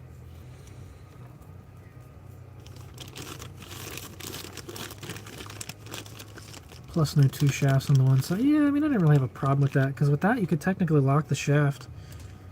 Do like a locked U-joint and use that as the locker. Bark, bark, bark. Bark. Bark, bark, bark. What's up? Yeah, that was one of the cool things. Come on, stop. With the cat axles, that you could use it, you know, for the fuel savings if it actually did much, but also if you just had a locker, or like a Lincoln locker or something in the front, that you could keep a lock and then use the CAD as your locker switcher thingy. It would work. It'd be a cheap way to have a like a selectable locker. But, yeah. Android and Python work and seem to stay up to date. Also work well in Linux. Actually contemplating running a Raspberry Pi 4 into my Jeep. The LCD screens are pretty much just displays. Yeah. The Android stuff would definitely be interesting to look into. That would learn, like, if I knew how to make apps and stuff like that, yeah, that'd definitely be a way to go.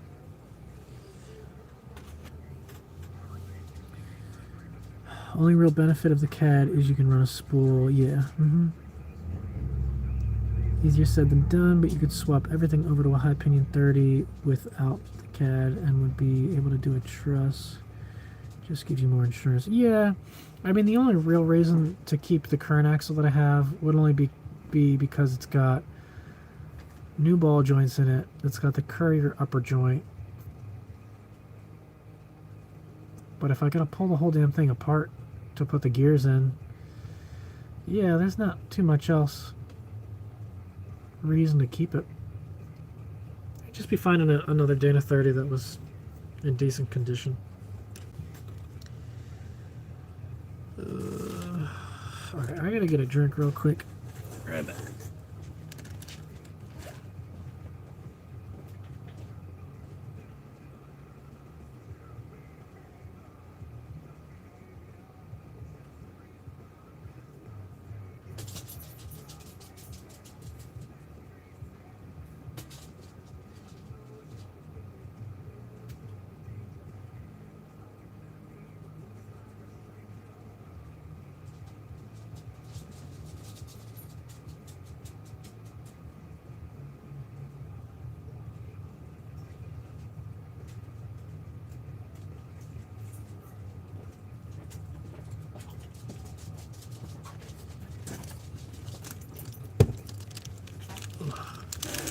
So depending on how much I'm gonna push, we've got what, eight maxes I think that I gotta do.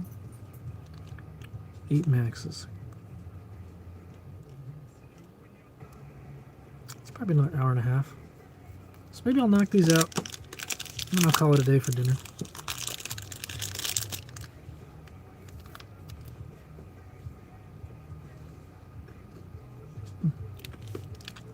All right.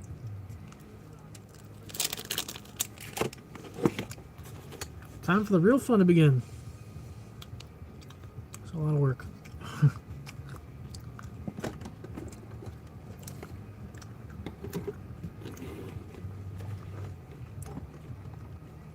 Oh, everybody's here. How do I pause this at all? I don't remember.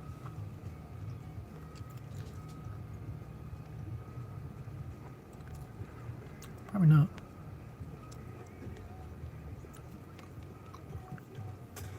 Oh, my dad just showed up. Maybe I'll go talk to him for a little bit, see what he's up to.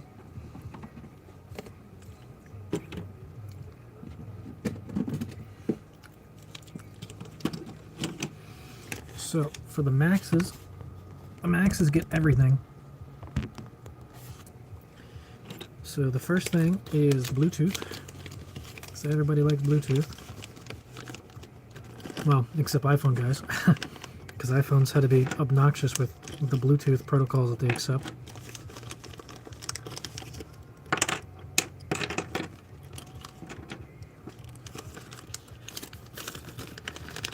So we need those, and we need these. So these are the right angle adapters that I use to make them work. 1, 2, 3, 4, 1, 2, 3, 4.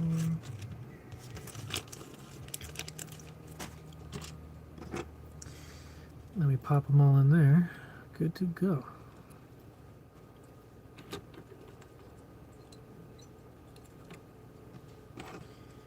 The gyros are probably the biggest pain because of how you gotta hold them. They have to be lifted up off the board so you can get to the reset button. Just really the only way I could get everything to fit on the board. Whoop.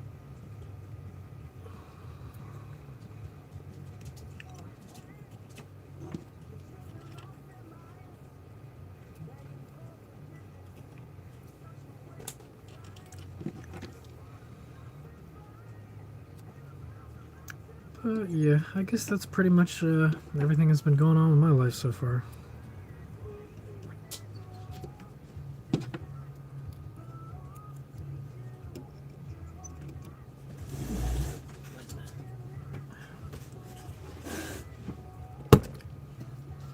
What's the benefit going to the Max REM? Well, glad you asked. So, the Max basically gives you everything, obviously, as the name would imply. There's 3 different versions. There's the stock, there's the Bluetooth, and the Max. So the Bluetooth is just the Bluetooth module. The Max also gives you the gyroscope, so you can see how far your Jeeps roll and tilt. It's also got acceleration on it that I haven't properly coded for yet, but it could be interesting if you needed an acceleration sensor. And it also comes with the mod jack, so it's a second jack that gets added on the end for more custom projects. So that'll be for like sensors and things. If you wanted to hook up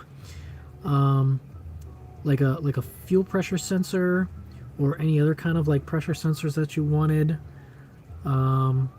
It'll let you do the tuning from it if you wanted. Like the tuning is available from the regular adapter, but it's also available in the mod jack.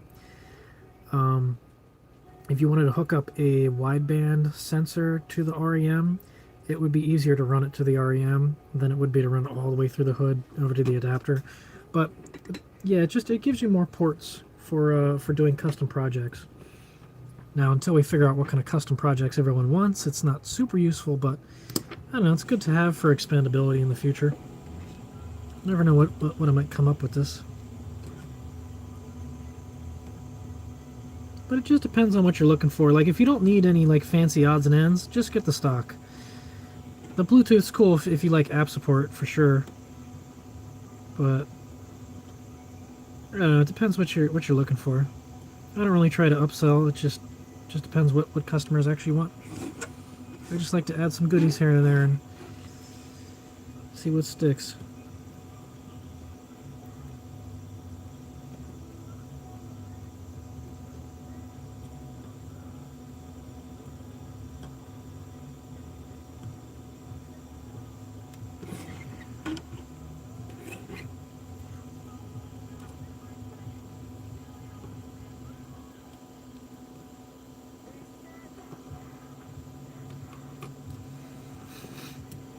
Yep.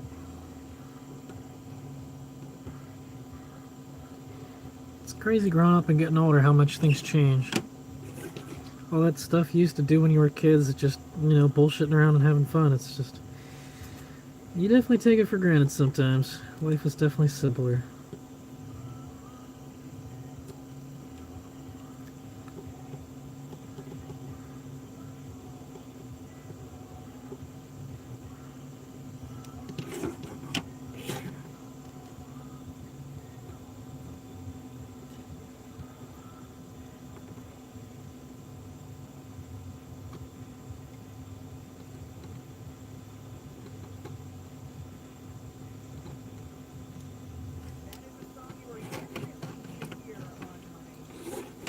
But yeah, sorry if this isn't the most exciting stuff. It's mostly just if you guys got questions or you guys want to talk about stuff. Something to do in the background.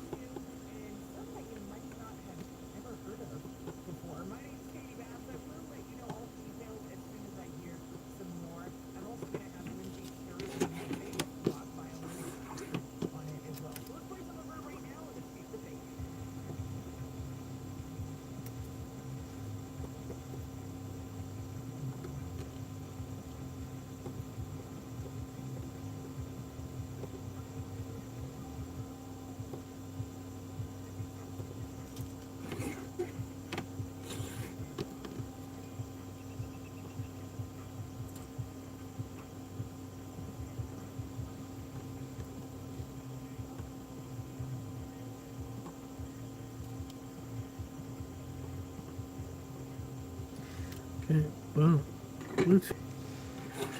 Alright, let's see what you guys have been up to. What year Jeep would you need to do the HO? Well, you kind of need multiple years for that. Honestly, I would recommend going to the video and checking, because I have a whole laundry list of different parts that you might need.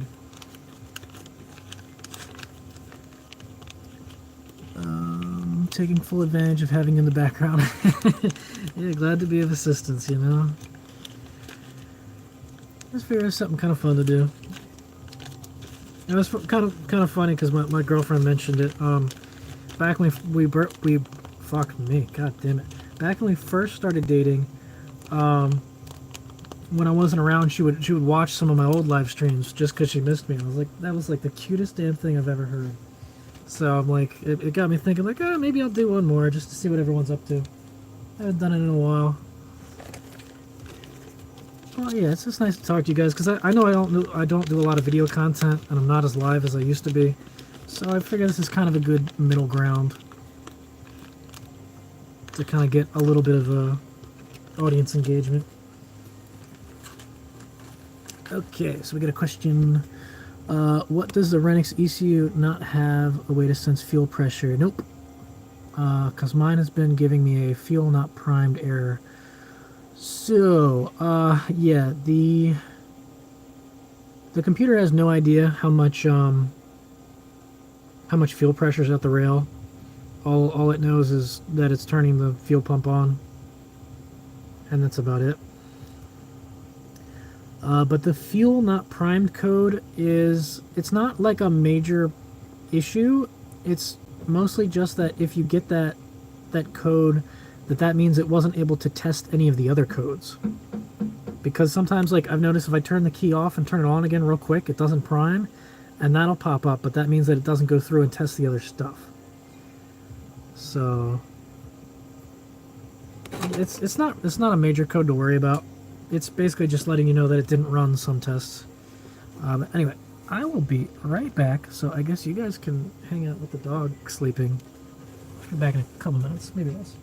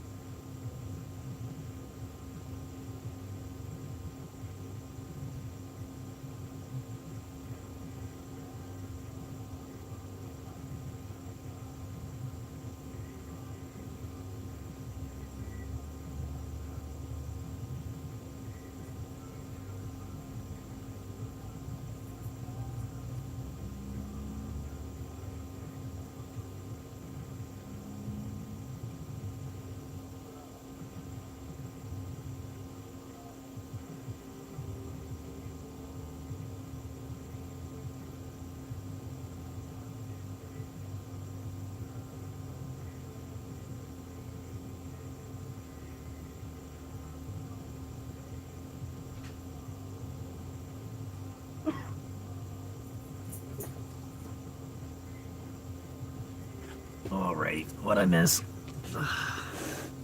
Sorry about the delay. My dad came by for a little bit. Okay, let's see. Okay, I didn't think it was a big deal because I can hear the pump prime and it runs, so yeah.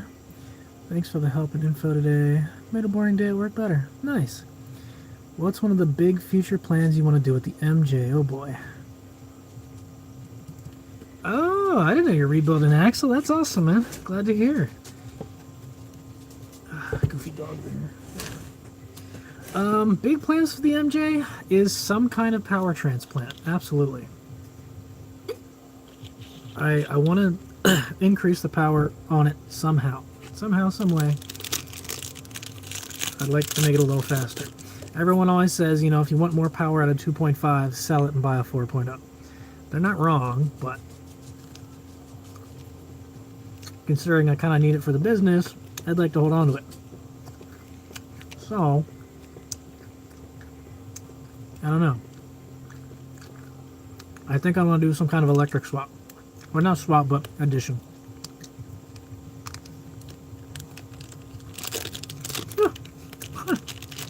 Yeah, 2J swap. Wouldn't that be nice? It's funny, my dad's bringing over some scrap metal. So now that I have the MJ going, I can use that to just start taking scrap over to the scrapyard. I think I've made enough money off scrap metal to damn near pay for the registration fee for the Jeep. So right now we're about even on that. So hell, my Comanche's starting to pay for itself. And I changed insurance. I was going through Geico, but I went with Progressive, and I actually saved $200 a month, or not a month, $200 over 6 months. And that's with adding a third vehicle. So yeah, I'm already saving money basically with it. That's good shit. Yeah, I think you were here before, but yeah, putting some kind of electric electric like helper motor basically on there, so you get all the torque right off the bat. Because that's where it needs all the help. It fucking falls flat on its face until about 3 grand. So ultimate goal, yeah, basically clean it up, make it something fun to drive. But it's mostly just going to be a scrap hauler. Or if I got to pick up furniture, you know, literally do anything with a truck. My dad's got a truck, but I feel bad asking him for it all the time. Like, especially with my girl, she likes to go furniture hunting where she's at. So a lot of the times I'm saying, oh, hey, you want to pick this up or pick that up? I'm like, well, not really, but I might be able to help. So now I got my own truck. We can go do stuff. That's where this big-ass green couch came from. You know, she found a big deal on it, so I came over and picked it up.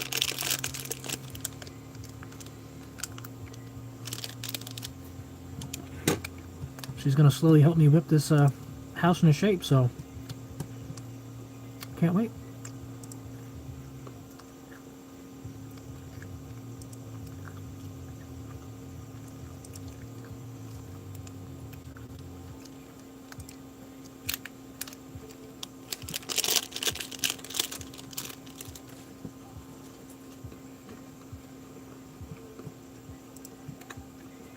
Test rig for future EV add-ons. Yeah, that's what I was thinking, you know?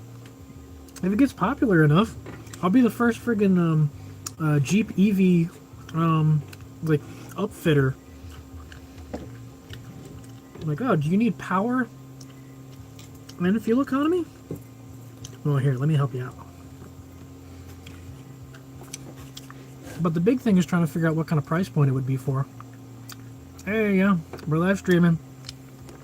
Making REMs. You know me. I finally got a big old box of them today, so it's time to make that money.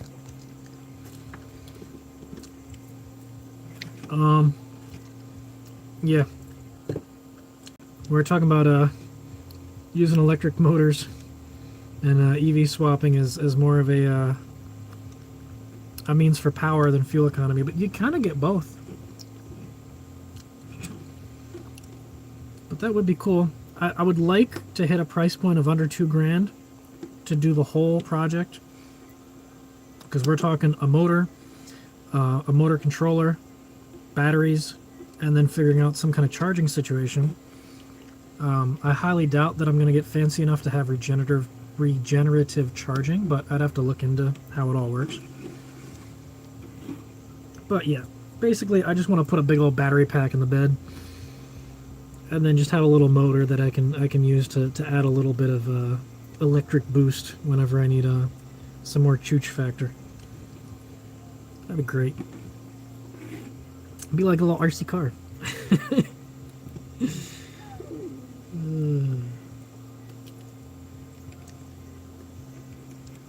There's no food, dog. I ate it all. I'm sorry. I'm sorry. You have to wait till dinner time. Really depends on what amps control on BrainBox. Yeah, that's the big thing I was looking into.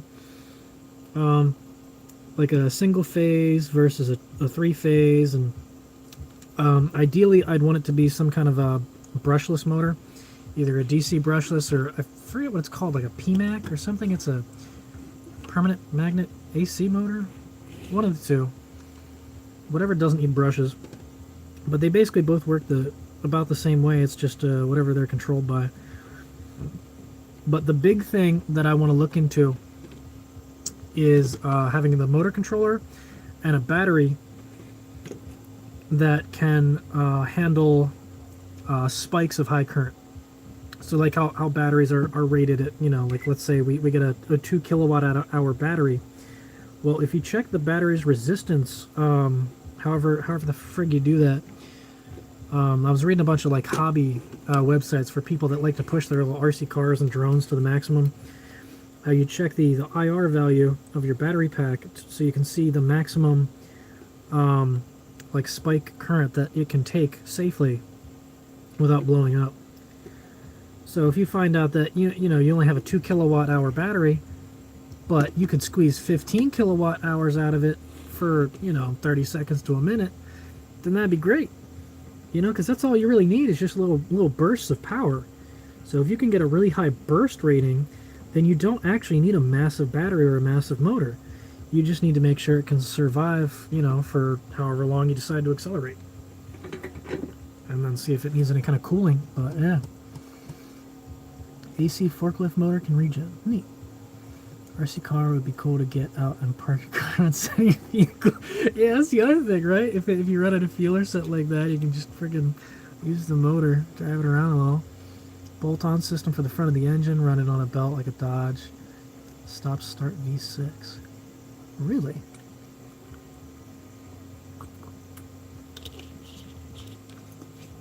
Yeah, the battery I can definitely see getting up there. The controller, I was actually looking at like go-karts and stuff like that, because they have some. There was like some controller they kept talking about, like a something 4 that everyone was talking about, and that had a pretty high amp rating. They go for like 800 new, but there was like one on eBay for like 300. But yeah, the batteries for sure. You'd probably have to find some kind of place that has like you know, discount lithium-ion batteries and build your own battery pack, unless I can find something somewhere that has like something halfway decent. I don't know. Again, that would all come into like the nitty-gritty, looking into the cost stuff, but that would be the major goal. Yeah, tack some kind of electric motor on there. Best Jeep videos, love the top mount alternator. Absolutely. I was actually wondering if people would be interested in some kind of DIY kit if I properly did it up in a CAD and then weld it. That could be a very interesting addition to the shop. Just depends if I feel like dealing with heavy metal. But I think that'd be a really cool idea.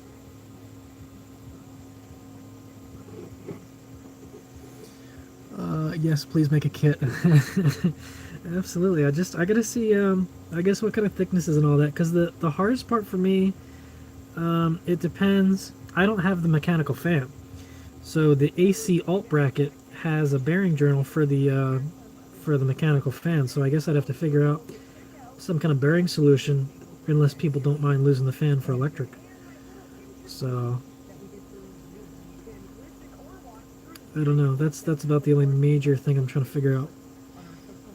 If I could figure out the bearing setup for the fan, we would probably be okay.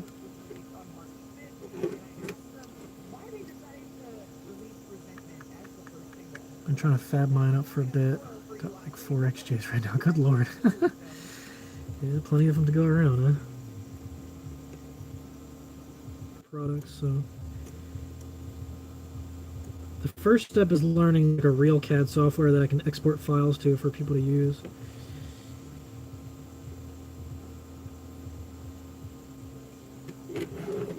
Maybe I'll get on that one day. So what makes you think Tesla won't do the same in the future? For what? What they won't do? To make like bolt-on EV kits for existing cars?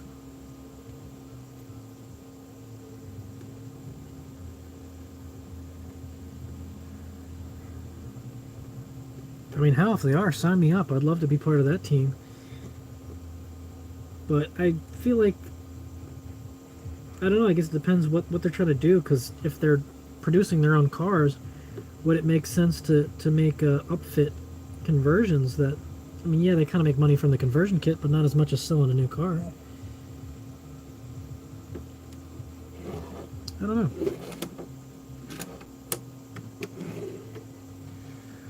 Make more Jeep videos. You crack me up so much. Yeah, absolutely. It's been a little while. I'd like to get back into it, but now that the weather's nice, I'll probably be outside more. So that'll be more excuses to work on the Jeep. Because when it's cold or rainy or dark, it's not nearly as fun to work on. But I'm sure we'll be able to get some more content soon enough. Bolt-on EV conversions, yeah. I don't know. It's a good question. It'd be fucking cool though.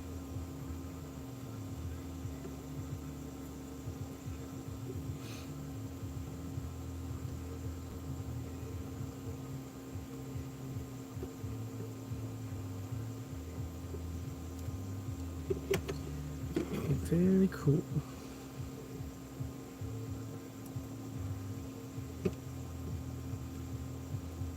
Oh my god, that just reminded me of a real big one. Would be slightly less expensive to do a bolt-on kit than buying a whole vehicle. That person wants the same vehicle on the road. Yeah, that's true. But in my quest for more power for the 2.5, another idea I had was I got inspired from that the Miata guy that did the free valve knockoff. That looked like it was a lot of fun, and I'm like, I wish I knew more about like what camshafts do and the airflow and all that, because if I could do my own free valve for the 2.5, that might open up more possibilities for power, because you could be able to control exactly how much air and all that crap that you're getting from there. Because you could also adjust the compression ratio, right? If you felt like one day you wanted to run premium fuel, you know, you could literally increase your compression ratio and make more power that day, just because you decided you wanted more octane. Like, that would be cool as hell. Yeah, I know Larry's got the 2.5 turbo. All I remember about his is that the frickin' the exhaust kept coming loose, so he's losing all his back pressure on every trail. The turbo's kind of neat. I don't know. But the thing with the turbo is that you got to get it spooled up to get any power, and with that thing, I need the power like way down low. That's why I keep getting driven back to the electric motors, because they have all of their torque right off the gate. So it probably feel just like a 6, like a 4.0 off the line. And then you could use the electric motor just for like passing power and stuff like that, like just when you need that little extra bit of power. I don't know. It seems like it'd be a really fun project to mess around with.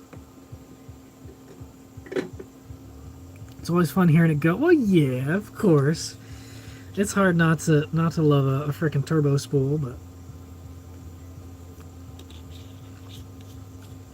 it just wouldn't really, for the amount of work it would cost, it wouldn't do what I need.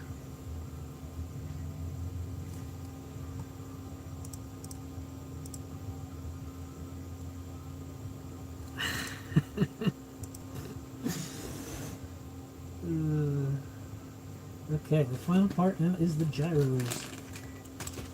That's the fun stuff. I just ordered another box of these.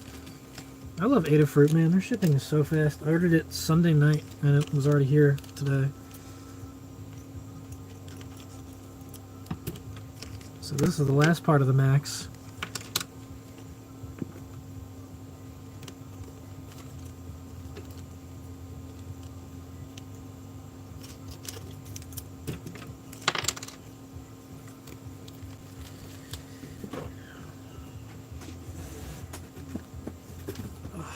And the other fun part about Adafruit is they give you lots of freebies. So when you order lots of stuff, they give you more stuff. So I've got all kinds of like breakout boards and spare controllers and stuff like that. I think now they're sending out masks and stuff. It's pretty neat.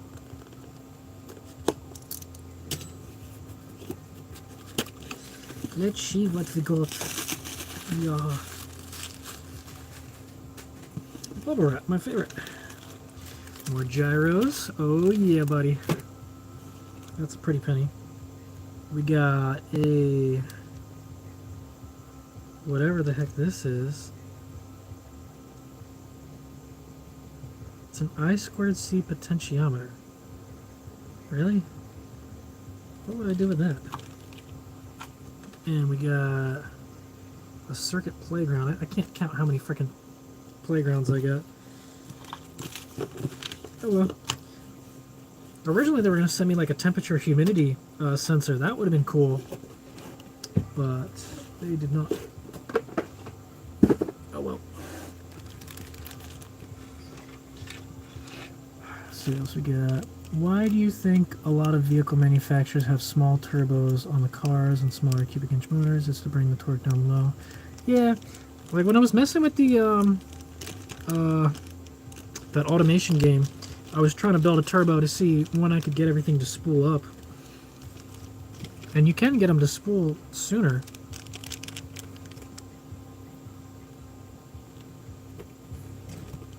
I don't know, like I said, I'm still like, I'm torn between what to do. The turbo's fun, but it's going to use more fuel. The electric motor's more fun, and it's more electrical, which is kind of more up my alley anyway. I don't know. Everyone's done turbos and superchargers. It's time to do something new. Start riding that EV wave. But it does depend a lot on the motors and the batteries and all that. I don't know. I think it'd just be funny as shit to say, yeah, I got a hybrid Comanche. Sucker gets like 30 miles to the gallon.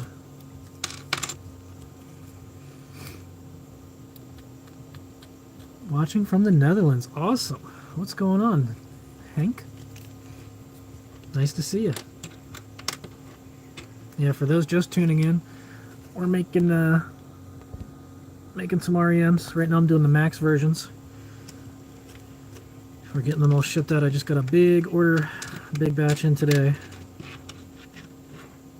So we're getting them all boxed out and ready to go. Hybrids are nothing new either. Yeah, I mean, hybrids have been around for a while, but performance EVs, I feel like, are still a new market. And that's sort of what I'm looking into, as we're going electric for the performance. Now that people remember, like, oh yeah, electric motors actually, like, go fast quick. And they sound cool. You gotta, I love, like, I've always had a bit of like a cyberpunky or like a sci-fi like dream build, and I think having like a nice electric motor whine as you like accelerate and move, oh my god, it would just, it'd be so fun. There's just something about it.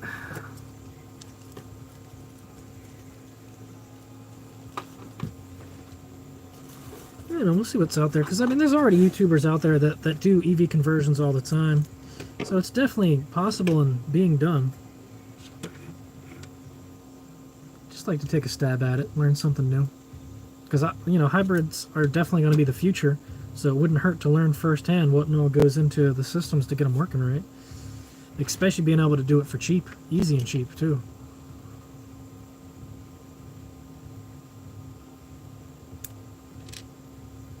I don't know. We'll see what happens.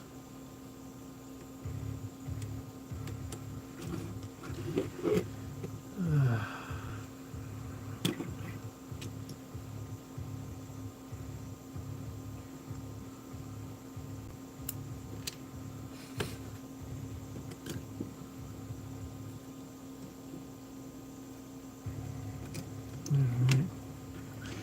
But even before that, I definitely want to start tuning that 2.5 liter, or maybe doing the wideband conversion, something, anything, just to get the O2 sensor working. Or maybe I'll break down and get a new sensor and see if that fixes anything. It's just a real drag to try to drive that thing when it's fucking up in closed loop. Electric cars have been around since the 1900s as well. Yeah. Of course.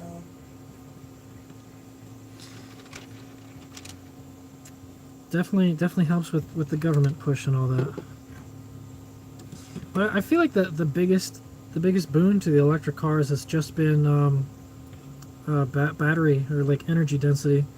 That's always been the most difficult things, because even in like the 2000s it was all like lead acid batteries. They were heavy as hell, and you know, they didn't really have a lot of oomph. Lithium ion, they can dump all their charge real quick, so that's how you can get those real quick boosts of power. I'm really excited to see what happens with the solid state batteries. Because when they can get fast charging and they can make it more energy compact, that's everything right there.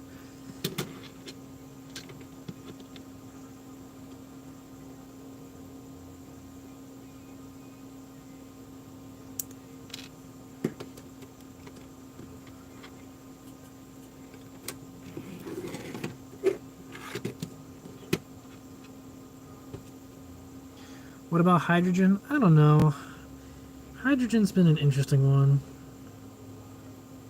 The big thing with hydrogen, from what I've heard, is from an energy standpoint, it hasn't been super economical to make it happen. Because, like, yeah, they've had hydrogen work before, but I guess it takes a lot of energy to try to separate it. And I forget if I remember hearing about any emissions that it made. Like, it's supposedly only supposed to make water, but I forget if there was some other weird byproduct that they're having issues with. But yeah, I'm not entirely sure why hydrogen hasn't really caught on. You'd assume, like, if it worked, people would be doing it. It might also be the danger factor of, you know, literally having massive hydrogen tanks inside of cars. It's definitely going to be a major safety factor for that.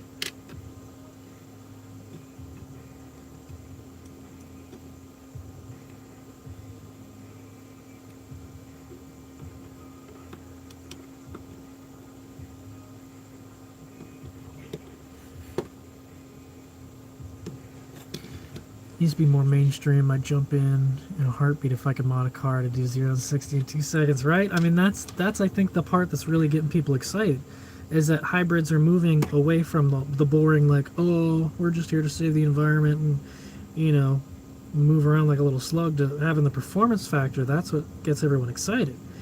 You know, people want to see performance and power.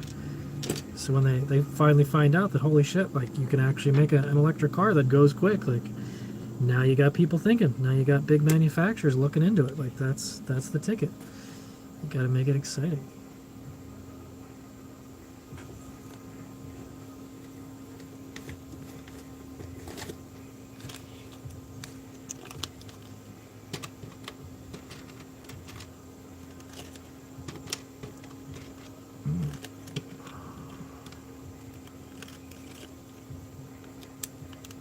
Okay, now final step. Soldering all these bastards together. Yes, I go.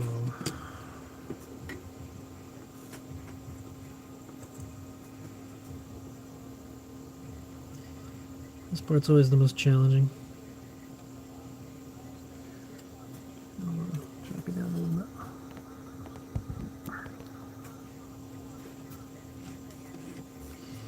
So with these, you gotta sit here and raise them up on the headers as high as they'll go. Make sure they're sitting kind of level. All that good crap. If it'll work with me. Come on, you little bastard.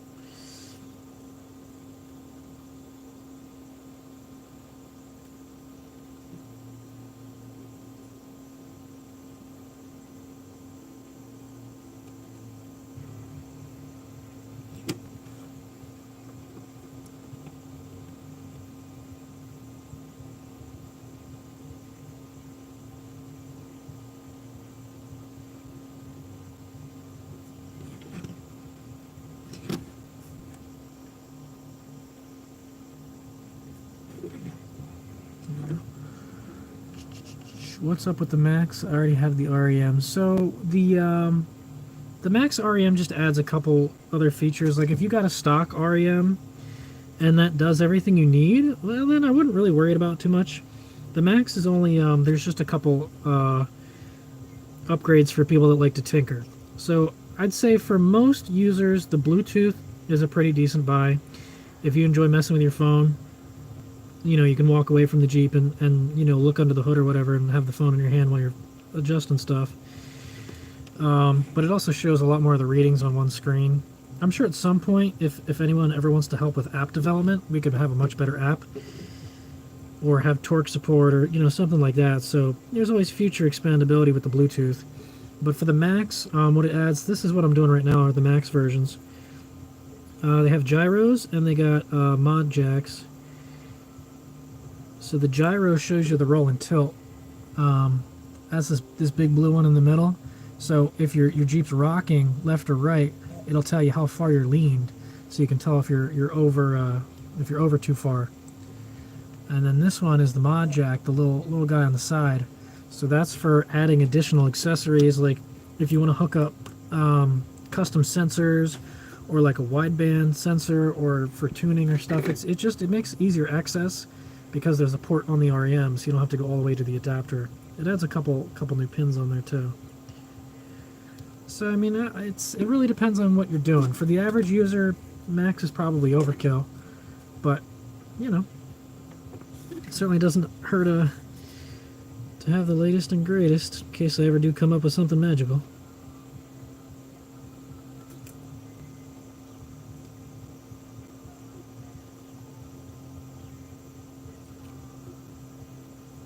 So I really got to go through and update the website and add better pictures and stuff, because there's some text descriptions, but I know not too many people care about that. You know, it's just too much thinking.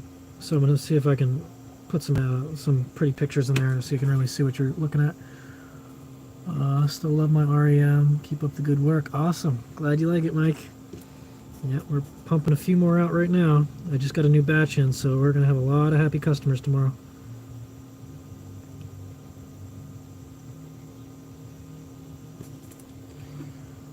Yay, my relocation shaka bracelets. Excellent. Look at that. You got a whole day of fun ahead of you now. I was surprised. UPS showed up real early today, man. They were at my door before 11 o'clock. I was like, hell yeah.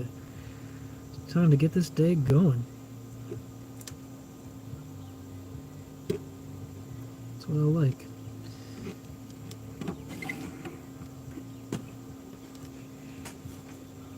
I got Bluetooth and the mod jack. Definitely could use a better app. Yeah, that's the biggest thing. I didn't even write the app. There was some guy that contacted me and was like, listen, like I might be able to do something for you. And he made like his own little custom thing. And he's like, if you want, we could try and, you know, set it up for customers. I'm like, yeah, I guess I could give it a shot. Like it's very bare bones. It's better than nothing, but it's nothing crazy either. If I had more experience, or I guess I should say any experience coding my own apps, I'd probably try to make one, because I'd put all the features in that I actually, you know, want and want to see. But that's kind of like a side project when I finally have time.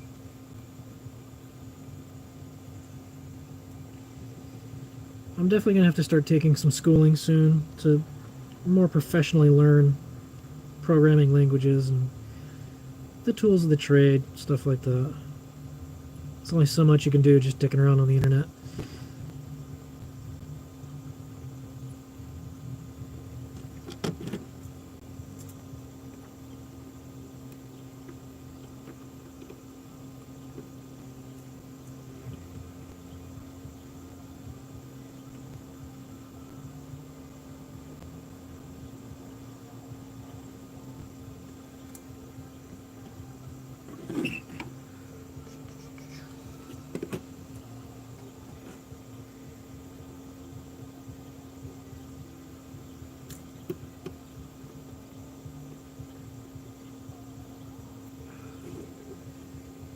You guys thinking about dinner yet? Because I know I'm thinking about dinner.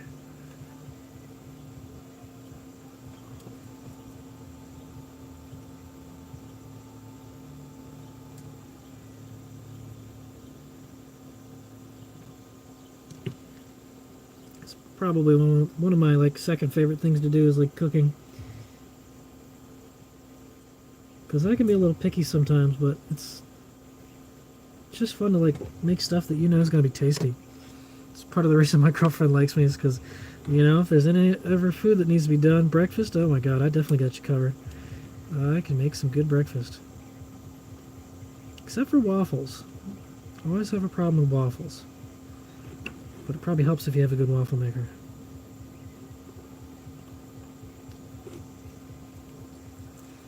But yeah, any kind of grilling, man, any kind of meats, oof. Although she turned me on to pork chops. I haven't had pork chops in a long time, but like grilling them, if you do them right, they can be really juicy. They're actually like, they're really close to being a steak as is. Some good stuff.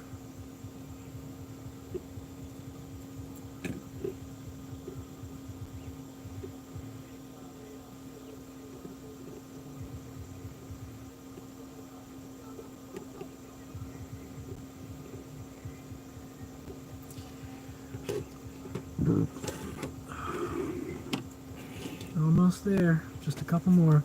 What about ribs? I haven't gotten too good on the ribs yet. My dad had a smoker and learned all that stuff, but I haven't quite learned all the tricks of the trade for ribs. That's the big one. That's what really pushes you over for becoming a grill master. Yeah, I definitely got to look into that. My dad makes some killer ribs. I love them.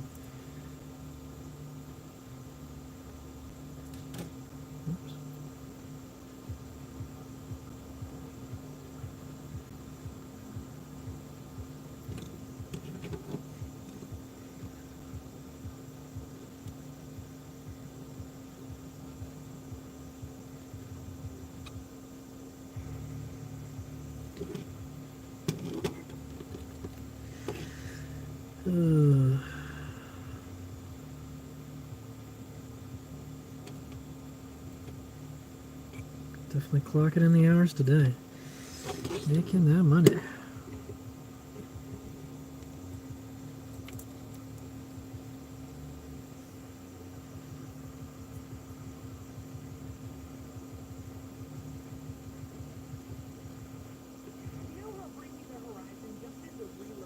Gotta cook the really low heat. At least I get more smoke cycles that way. Okay, makes sense. Alright. Josh. Special delivery crickers. Oh, cool. Nice. I mean, you can just leave them in the kitchen, I guess. I mean, they've been in the bag for a while. Okay. Well, the things upstairs, do you want to dump them in? Or do you want me to do Just it? straight up just open the bag, just dump the whole thing in there. Yeah. If you have to take the lid off, you can. There's still a few live ones in there. Thanks.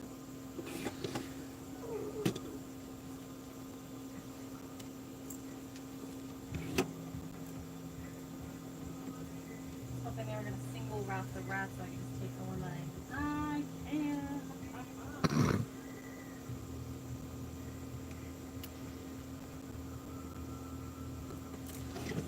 Alright.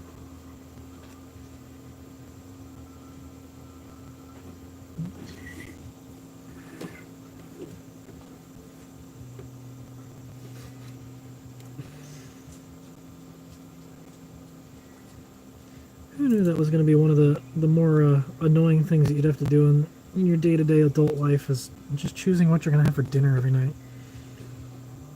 It's just so frustrating sometimes. Like, you're telling me that I have to sit here and choose what I want to eat every single night, like it is every day? What a pain. It's just you hit a point where everything's just feels the same. Like, you don't know what to do anymore. Guess that's what takeout's for.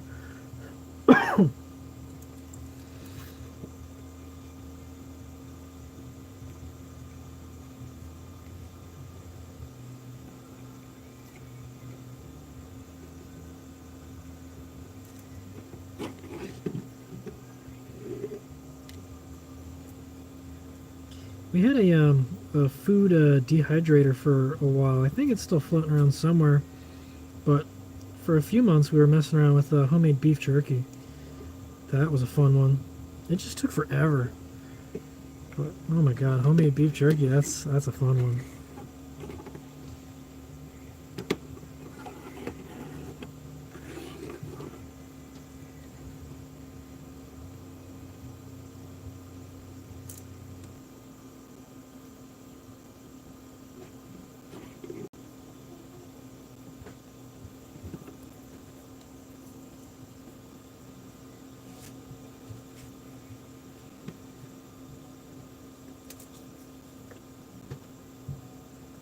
Actually, Kate, you know what? I think I want to meet you there. Because, that way I can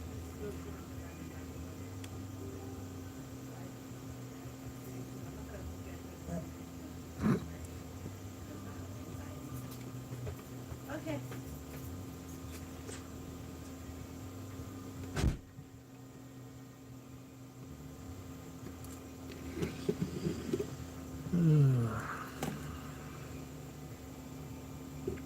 We're getting there, slowly but surely. Oops. I'm really happy with the way that I've separated out the REMs so that there's only 3 versions you get now. It's either the stock, the Bluetooth, or the Max. Because before, when I had all 4 options separately, it was just such a pain, because every single person that had an order, you had to go through and check and see, okay, do they want this, do they want that? And it's just this, it's a big mess, because you could never really sit there and build stuff ahead of time. But now with this new system, there's only like 3 different versions. So it's either they got Bluetooth or they got everything. So it definitely makes my life a lot easier trying to keep track of all this stuff.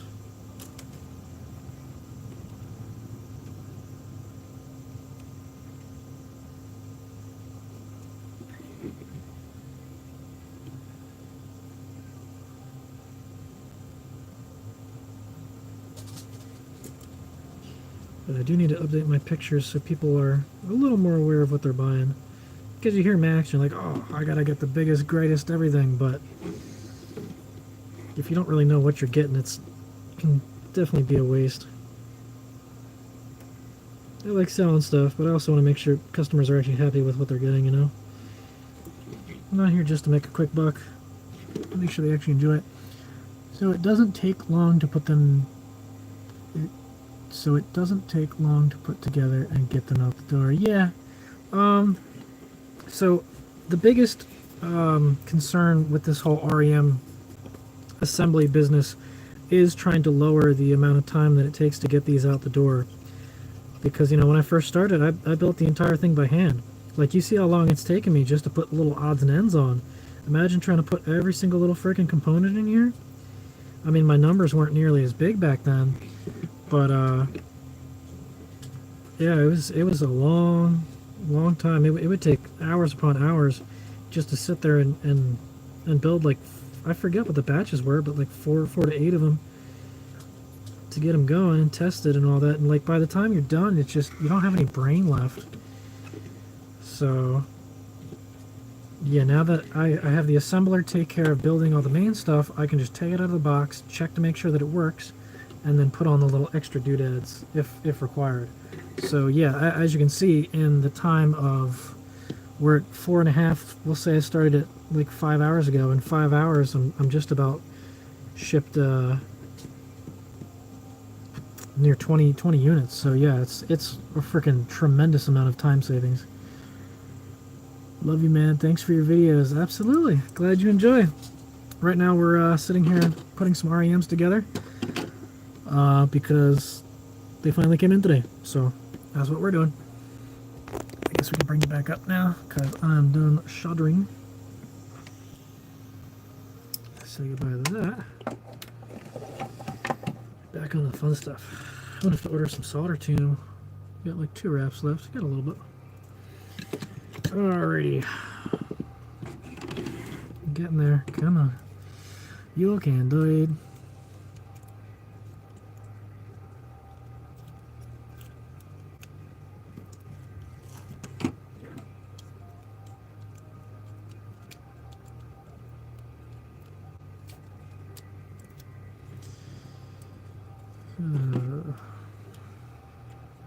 I'm honestly like really happy that I started getting into the MJ, because it's kind of excited me about the Jeeps and projects in general again. Because, like, you know, the XJ has been kicking around for like 8-9 years, and I've kind of built it up to its maximum purpose. Just about it's at the over the 90% mark. It does just about anything I can throw at it. So once it gets to the point that it's just upkeep and maintenance, it's not as exciting anymore. So at least with the MJ, it's like a new sense of excitement because there's new and interesting projects to work on. You gonna be here for dinner? You gonna be here for dinner?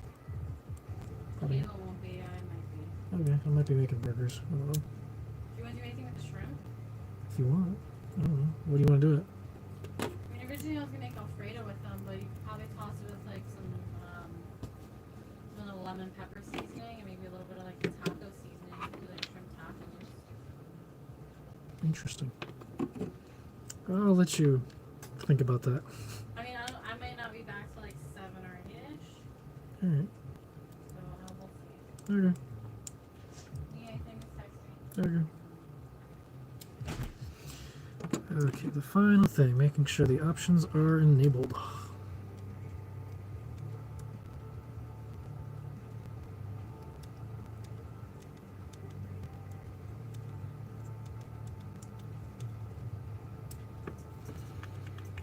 Ever looked into doing a Dana 300 T case and doubler on the XJ? Not really. I don't know. I mean, everyone talks about having like these crazy, like super low gearing, but I don't really need it. Like with the stroker, throwing it in 4 low has really been pretty good for me. Like if you're doing like some super serious rock crawling and that's all you do every day, it might be worth it. But for the kind of stuff that I do, I've definitely got more pressing issues than T case ratio. Like I said, I put in the wide chain kit on mine, so I'm not really too worried about longevity. So that should be fine. Big issue with electric is once millions of people go to electric without modernizing the power grid, it may be good to have built-in generators. Yeah, I mean, it's definitely going to be a an adjustment thing for sure. I have a feeling that for power generation, at some point we're going to have to go back to nuclear. For sure. Like it's such an absurd amount of energy. It's just, you know, it has to be done right and done safely.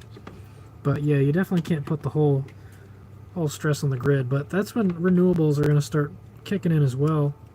You know, when battery technology starts getting better, you get more solar panels and wind and all that crap, and people have their own battery banks at home. Some of it's going to be self-reliant. Like, could you imagine if like solar roofs were a little easier to install? Like if it was actually like solar, what was that one idea Musk was thinking up? They were like solar shingles, basically.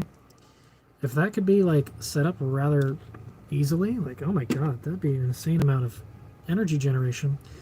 But the other problem is that's only during the day, so you need to be able to store it for nighttime use. So that's where, again, the battery stuff comes from. But yeah, it's definitely a balance.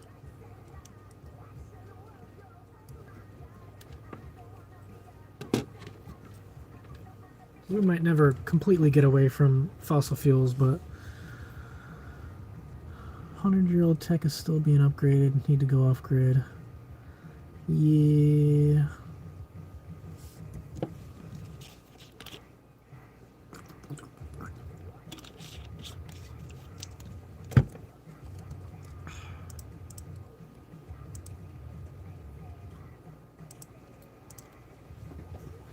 Alright, cool. Now on to the fun part.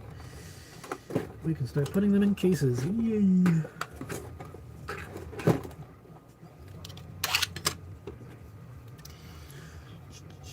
What things have you done to the MJ since the last videos of it? So the last video I did was probably years ago at this point. That whole mini-series was just getting it running, because when I bought it, it didn't even start, because the timing sprocket let loose. That's not a pretty case. We can't use that one. Bye-bye.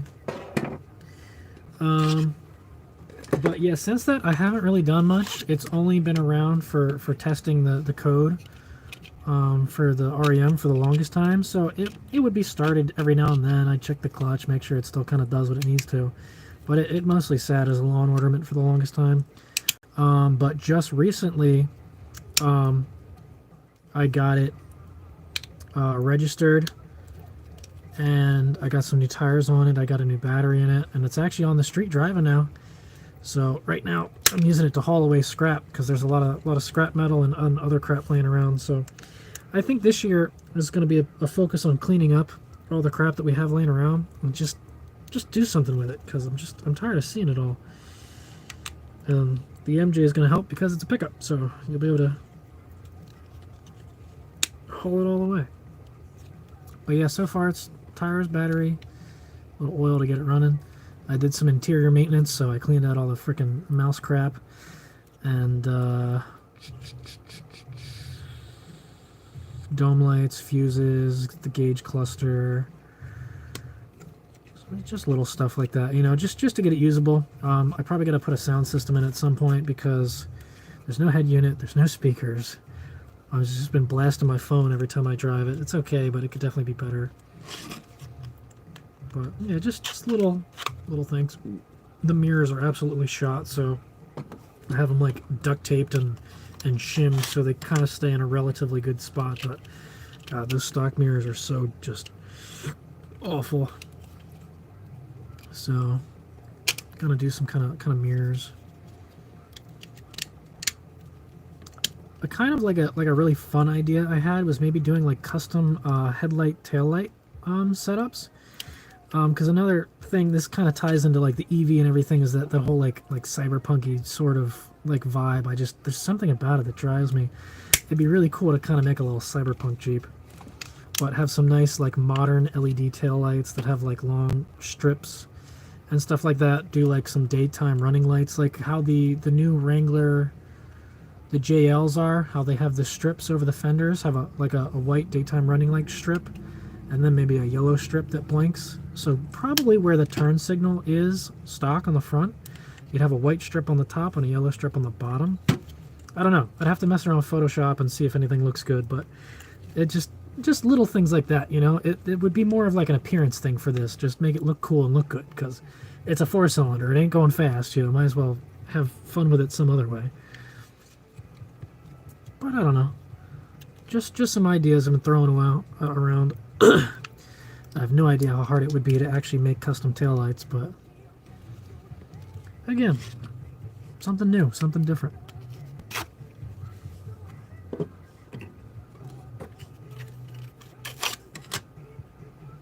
Do I not have enough cases?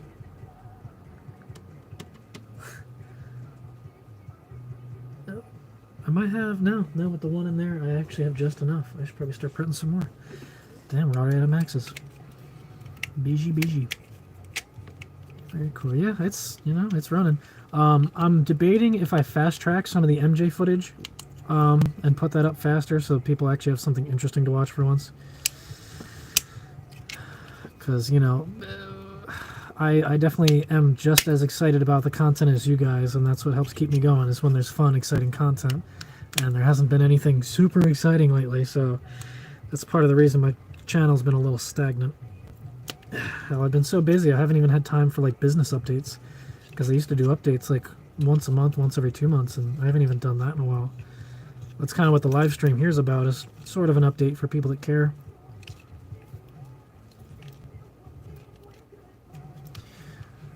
Would you ever consider making taillights for people who have broken theirs on the MJ? Would be nice. Yeah, that's the thing. Like, no one has aftermarket support. So that's like part of my mind is starting to kick into that business mode of like, well, this is something I want. I wonder how many other people's would want that. So yeah, I would be a little leery to 3D print. You'd have to find some good plastic that can withstand that. But yeah, I don't know. That would definitely be like another thing to add to the list. Would be cool taillights. I put LED strips in my stock turn signals. They're on diagonal, switchback, sequential. Ooh, that's cool. I like that. Yeah, some kind of fancy, like, you know, something a little more modern. Make it exciting. Because honestly, with the chrome front and the new LED headlights, like, it looks sharp. It looks good. So just a little extra pizzazz on there, I think we'd be looking for something pretty good. So even at the end of the day, if it doesn't have a lot of power, at least it looks cool doing it. So, we'll see.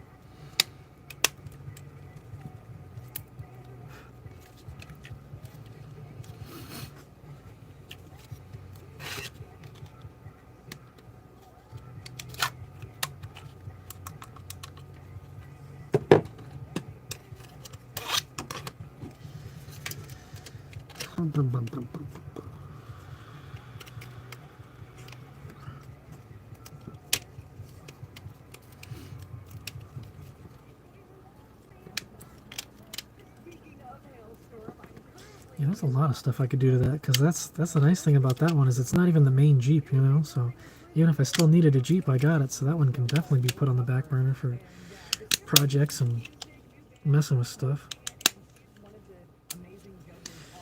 I don't know.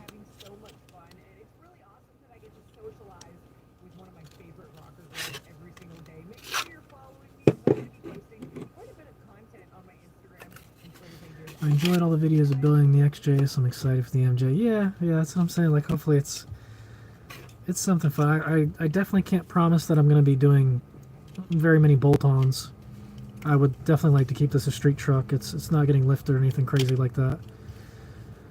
But yeah, absolutely.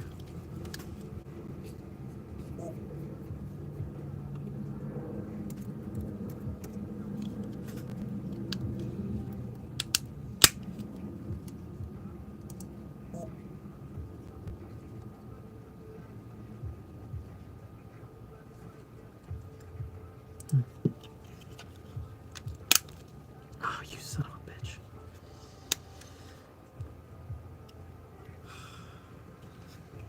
Yeah, there's something I gotta address with the Max cases. Is they're a little brittle where the Ethernet jack and mod jack come together. Sometimes they like to snap like this one did. Bastard.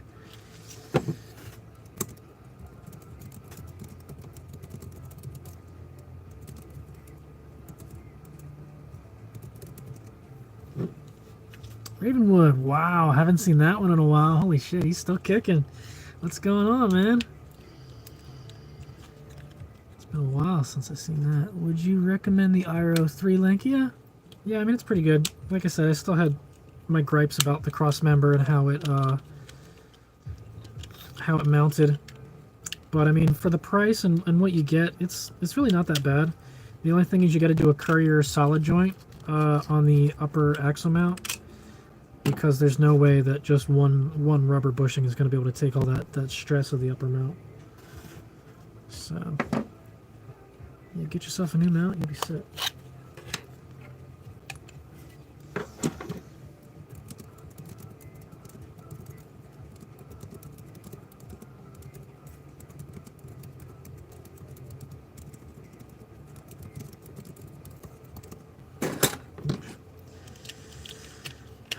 Well, guess it's time to fire up the printer and get another case going.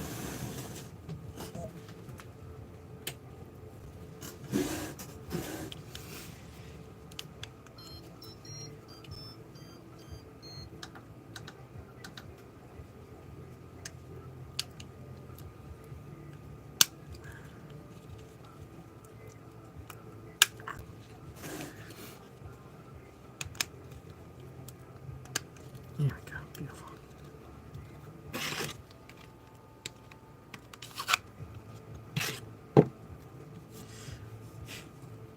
Alright, so we're going to heat up the bed a little bit. I'll pull that one out. I'm waiting on one more. I mean, no. I was going to say, there's one case I could send out, but it's got a bit of a blemish on the bottom. Yeah, that's okay.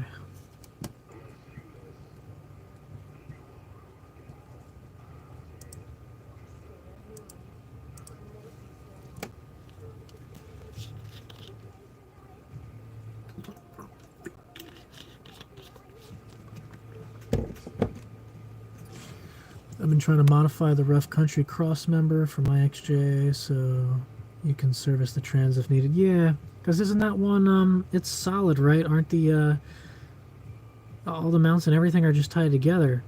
So you'd have to drop the cross member in the arms to get it out. Oh, ew. You have the radius arm kit? I feel bad for you, man. They actually released, I think, a 3-link or a 4-link at some point. But yeah, I was never a fan of the radius arms. Do you plan on getting any more Jeeps after you're done fixing the MJ? Possibly.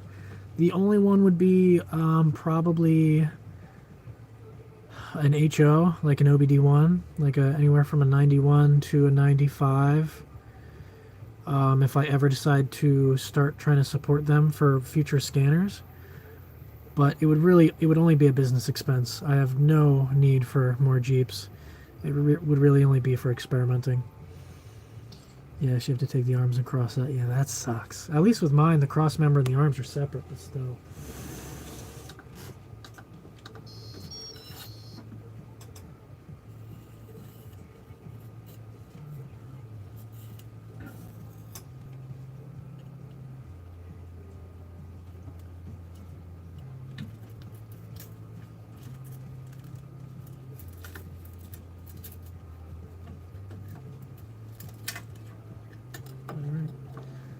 There's one fresh off the presses.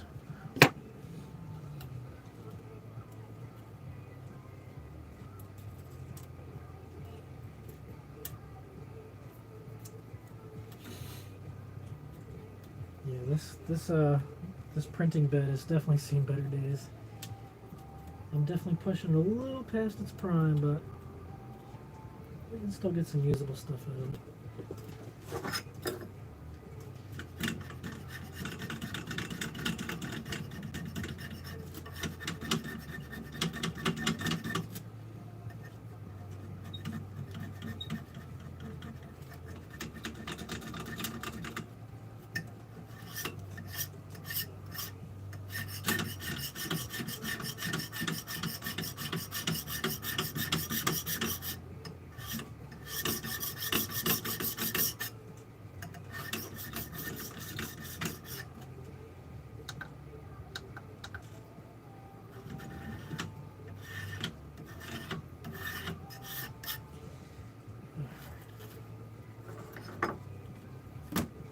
So we're going to let that heat up and level that and see if we can get a little more use out of it. I'm actually trying to get a 93 country at the moment. So that's an interesting thing that you mentioned that. I really like the dark green color that they have. But it's a weird one. It's not the normal green that you see on the Jeeps. It's the ones that are... It's like a darker green, and sometimes it goes with like brown trim. I think I really like that color. If I could find like an XJ like that, that would be a really interesting one for an HO. But then again, I'm deciding if I even want to get a nice one or just get a pile that, you know, maybe needs some work. I'll get it for real cheap. Maybe fix it a little, and then after I'm done the scanner, just sell it or something. I don't know. It's always a hard call. I'm not even sure where I friggin' put a third Jeep right now.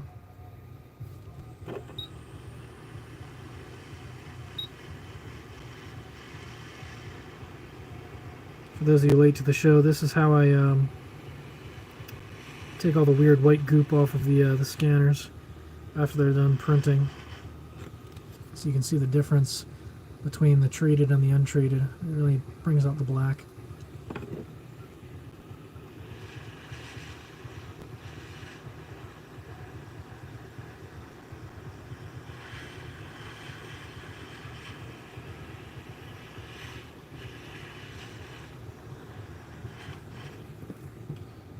Okay.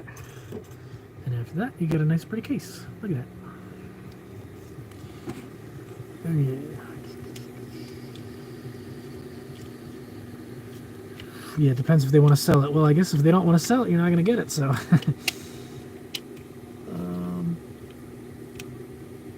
Couldn't go wrong with a $140 Jeep that was in the junkyard and had about 25. Well, holy shit. What, did you be able to, you picked up the whole Jeep for parts? That's not bad at all. Pacific green or moss green? I think moss sounds about right, yeah.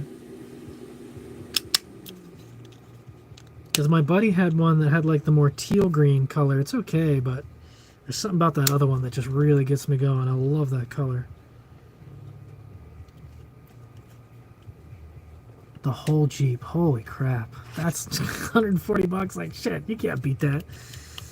Yeah, I don't blame you at all then. Yeah, definitely make that one work.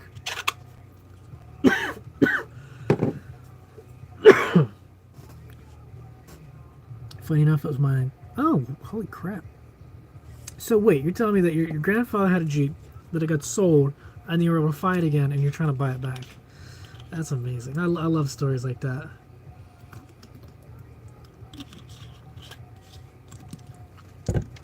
That's awesome. Okay. Yeah. So we just gotta wait for that one case to come out, but that's not gonna be done on this stream. Let's start boxing them up.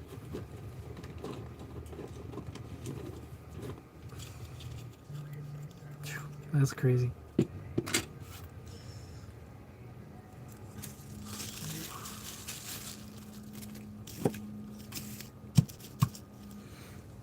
Oh, you know who bought it? I mean, I guess that makes more sense, huh? It wasn't super random by chance.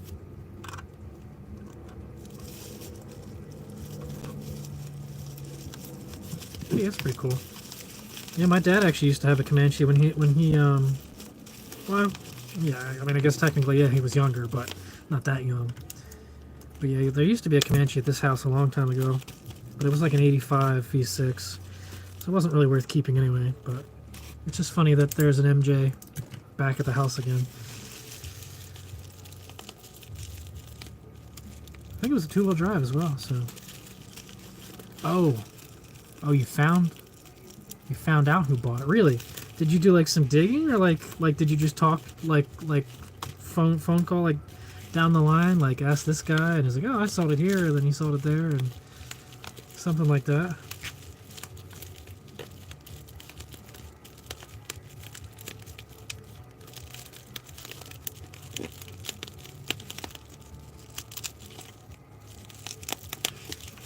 Either way, that's still pretty cool.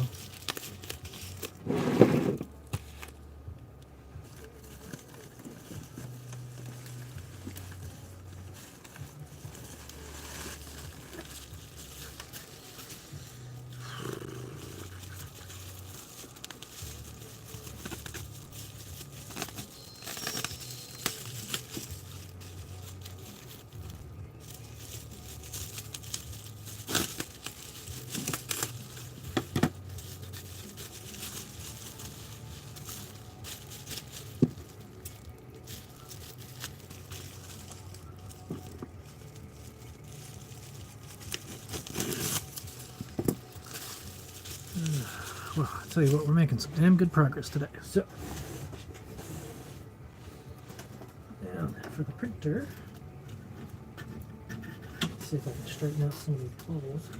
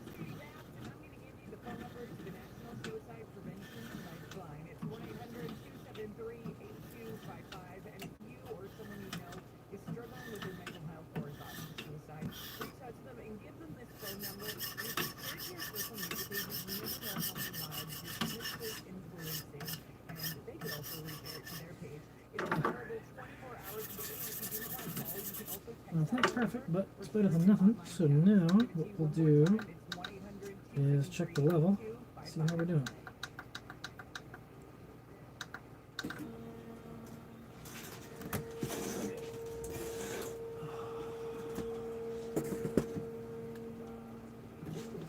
So bring you up a little bit so you can kind of see what's going on.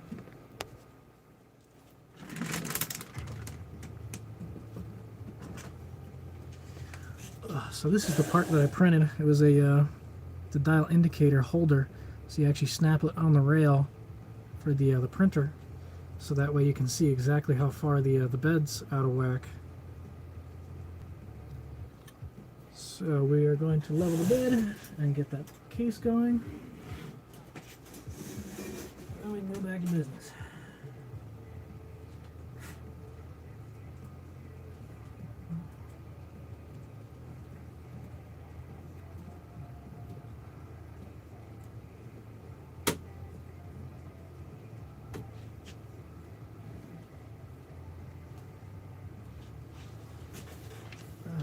So, jog mode, we bring the bed up. And then we just move it forward and backwards. Oh yeah, she's definitely a little high. Okay, so we want to be around 76, 77, we'll do 76.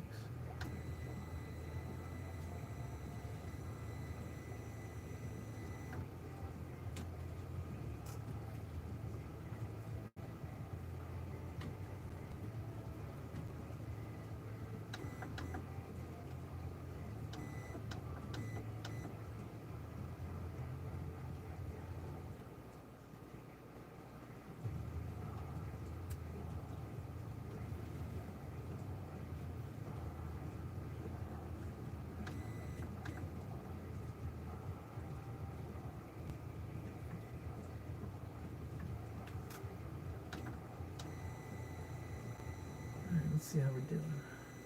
Ooh, wow, why is that so hot? Oh, there's a bubble there. Okay. Holy crap. Okay, so besides the bubble, whew, everything else that's good there. Let's check the center.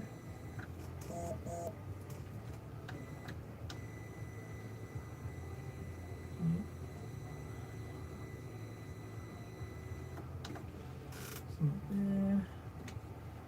Let's check this out.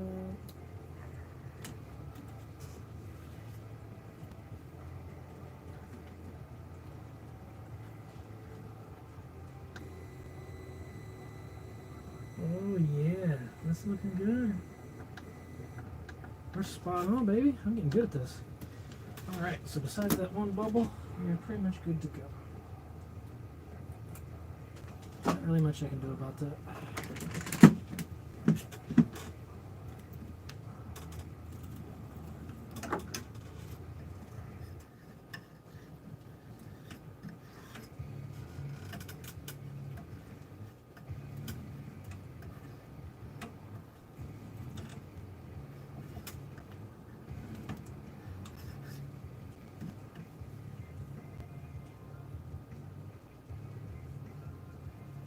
I would like to know how these things form.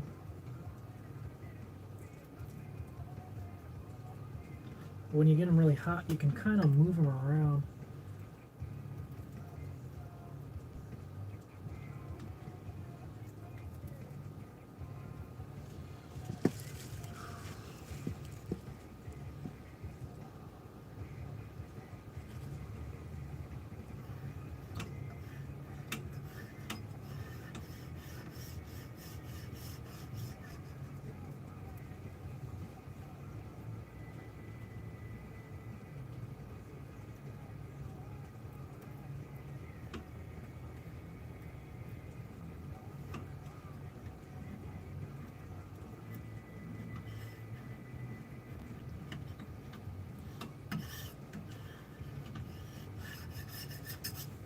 Let's see how that does.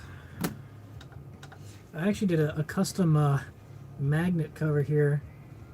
All the Rock Auto magnets that I have, you know, you always get like duplicates all the time. So I actually cut them around the edge of this, so when the door closes, as it's a magnetic fit, so it's a lot more airtight. Definitely keeps the smell down.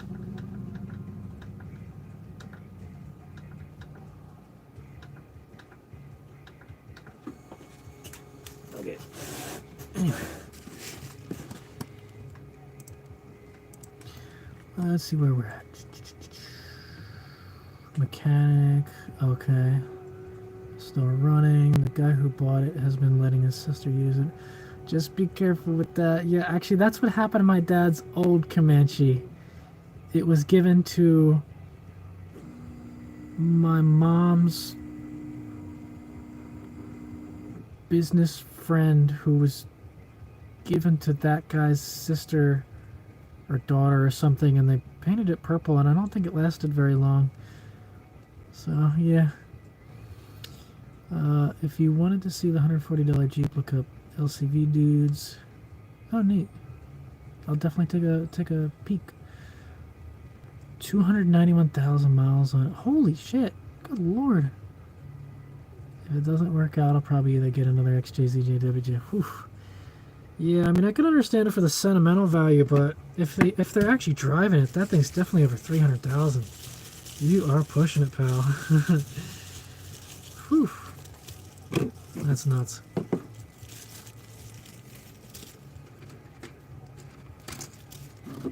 We are 5 hours in. Ugh.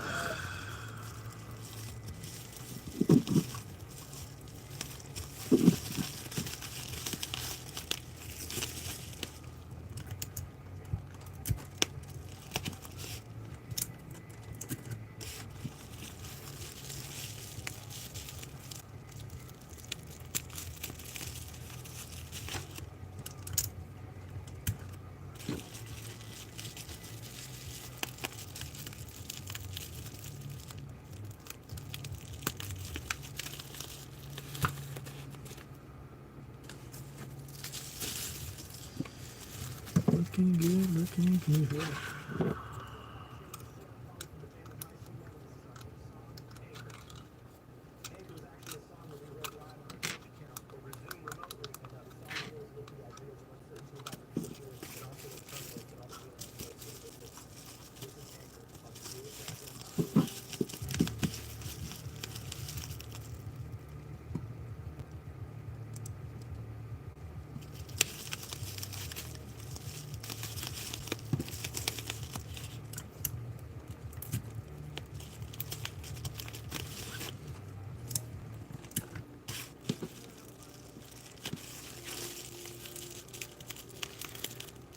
After 5 hours, I don't know if there's anything left to talk about. I really don't got nothing left.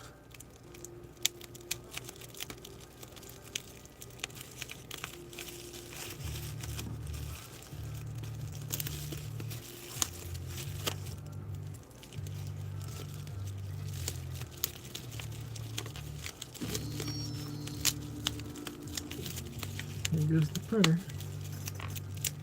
Let's see if it does a good job.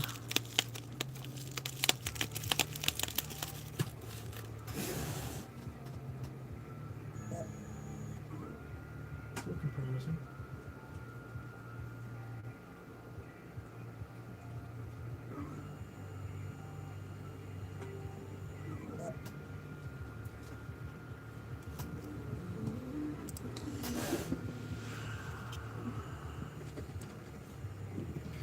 I wouldn't mind having a WJ with a 4.0. Don't need one. They're kind of neat.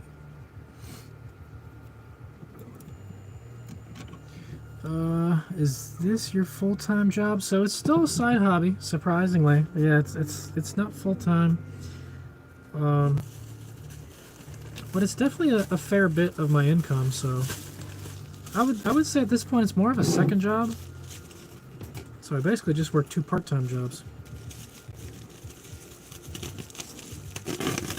But I don't know if I could do it full-time for super long. I need an excuse to get out of the house and do something. I'd go nuts if I was cooped up here forever. How many scanners am I shipping today? Well, I've got 2, 4, 6, 8 in a box right now. And we've got 2, 4, 6, 7, and number 8's printing out there. Number 9. So we're looking at about 17? No. Yeah. 17. We're getting there.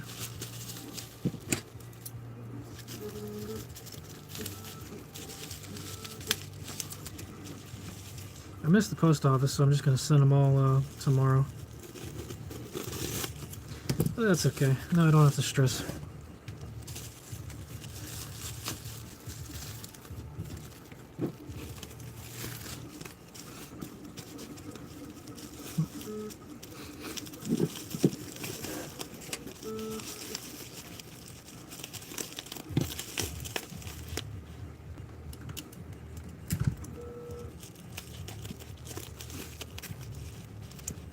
Hopefully, since we kind of know them, they wouldn't much for it. I mean, I sure hope not, you know, especially if they know that it's like a family thing.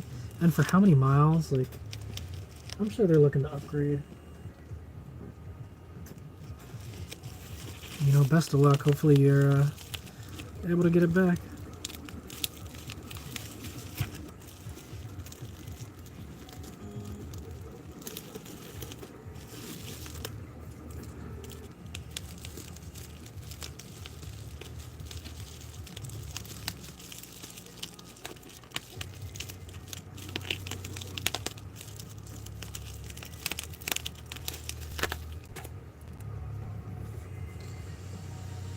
Oh man, all I'm thinking about now is dinner.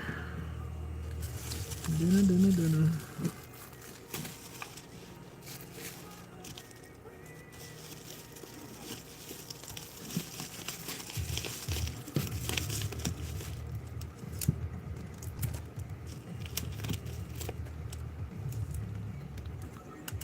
I think it was kind of a loaner car. Okay. Yeah, I mean, I guess for that kind of purpose, having like an extra vehicle is not too bad then.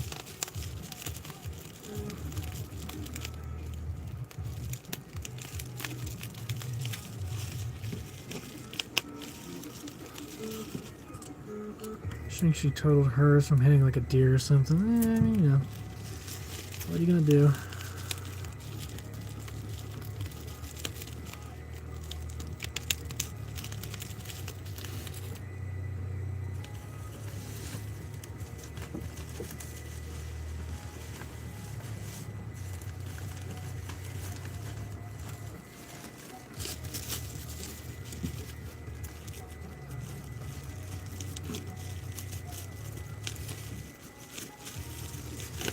I don't know how many new people we still have here, but still working on REMs.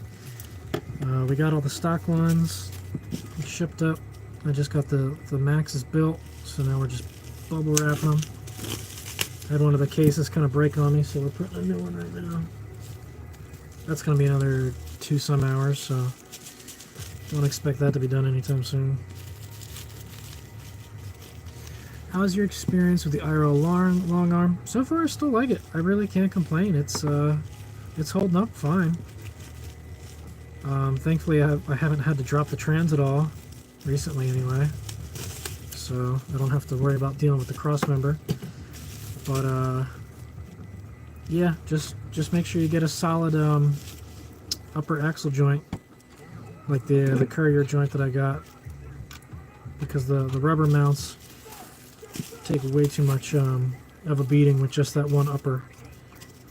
So the solid mount pretty much fixes the rest of it, and rides pretty good. Can't really complain. For the price, it's not bad. You could definitely do a lot worse than that.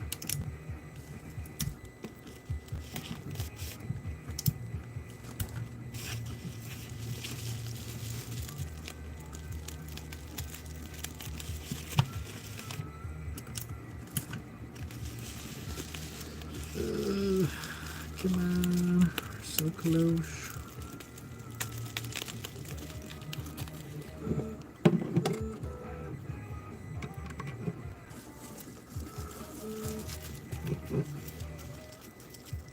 Red with tan interior. That's an interesting color choice.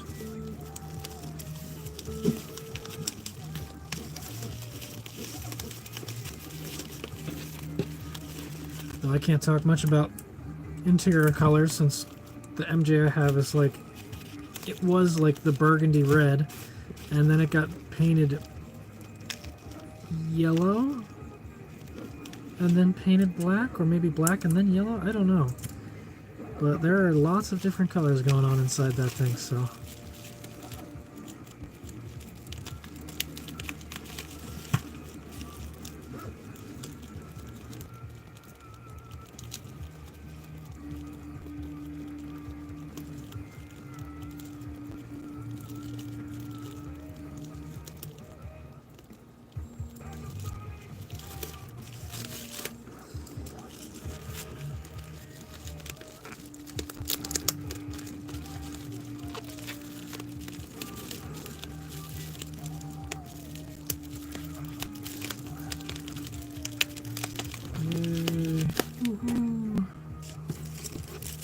alright, well that's about all I can do now. It had the cool 10-hole rims on it. 10-hole?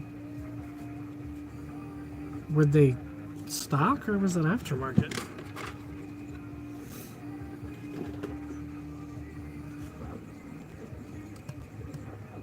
Sweet. Also like your videos. Your one with the trends dropped helped me a lot with getting that freeze plug. Yeah, that one's a real bastard.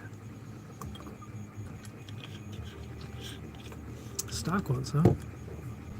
I didn't know that they had the 10 holes. I know the really old ones, they had the like D window looking ones, but interesting.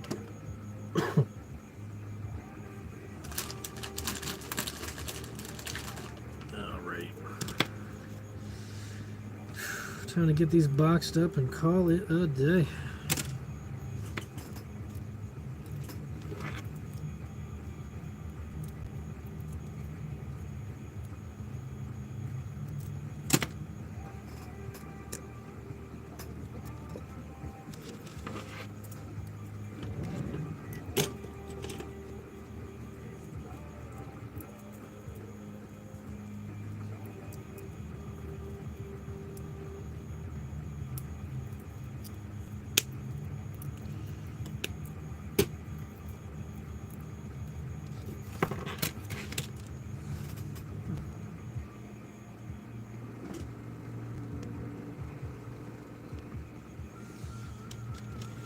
Early 90s sports, middle of the country. Well, now you got me curious.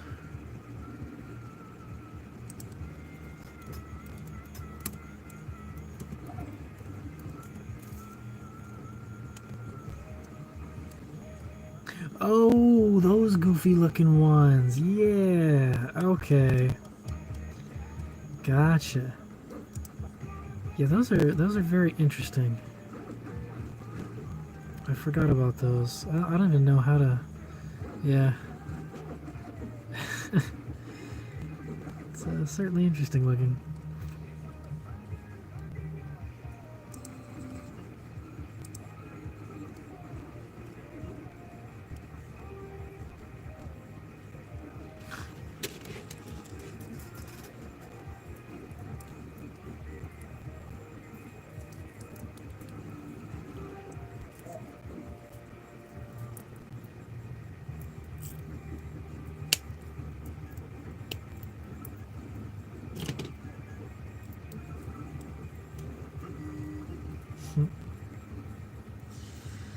Dog's being a little bit slow.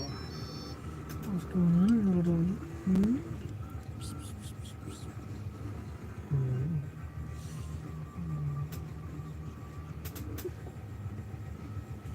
My little worker buddies. Okay, we need more of those thingies. I think that's we're on the last box, or let's take a look. There it is.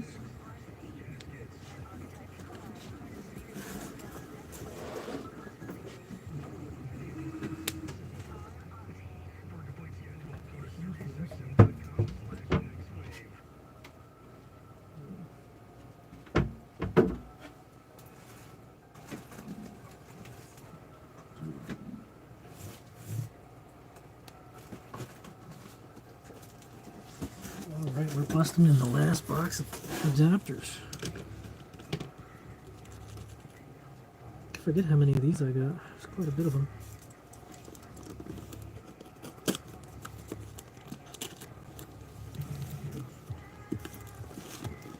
If I get that headliner video on the 89 would be useful. Yeah.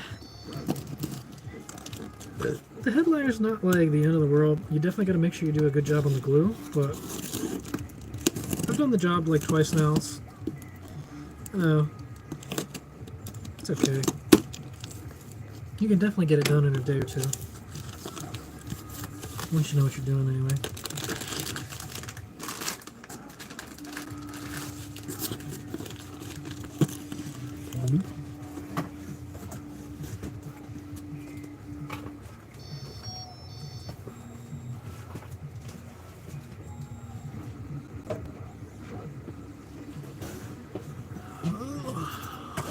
Okay.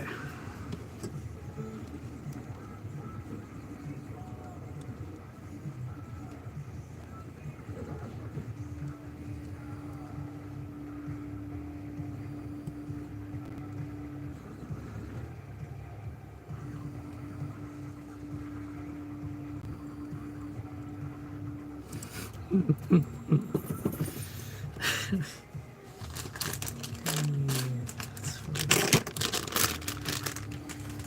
man. I'd love to talk about more, but I ain't got nothing. It's just me doing business. Getting down to business.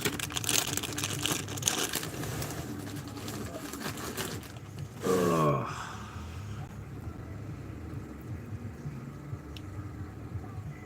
It's definitely kept me a little entertained, though. I don't know what the heck I've been doing at this point without the stream. I start putting on YouTube videos that look kind of interesting, but then the problem is I pay a little too much attention to them, and I didn't want to get any work done. It's like, well, crap, now what?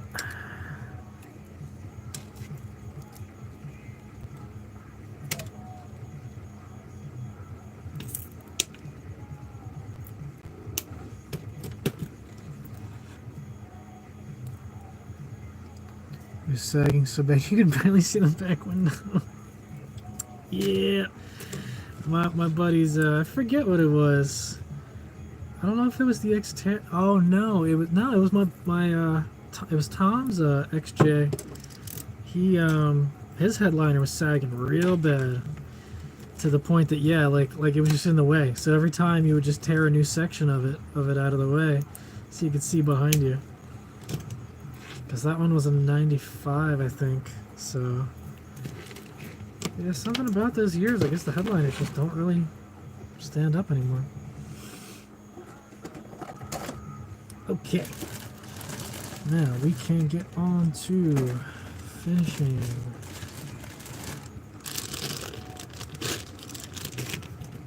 And my grandpa just ripped it down. Yeah. So you can certainly try to pin it back up, but it's just... Ugh.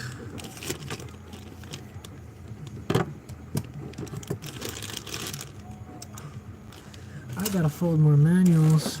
Womp womp.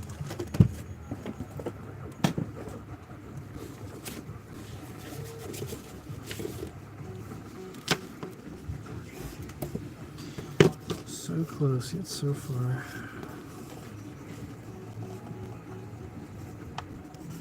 That's not bad though. I think I started sometime around noon, sort of. Noon or 1. It's like almost 7 now.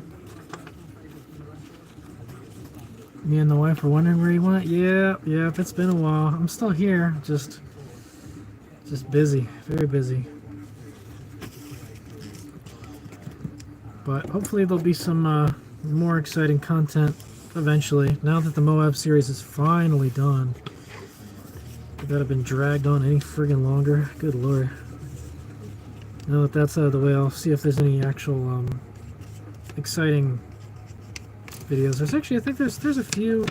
One of like my buddy, he put like a different set of steering on, and there's like a half-finished one for the starter. And I don't remember what else was done. There's got to be stuff in there somewhere, but when I get past that, after that's the MJ videos, so that'll be some fun stuff. I'm sure people will love seeing the MJ. It was already torn in multiple places. Oh yeah, just ripped right apart. Yeah. Once a side starts peeling, it's pretty much over.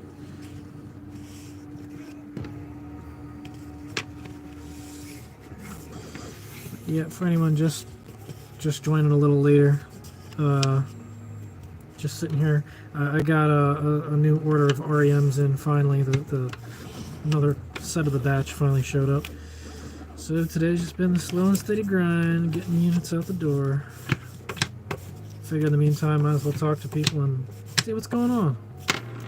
It's been a while. If I could be in the video. And yeah. How's that?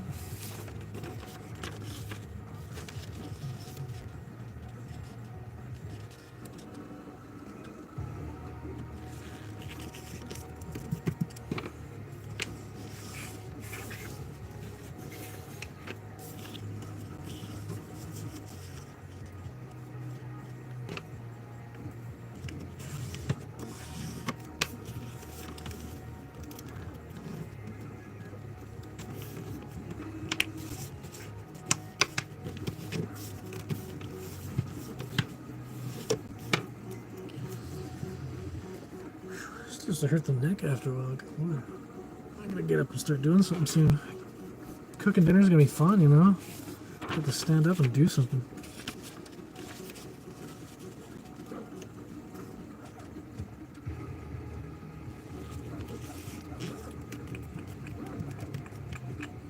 Hey Nick, I'm sure you get this question a lot, but are you going to create an REM for any 99 models? No, I really don't see there being much of any point for me to try to break into the OBD2 market, because there's just way too much competition and for way better pricing. It would just be like a tremendous amount of effort to try to figure that out, just to try to compete with what's already on the market. Like I don't know, it would really depend on what's really left on the table, like what current scanners aren't doing for people. But I mean, you can get a scan gauge too that, you know, basically does everything the REM does for the OBD2 already. Like, unless there's custom readings that they're not showing. Yeah, seems like it's more trouble than it's worth, really. I still want to hit markets that, you know, are relatively open, like OBD1. I'd be going to the 91 to 95 way sooner than the 96 up. For scanners, anyway.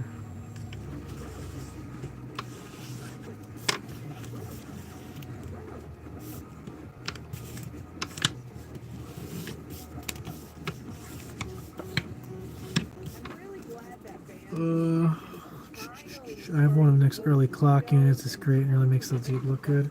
It's glad to hear, man. I'm glad they're still kicking. I'm actually going to be bringing the clocks back pretty soon. And I actually mean it that time. I know I've been saying that for friggin' years now. But it's finally time to get my ass in gear. Now that the current REMs I'm happy with, I don't have any bugs with them or anything like that. It's time to finally get them going. It's going to be a bit of an effort involved to set up the new board, but I think I can manage it. I doubt we're going to see anything for sale until, you know, like late summer or fall, but hopefully at least I can get some prototypes going and make sure everything works and sits the way I want it, and we'll go from there. But yeah, we're going to have clocks at some point this year. I promise that this time. It's finally time to stop dicking around and get it done.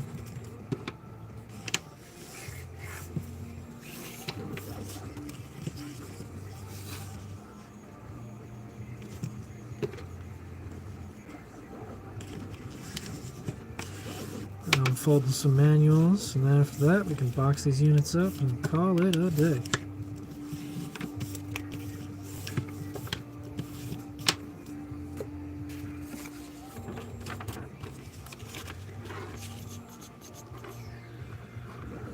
Good seeing you again. Hope everything's well. Gotta get back to work. Yeah, absolutely. Nice seeing you, man. Thanks for stopping by.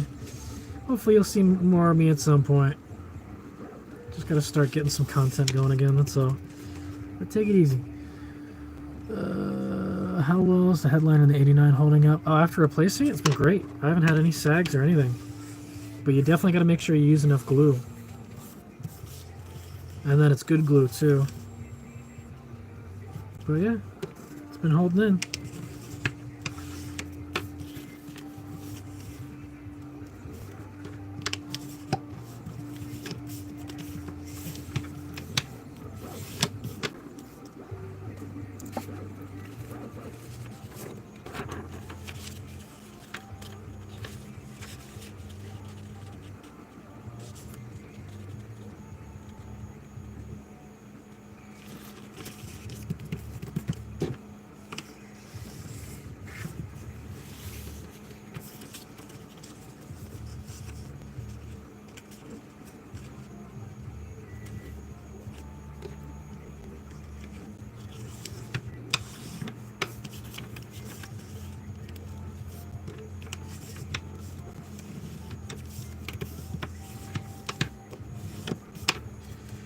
Oh my god, how many more of these friggin' things are left?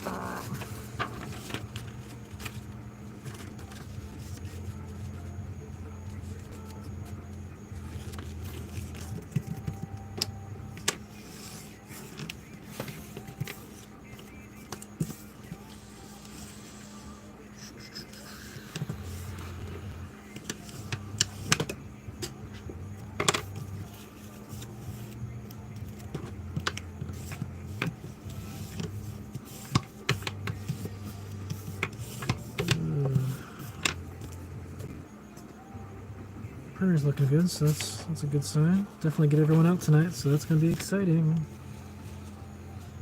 And the only thing left is the fan controllers. Oh boy. So, any of you guys want to work for a pizza shop? I hear they're hiring. Got drivers frickin' quitting left and right. Ridiculous. I'll have to start working there a hell of a lot more.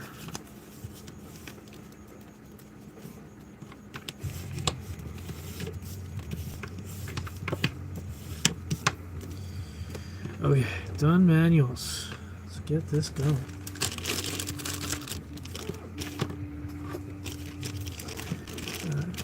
So we probably got another, I don't know, 20 minutes, half an hour until this is all wrapped up. So got anything exciting, let me know. Certainly around to shoot the shit or talk about just about whatever.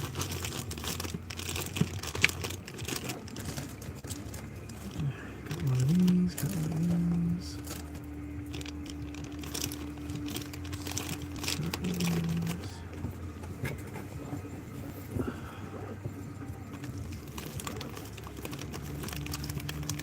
There's a ZJ now and the headliner's falling around the corners. Really?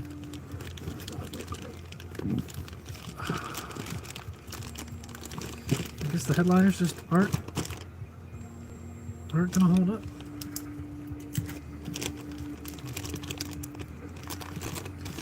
Okay, that is one. Let's put this box away.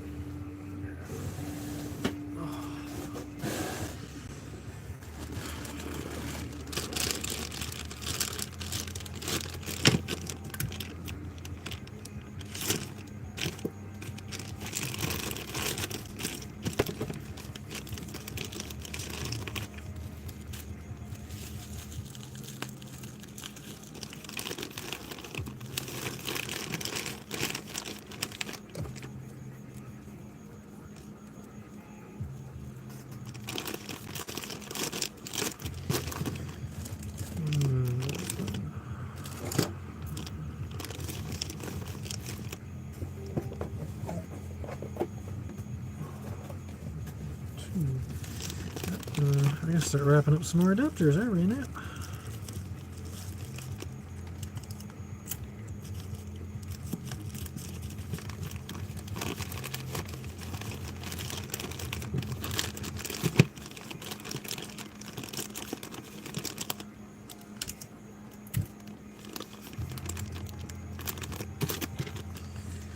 Okay. There's actually some doors I gotta peel off the other printer.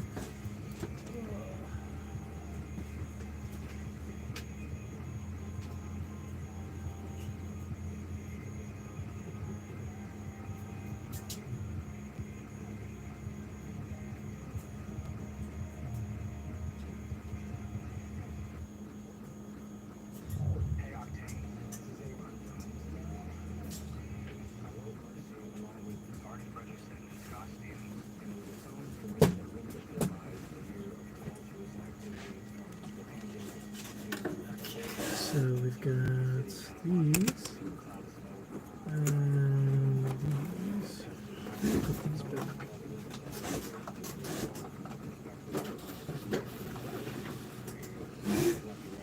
Okay, more adapters. Yay.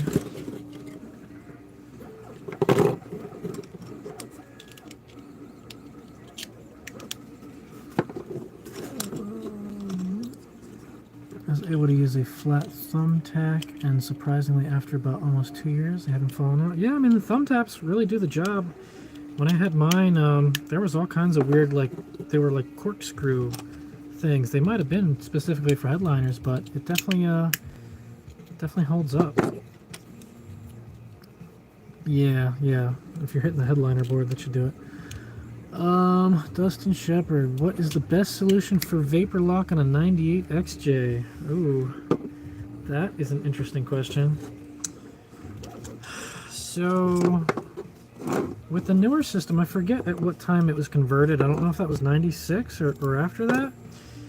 But, yeah, there's no return line on the fuel, so...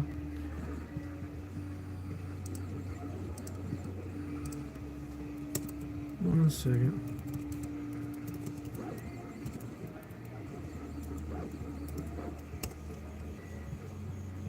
I don't know. Like I've seen that there's actually, I forget who sells it, but there is somebody who sells like it's an injector heat wrap kit. So you can buy like heat wrap to wrap them and hopefully keep them cooler. I want to say that might be from K Suspension. I'm not entirely sure.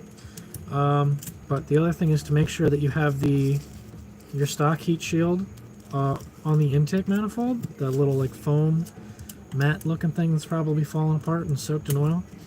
You want to make sure you get a good one there. But the biggest thing that you can really do is just make sure that the exhaust is being insulated away from the intake. So whatever you can do to keep the exhaust down low. You could maybe try heat hood vents if you think that might also help. But yeah, it's a tough call. But yeah, definitely make sure that you got your some heat wrap on there to keep the heat away. I haven't really had to worry about that because my 89's got a return line, so the fuel is able to stay cold. But it's a hot engine bay.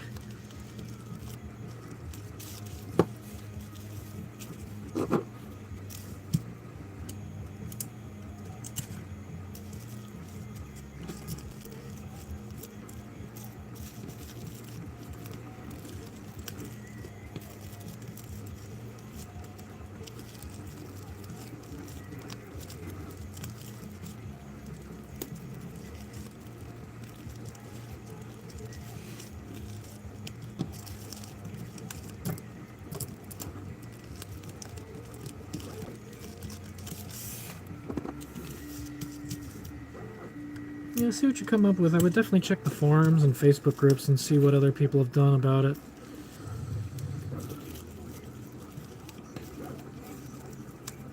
Like I said, with the 89, I haven't really had to worry about it, but I know there's definitely solutions out there.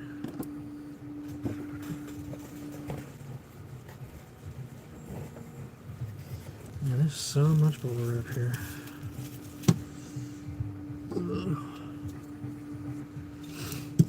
Man, when I woke up today, I remember seeing the sun. I don't see the sun anymore. It's been a long-ass day. Do you think there might be a way to convert to have a return? Probably not. It would be a lot of work. Because the thing with the newer fuel system setup is that it runs at a higher pressure.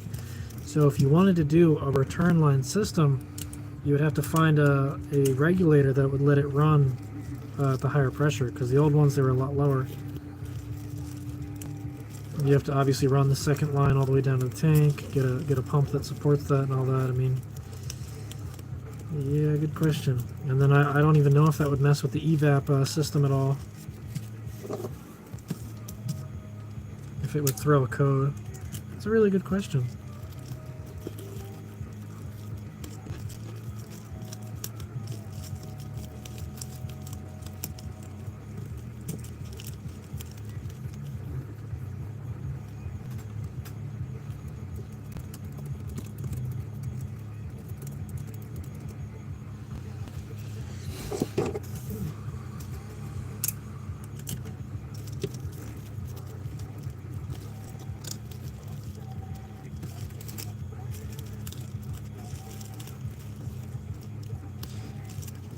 I don't know if you guys care about looking at me or looking at the stuff I'm doing. I don't know if it's interesting to see this at all, but I'll show you some of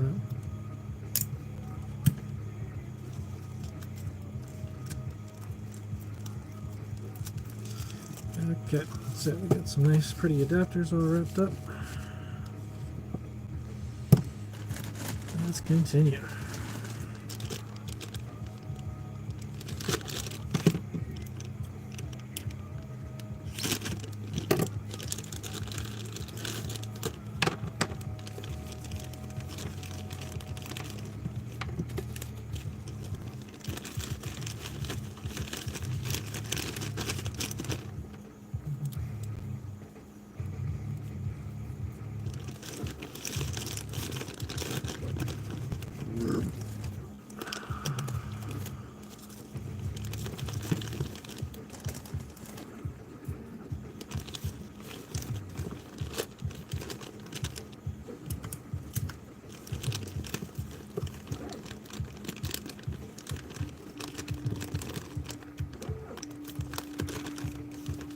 Another one.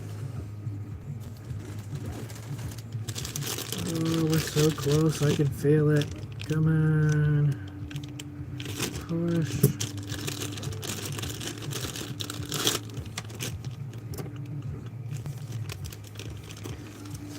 Vapor lock. I'm eventually going to wrap my fuel rail with waterline foam and get a header and wrap it. That's interesting.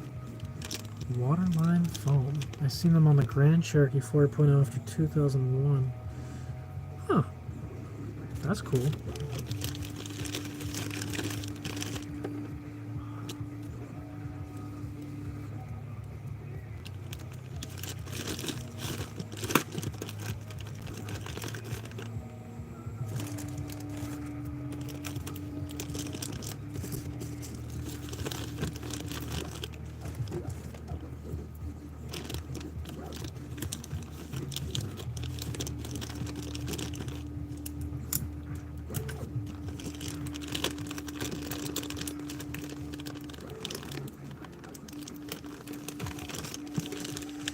Another one.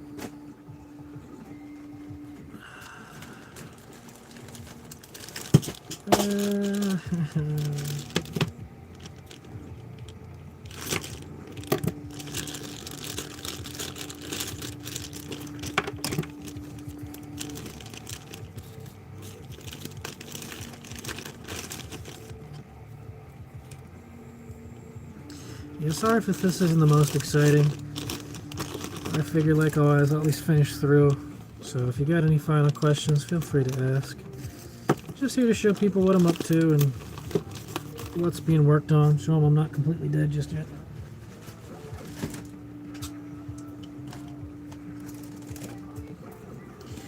But this is where most of my time goes.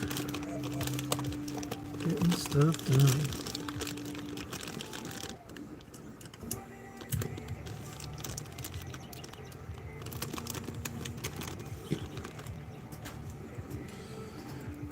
I think there's more power left in the engine by just having cooler fuel.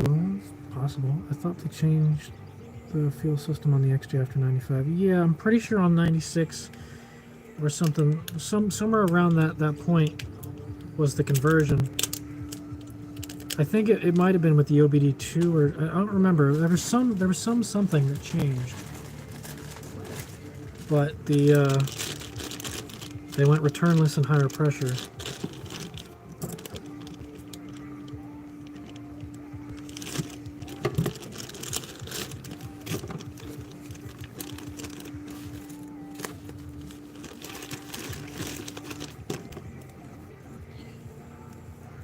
So close, come on.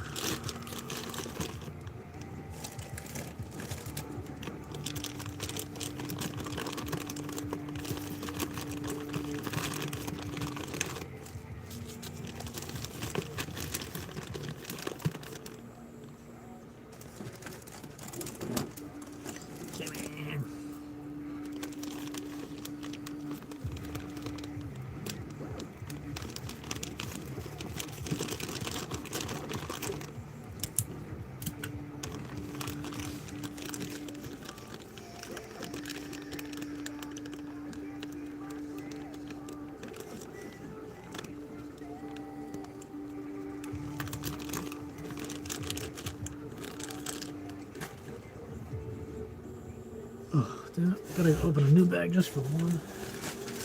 Come on, man.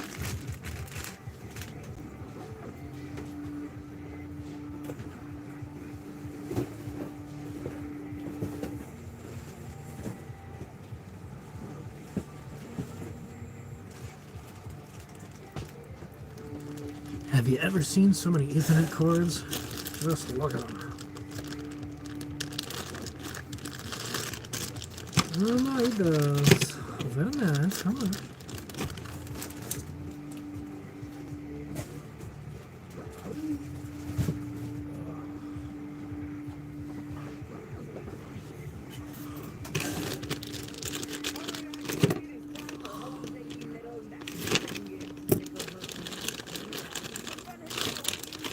Backroad Drifter says hello. What's going on, man?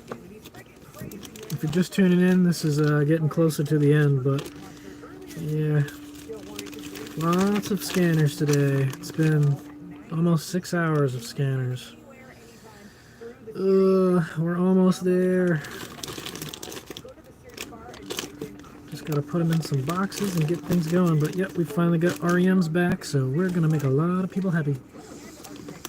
Hooray!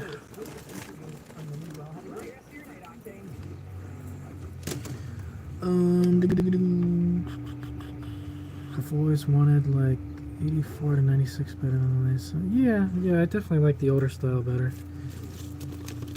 Like, I can appreciate the improvements that came with the newer Jeeps, but I don't know. It's just, it comes to a point when things just change too much. You know, it's like a totally different beast.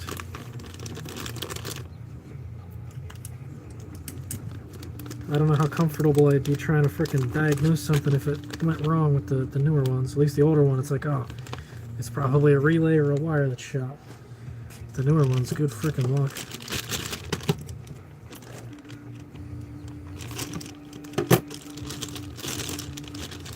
Okay, cool. So we got this, and we got this, and we got this, and we got this, and we got this. We'll just put that all in there for now. So once the case is done, we can package up that final one and call it a day. Alright, put that away. Finally. Put this here. Put that away. Oh, God.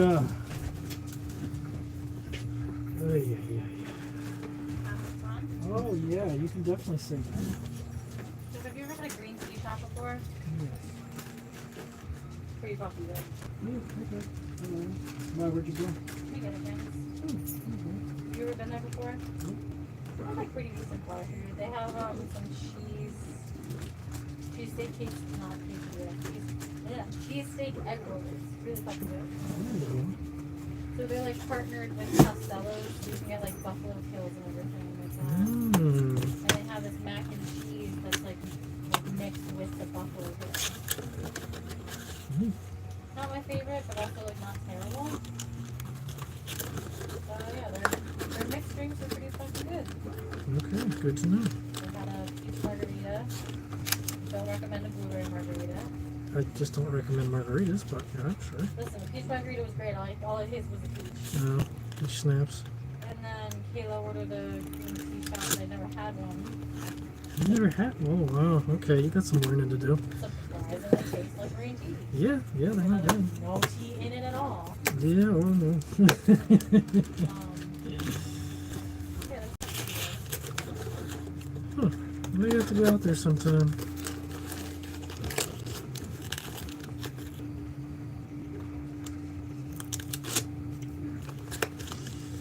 Oh boy, can you feel it?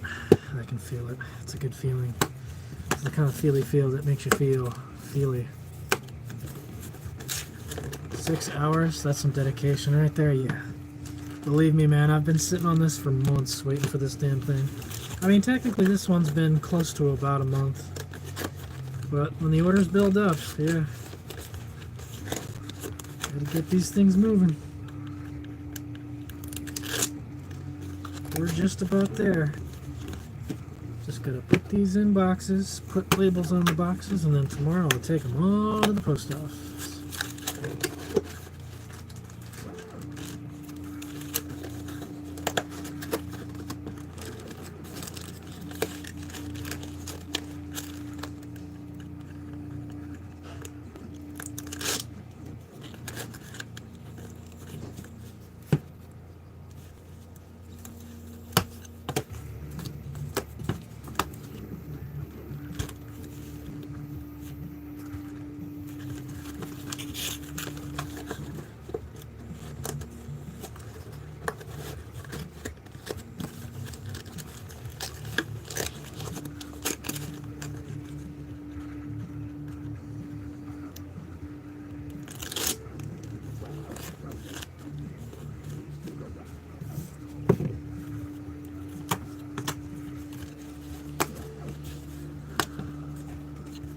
Bit off? Bit off what?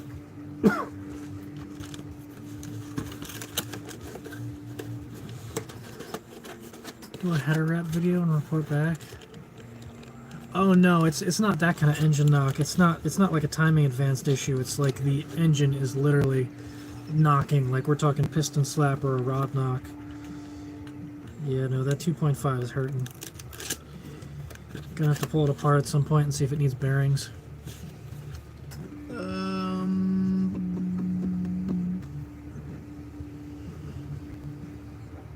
Ugh, yeah, I definitely don't want to mess up.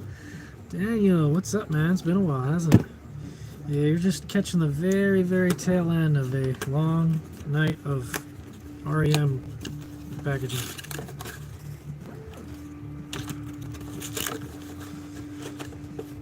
Finally got a big old order coming in, so it is time to get them all sent out. And I might do one more of these when the Trinity fan controllers show up. I think I got like 5 or 6 orders of those, so should make for some interesting something or other. No, on your XJ make a vid. Why would I take apart the XJ? The XJ actually works. Well, kind of. The front axle doesn't, but yeah, no. I'm not too worried about the exhaust heat.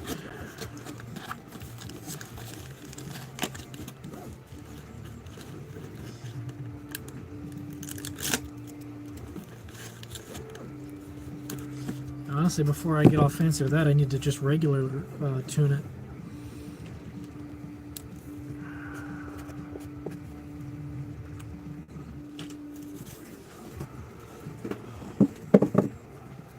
Because I bet you once it gets the fuel that's actually supposed to, it'll probably run a little nicer. Maybe have some power. I'd love to do like a proper 0 to 60 once it's tuned and works well. Alright, bring it back up to this ugly mug. There we go.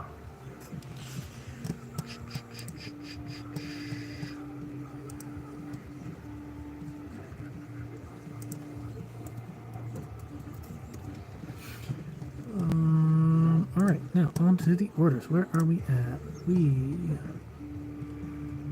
57. Yes.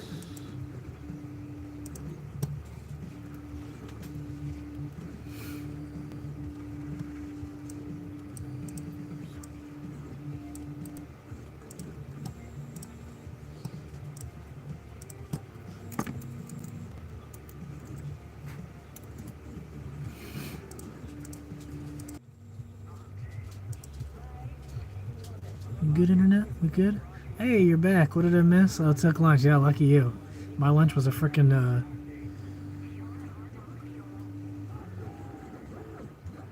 brain just poof. Goodbye.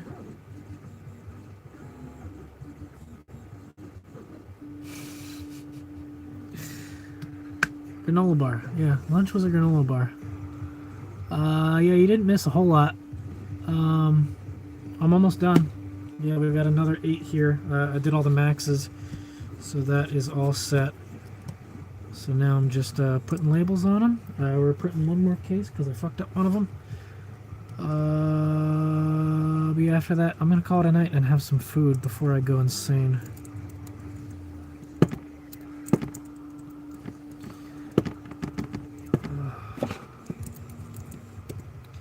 This is a nice chuck of scanners, though, I say. Tell you what.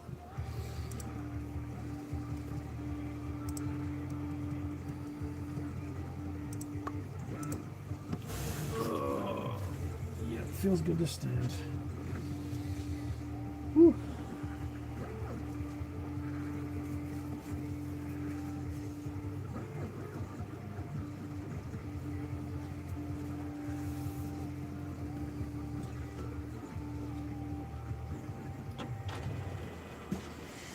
Alright, let's keep this rolling.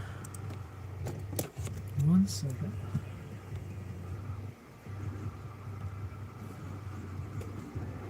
Glad to see you're back and doing well. Cheers from Allentown. Alright, so you're not too far off. Yeah, it's been a while. I'm still here. Definitely still here. Come on, Pryor, let's go. Wakey wakey. Wakey wakey. Okay, so that was number 57. That is done. Bye-bye. Next one is 59. 59.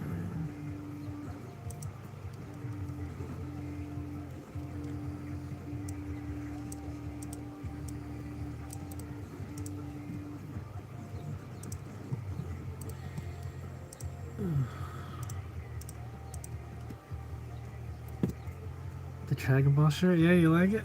It's pretty nice. Maybe someone would recognize it. It's pretty cool looking. I like the colors a lot. I don't have a lot of blue shirts, so it was a good fit to the repertoire.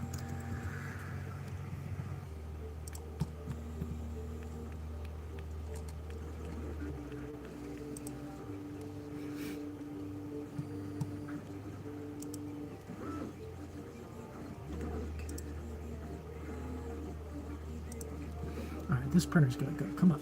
Let's go. There you go. Print. Print. Print. Print. My Wi-Fi's not having fun right now. Come on. Why you no respond? Plus. Plus print.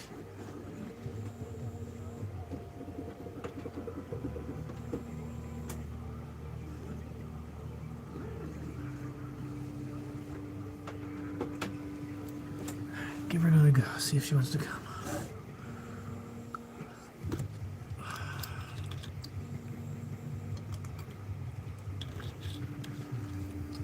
Oh, so I'm not going crazy. My timer keeps resetting. So what happened? Why does it only say 4 hours now? We should be like 6.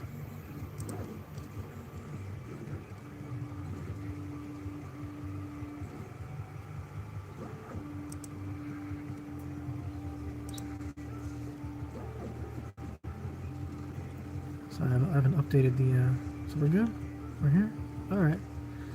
No, I'm just going crazy. We good. Is there a total timer on this thing? You can tell how often I do live stuff. No idea. Whatever, I give up. Okay. Printer, please. Can you please print? That's your job. It's in the name.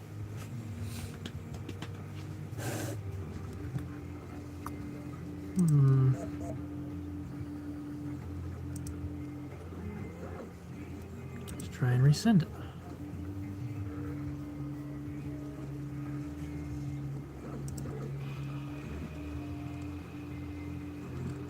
You're killing me, man. Come on. Bruh. This is literally the final step. All I have to do is put labels on the boxes, but my printer is not printing.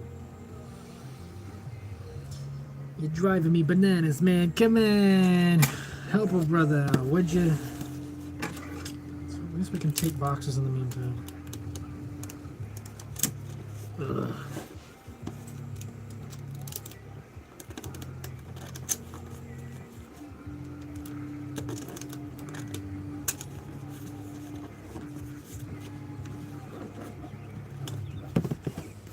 The most confusing part is that it's dark out, but I'm hearing birds. How does that work? What are y'all doing up?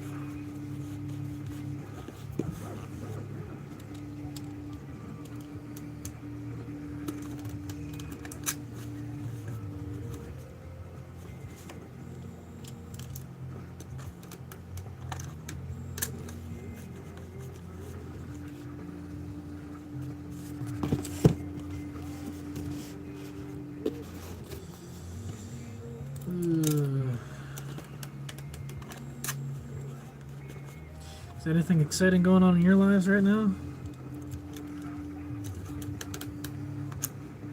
Anything new you're looking forward to?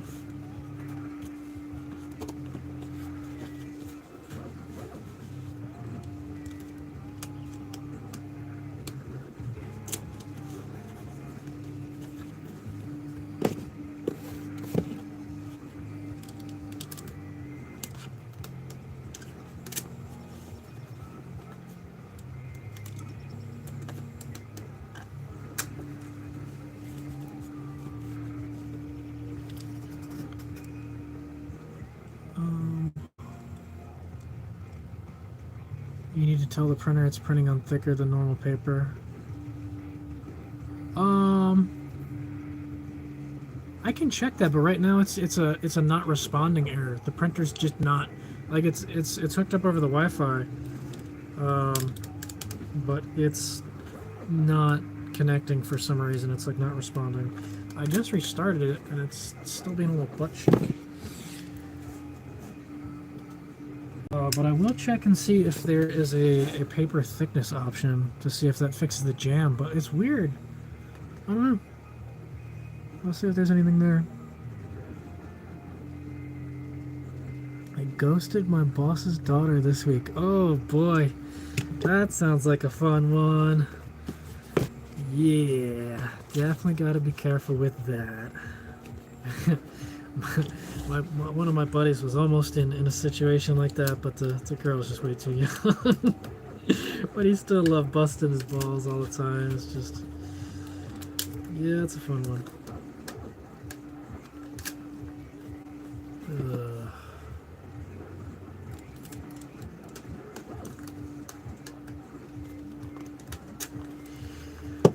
Alright, let's see what is going on here. Printer's not responding. Let's see if the printer is hooked up to Wi-Fi. Big oof. Dang right.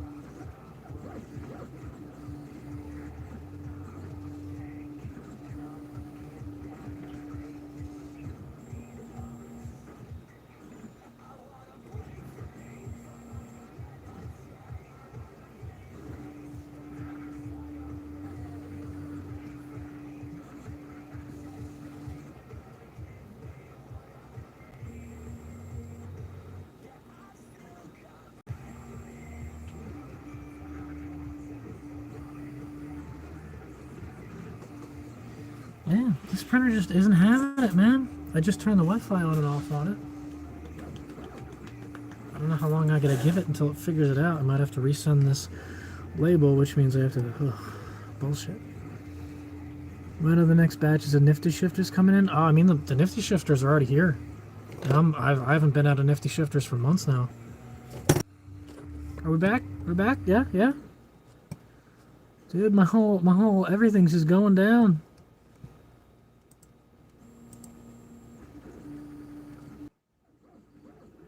You good? Good? Yeah, yeah. You're gonna work with me? Yeah? Okay. I think we're all good again. Yeah, I don't know what's going on with my just everything's sucking. It's terrible.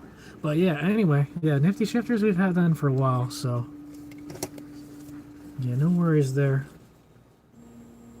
We're not going to see pros anytime soon if that's what you're looking for, but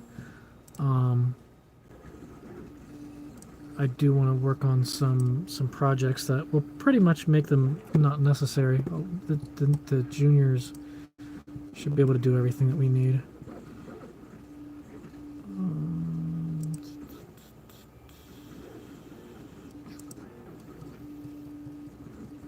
Let's see if my freaking music will come back. Come on, you can do it. It always happens. We're at the last little bitty section. You know? Just being a butt cheek. Okay, Everwheel down south in Georgia, Tennessee. That's interesting. I've never actually been far south. I mean, I've always been, you know, I've been out west a couple times, but I don't know, it might be interesting to start seeing the other areas of the U.S. That's a good question.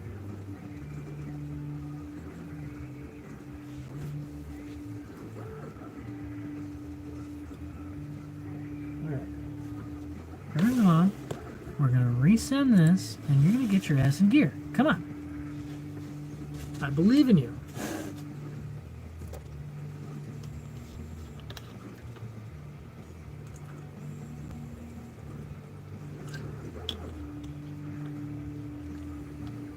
This sucks.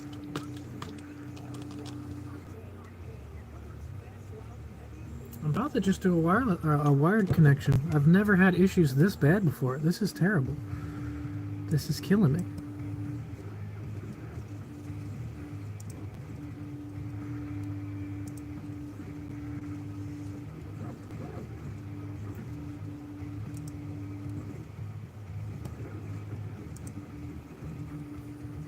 Maybe. Oh, there we go. We're going, boys. Don't jam, don't jam, don't jam. Anti-jam, you fucker. You fuck. You absolute fucking fucker. God damn it. Fine, I'll just put it in the bottom drawer. Eat my ass.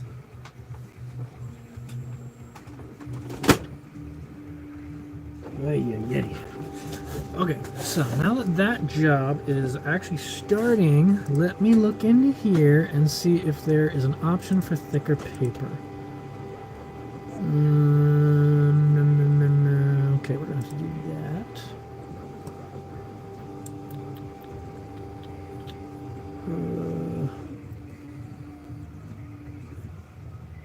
Feed from media type. Oh god, there's like 50 different things I can pick. Hey, what are you doing? You printing another thing? What are you doing? What are you doing? You're making me nervous. Alright, good. Cool. Finally got the damn label out. Awesome.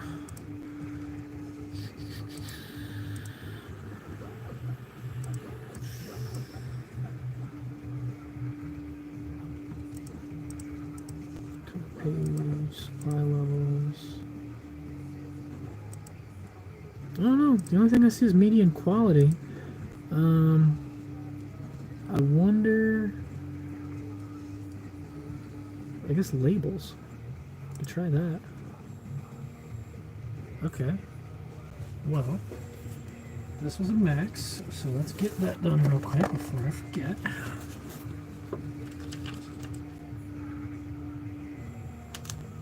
Okay, I'll put this back in and we'll see if you're a smarty pants or not.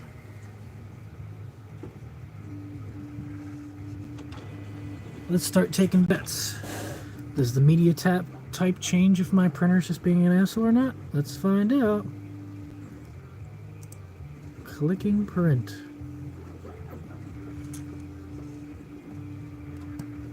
So first we'll see if it actually wants to send the damn job. Okay, alright, job is sending. Let's see what we got. I'm going to be really upset if it prints out of the bottom instead of the top.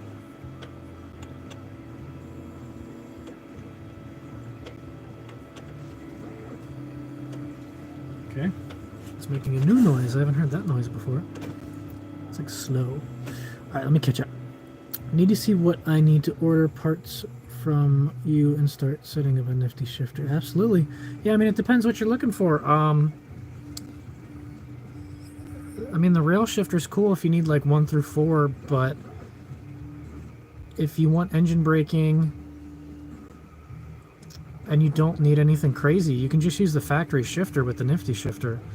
So you just set it to the factory mode, and then you just shift between drive, third, and 1, 2, and you got first, second, third.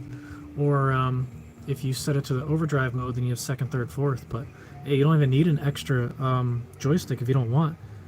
The only real reason for having that, I don't know. It really depends. Like if you got one laying around, it makes it easy to hook up, but you certainly don't need it.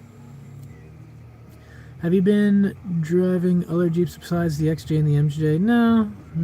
I mean, that's the only two I have. I drove when I was out in Colorado last year in the summer. I drove some of my buddies' Jeeps out there. That was kind of fun. Over on a channel called Horsepower Monster, they're trying to get 1,000 horsepower out of a 4.6. Holy Jesus Christ. They're trying to hit 1,000 horsepower out of that thing. That's amazing. I want to see you build out that MJ. It's not going to get crazy. It's going to be a street truck, and that's that. It might get an electric motor overhaul if we decide to go hybrid but for power. I I don't know if I feel like messing around with a turbo and a supercharger. Seems kind of silly on that thing. But yeah, basically I want it to have a little more power. That's the big thing. I'm gonna drive myself crazy with this thing. Come on. Why? Why you no print? Just a problem. Oh, apparently there's a jam. Of course there's a jam. Why you be jamming, man? Come on. I think all we did was make it worse. We angered the printer gods.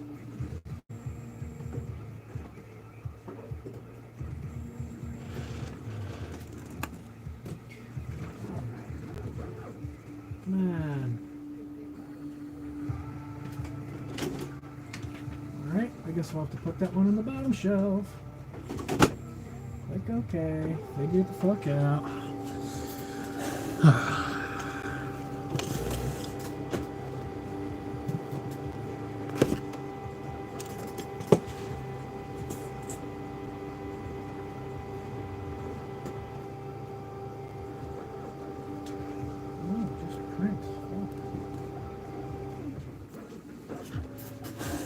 This thing's beyond a pain in the balls right now.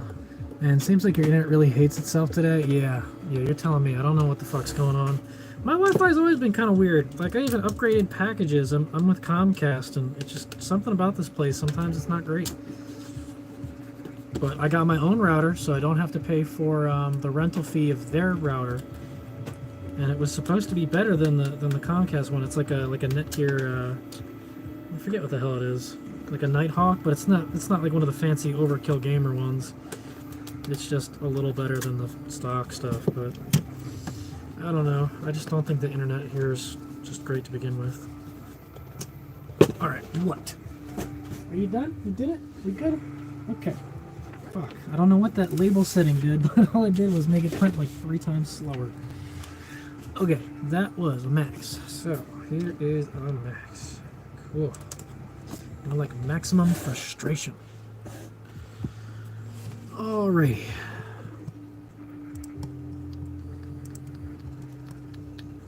Okay, what's next? Who is next? That was that 59? I think that was 59. Alright, where's my shit? Processing. 59, yes, yes, yes. Okay, 59 is done. Bye-bye. Next is order 66. Dun dun dun.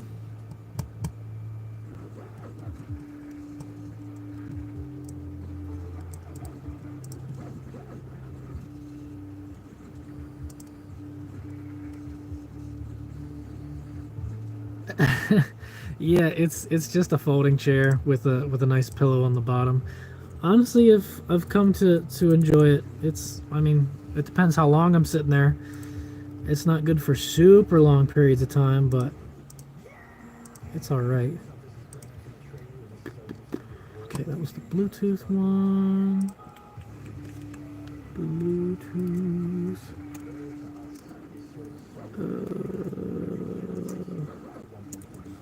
That number. Oops. That number. Okay. Okay, now then.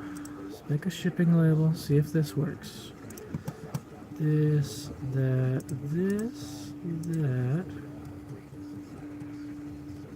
Alright, so we'll say that the first attempt was unfair. So we will give it another go. We will go here. And I want it to feed from tray 1. We're going to try labels again.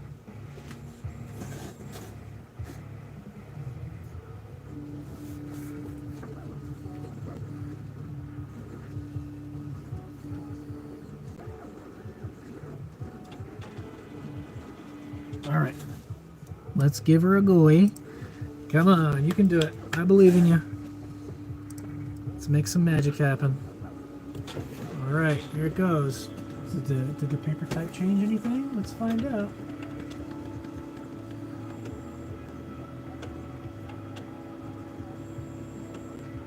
It seems like when it's on label mode, it waits a lot longer. I wonder why. I wonder if it's trying to warm up more or something. Strange. What do you mean there's a jam? It didn't even do anything. It didn't even do anything. It sucked the paper in like that much and then just gave up. No. Label mode does not work. It made things worse. Good Lord. Oh.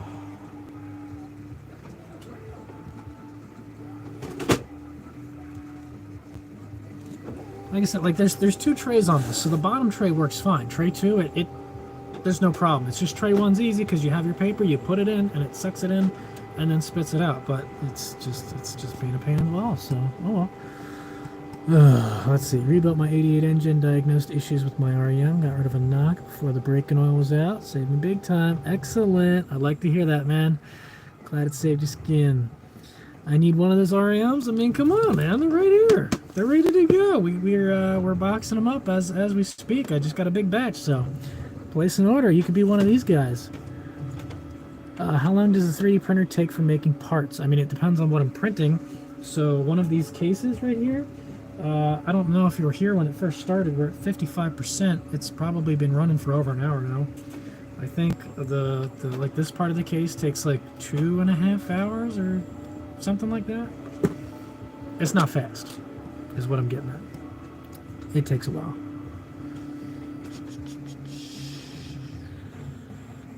You don't know you have issues until you have an REM. Yeah, pretty much. Good to know if you're not hitting closed loop. Absolutely. That's why the 2.5 liter stalls, because it tries to go to closed loop, but the oxygen sensor isn't dropping enough. It hits about like I think 400 millivolts, but it needs to go down a little lower, and it's the fuel trim drops to 0 to the point that it literally stalls. It takes so much fuel away from itself, it actually stalls. So the O2 sensor is being goofy or something's fucked up. But yeah, absolutely.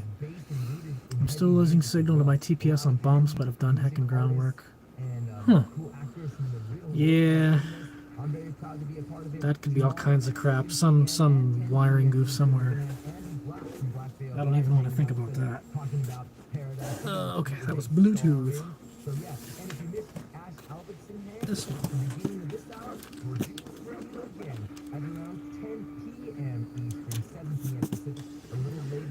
Alright. Make sure our labels are on straight here.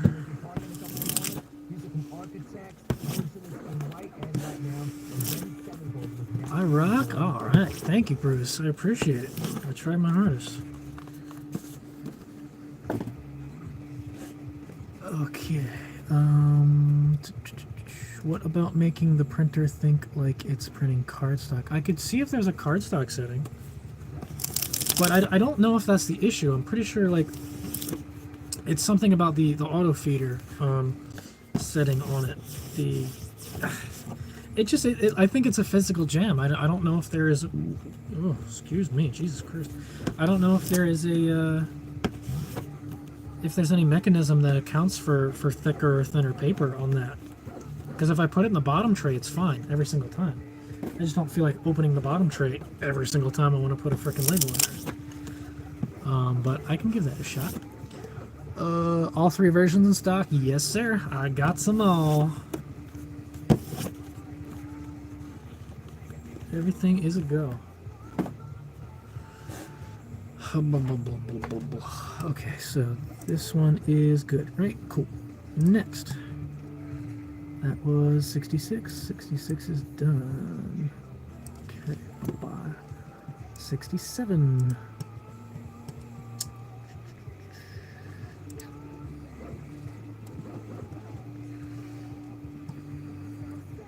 Stream just hit 7 hours. Good Lord.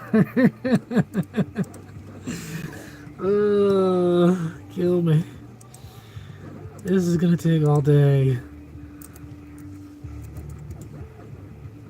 It's been so long that I forgot what hunger feels like. My body just gave up. It's like, you know what? It's not even worth it. We'll just die. It's okay. We've accepted our defeat. All right, create shipping label. Yes, yes, yes. Yes, print. All right, let's see if there's a cardstock setting. that, we go down to this one. We go to media type. We've got bond paper, card glossy, card paper, envelope, extra heavy, heavy envelope, heavy rough, a bunch of HP bullshit, intermediate labels, letterhead, light, medium weight, photo film, plain, pre-printed, punched, recycled, rough, transparency, extra heavy gloss. I could try envelope or heavy rough or heavy envelope or heavy or extra heavy.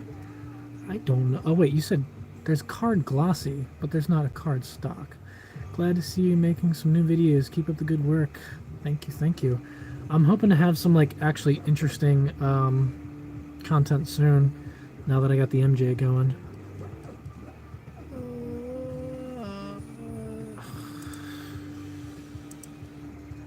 Maybe we'll try heavy rough. Let's see if that's any good. I really don't think that this is going to change anything.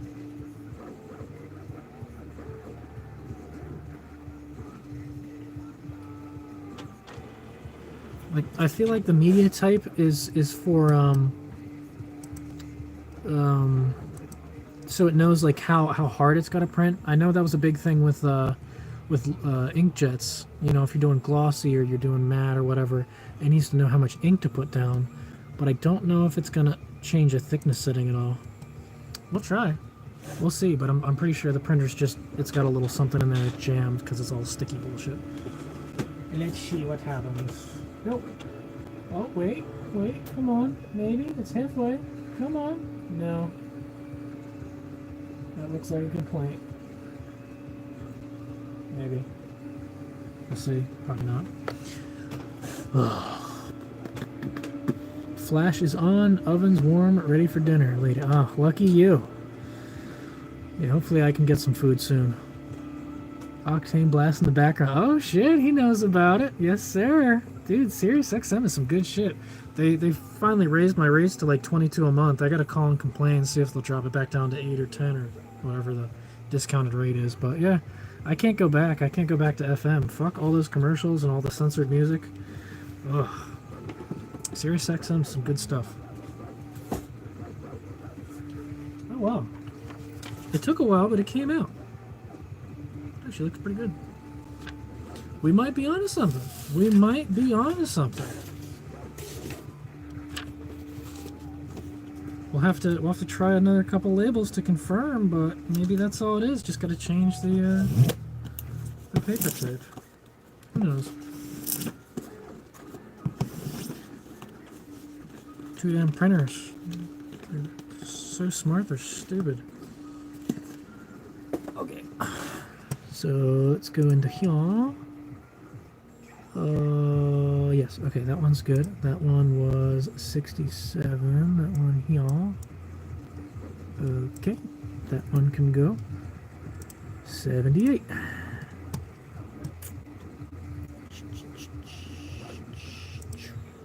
Okay, just got another one in.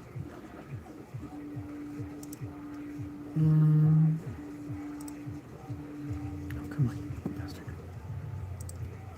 Alright, another maxed. Okay, well, it looks like you're going to be waiting a little bit because I got to print another case because I'm all out of cases for the maxes, but we will add that to the list. 5402 max. Excellent.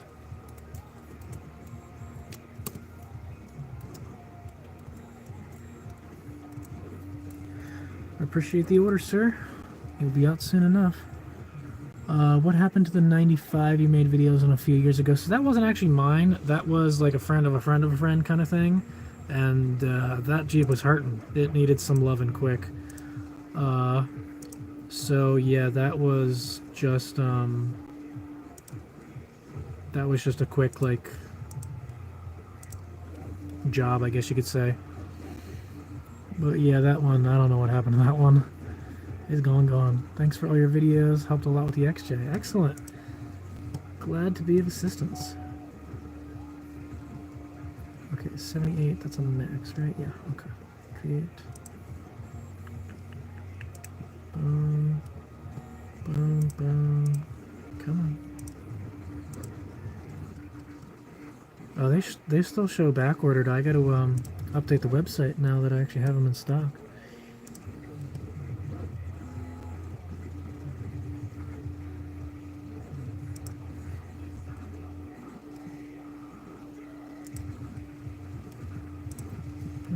Okay.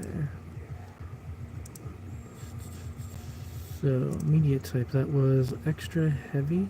No, heavy rough. Okay. Let's see. Oh no, I'm out of shipping labels.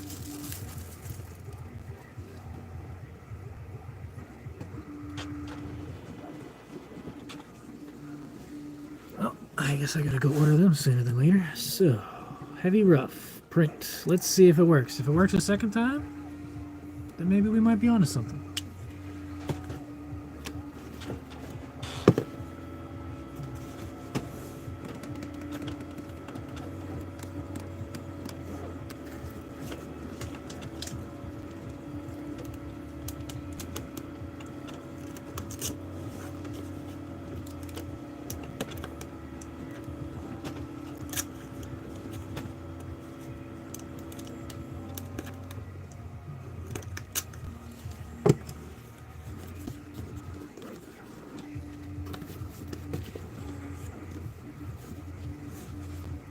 Nope.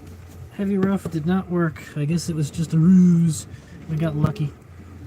Alright, I'm done fucking around with that. We'll just put it in the bottom and call it a D.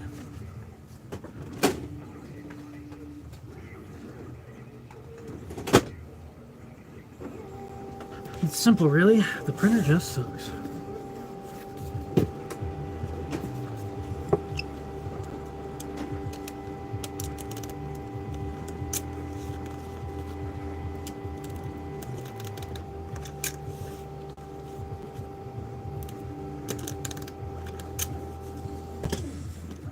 Okay, cool. What? Come on. That's the other annoying thing, is every time you open up the bottom drawer, it asks you if you changed the paper type. Like, no, I didn't change the frickin' paper type, man. It's been the same frickin' paper for, you know, the past forever. Oh, wow. So the guys that are actually putting the REMs together, I kind of got on his ass, so he's actually staying in contact with me. Still wrapping up assembly, hoping to get them out of here this evening. Whatever. Whatever you can do. Like I said, now that I have some in my hand, I'm not really so worried about it anymore, but it's nice that he's at least letting me know.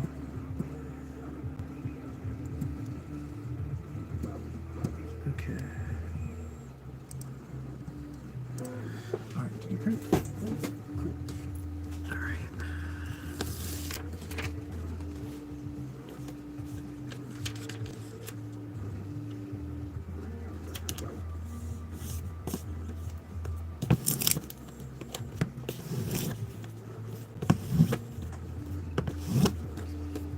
That's a lot of boxes, man.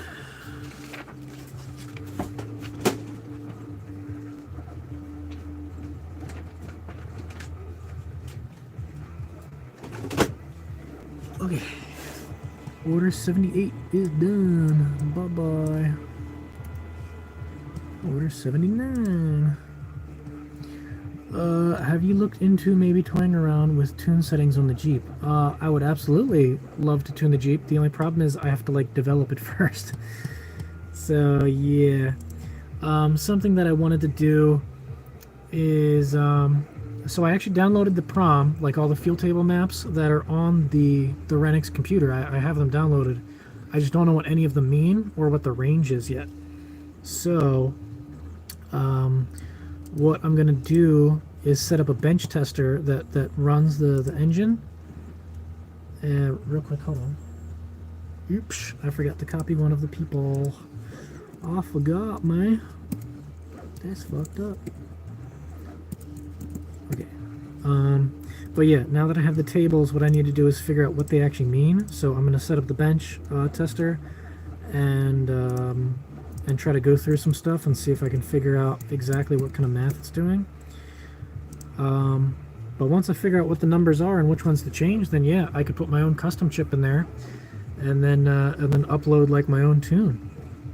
That's the idea. So it should be fairly good. 227.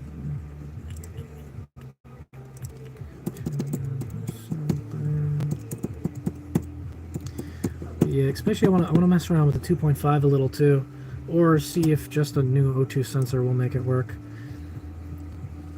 It's a shame the wideband sensors are so expensive, because like I'd love to slap a wideband in there just to see what the hell it's doing. Oh boy, what's all this? We need to change that. We need dish. Yep.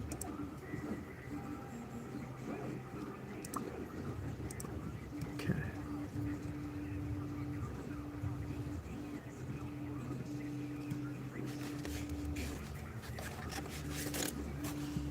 Alright, print that.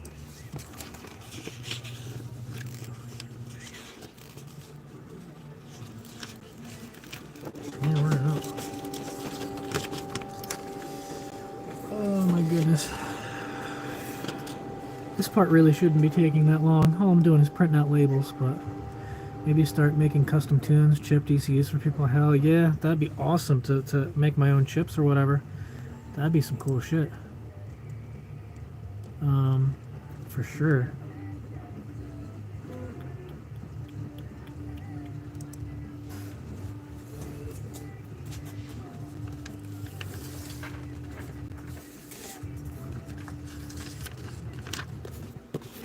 Yeah, that's gonna be more of a fun project when I have the time to actually figure it out.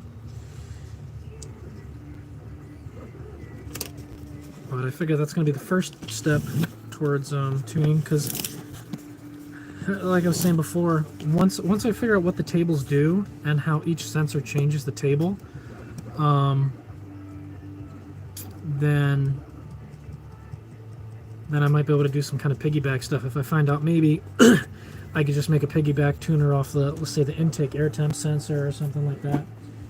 If it gives us enough adjustability to do what we need and not mess with the advancement at all. There's all kinds of crap I could try. Sort of how you can add a chip to a data plug to a Honda ECU. Would the 2.5 work with a SRT4 computer and turbo? What?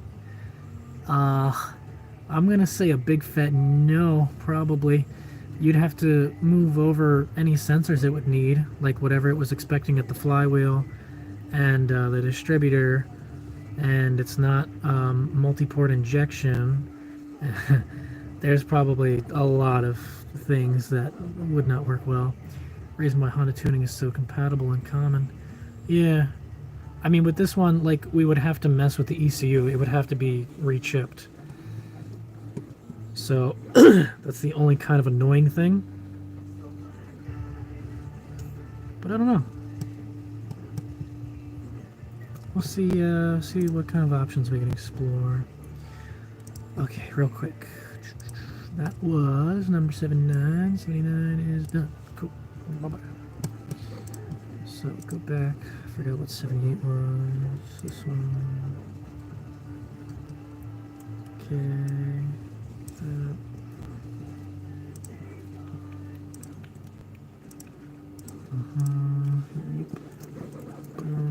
Cool. That was stock price. Yes. Okay. All right. We are getting somewhere. So close. All right. So next is 87.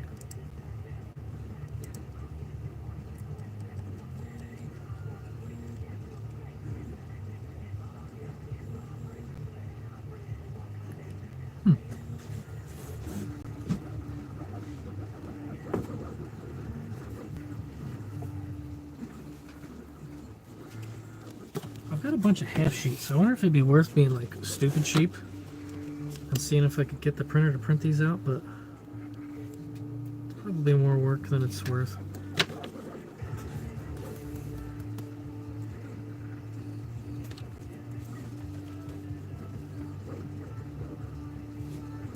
Yeah, it's probably not worth trying to jam the whole printer over. Okay, this one, did we put that one in yet? Toot, toot, toot, toot, toot, toot. Come on.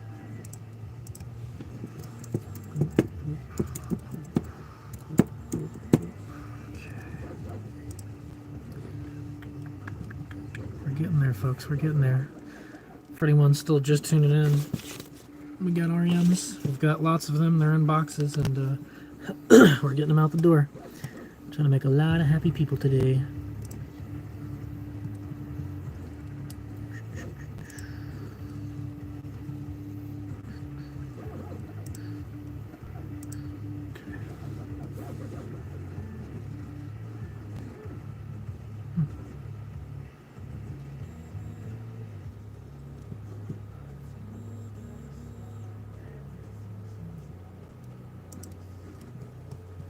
Okay, that is number 87. Done. Oh, we're getting so close. We're so close.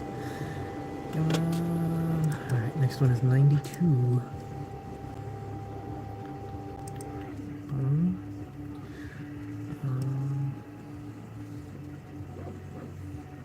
Did this guy order again? It's so confusing when people using middle names for shipping.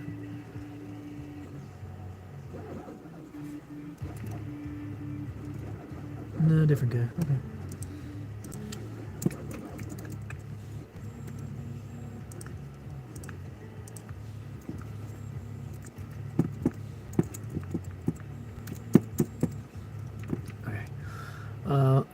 Like tuning it on HP tuners, the computer and tuning system loves sensors. The more sensors, the better for tuning applications. Huh. Yeah.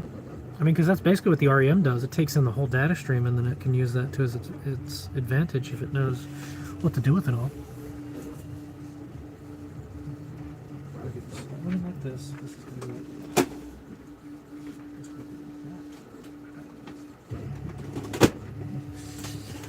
okay, so we just did that one, right? Yes. Yes, okay. That was 92.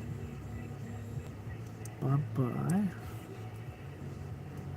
Alright, next one is the 5400.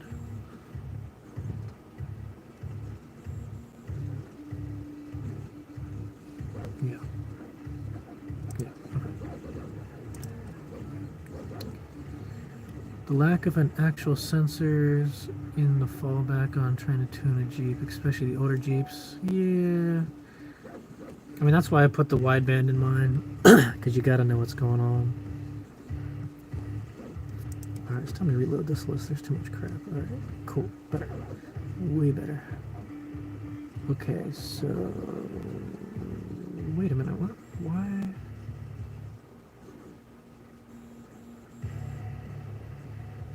Didn't I just print that? Am I tripping? What's going on here?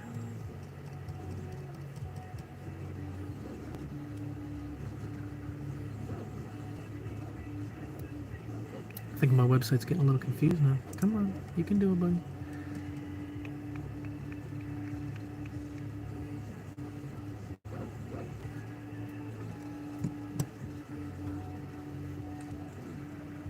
Didn't I just print this? I don't understand. Man, I'm going crazy.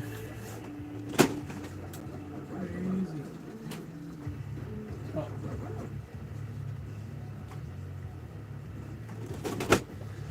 I did not do him yet, so I'm going crazy. Right, I put it in there, but I didn't print it. Okay, that makes more sense. So I did not finish 92 yet. That's why. Okay, I knew something wasn't adding up. I'm like, that's not right. Okay. Okay, beautiful.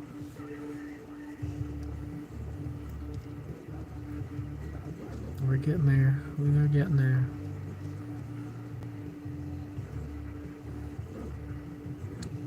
Okay. Cool. So that is technically all the boxes that I have right now. So I'm just waiting on a case to print it. We're now at 71%. I'm going to have to build one more. Which I guess I could do. I swear. Would you stop? Okay.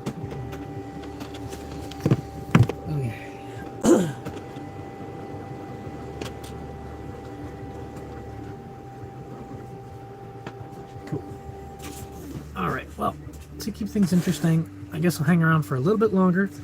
I'll get that other max put together, and then I guess we're gonna call it a night.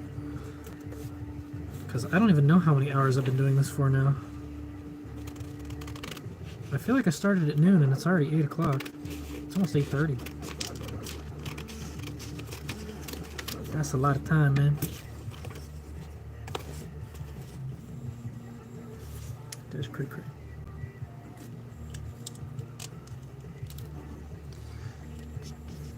If you could make a wiring harness with all the stock sensors and a set of new sensors for knock, a better trigger for the crank and cam, it'd be a lot easier to tune. I bet. I just don't see myself being anywhere near wanting to make custom harnesses. Not unless someone else did the harness part.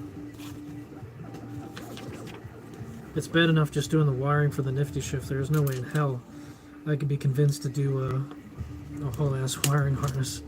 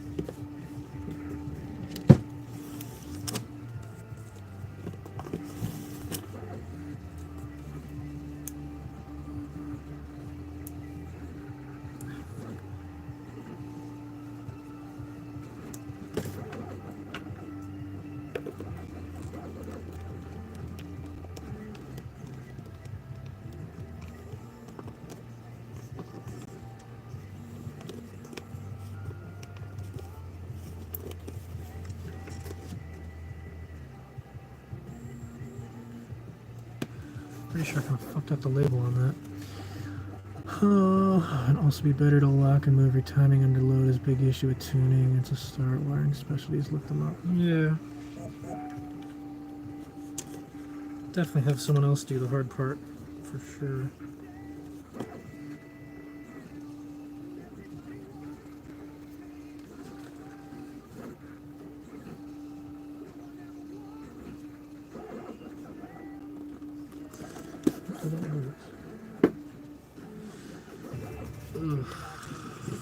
Thank all of the first responders and frontline workers for everything that you do. Battling and getting us through this pandemic. We hope that Octane helps your day just a little bit. We truly do not know. I'm spoiled, man. I haven't had to do plain labels in a long time. I gotta buy some more stickers.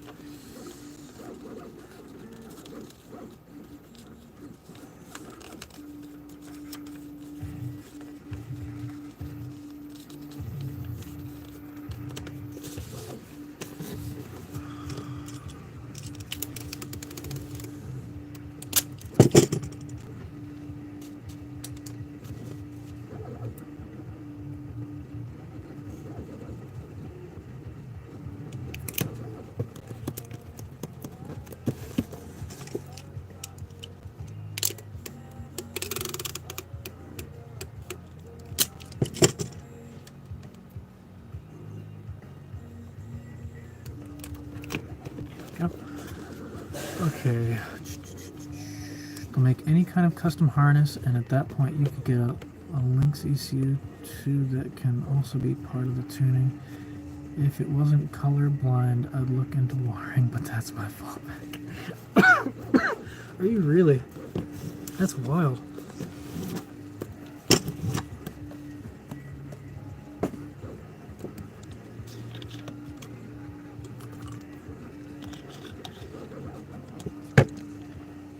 There's no boxes. Oh my god, they're actually all sort of taken care of. Okay. So, we are going to make a max. and then I think we're going to call it a night.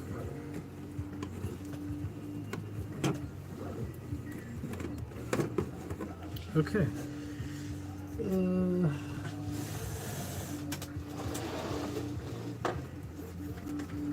So, the ingredients for mac soup include one Bluetooth module,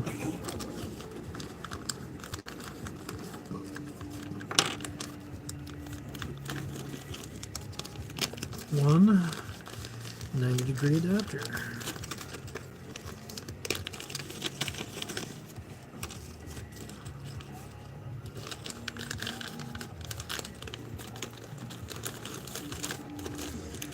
one gyroscope, freshly picked, and a mod jack for taste. Okay.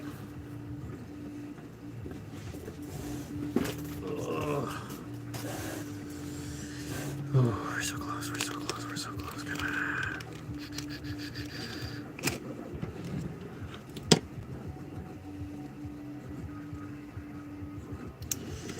Alright, pop the header off. I'll let you see this, because you haven't seen any assembly in a while. It's actually so dark, you can't really see much. Let me turn a light on.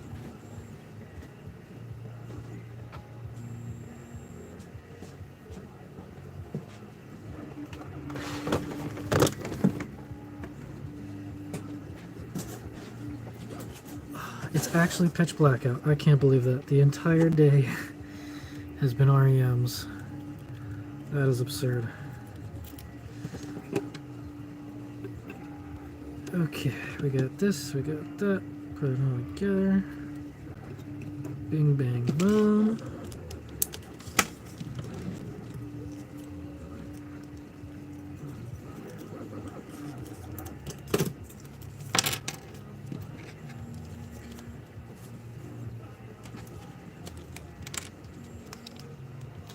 Well, if you guys got anything more fun to talk about or say, I would say now's basically your chance. Because once this bad boy's together, I think I am going to call it. It's been a fun however many freaking hours this has been, but I'm about to be over it.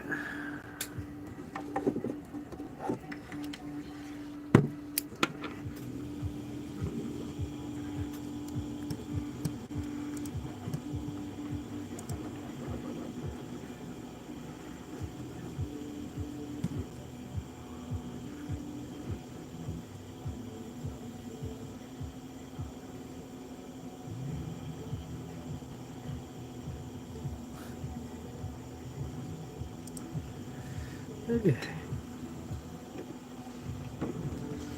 Let's do this.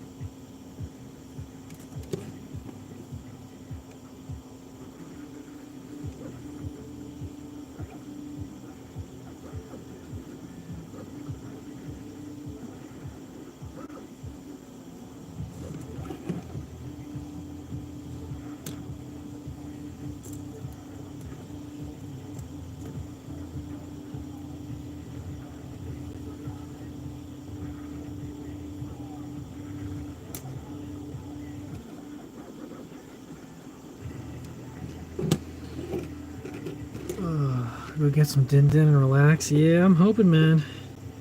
I'm hoping. I just got to decide if I feel like cooking or if there's any leftovers in the fridge.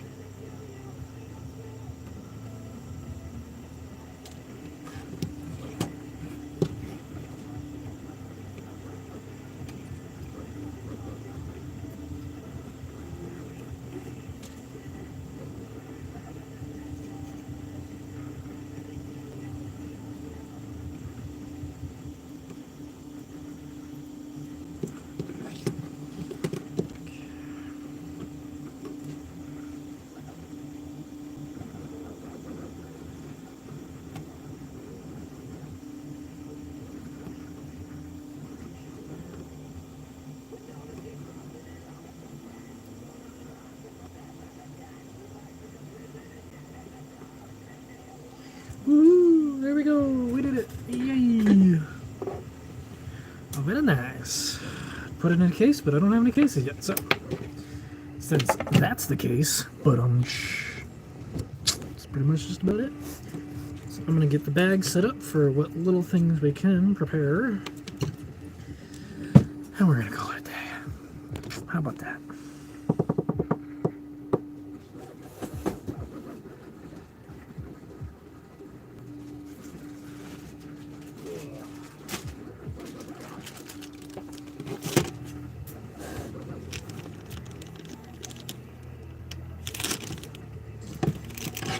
Okay, so one of these includes this one and this. And of course I put everything away, so I have to go take everything out again.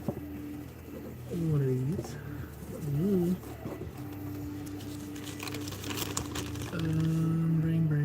Bring one of these.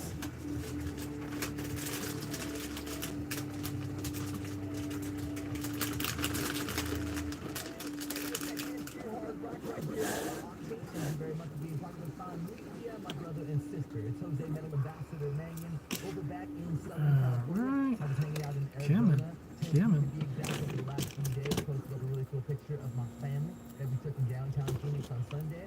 I love my girls. You can always check that out. And hopefully you follow at Jose Mangan at SXN off curtain. I've got Black Veil Brides in about 15 minutes. And we're going to have Andy Black, singer of the band, hanging out with us tomorrow. We're going to be doing it twice. Okay, one of those. And we need one of those. Amazon Prime, all those 8 episodes. I'm very proud of those episodes. And so is Andy and everybody else involved with the show. We had asked Albertson, director of Alright, so that's that. That is good to go. Got this here. Got that there. That's all bullshit. Alright, so we need to program this one, make sure it's set properly. Beartooth track that is coming out on the band's 4th album that'll be out later on this year through Red Bull Records. This is Devastation. Okay, boom, that's good. And we'll cut a little bit of bubble wrap. Alright, this is your final warning. Got a couple minutes left. I think it's finally time that this day comes to a close.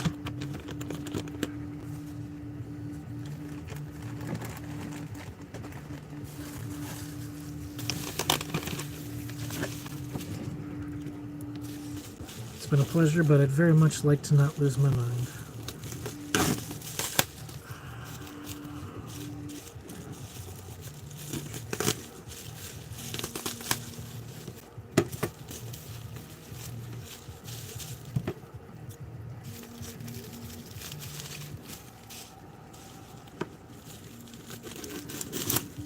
Alright, there it is. That's the bubble wrap ready for when they come out. That's it. That's all I can do.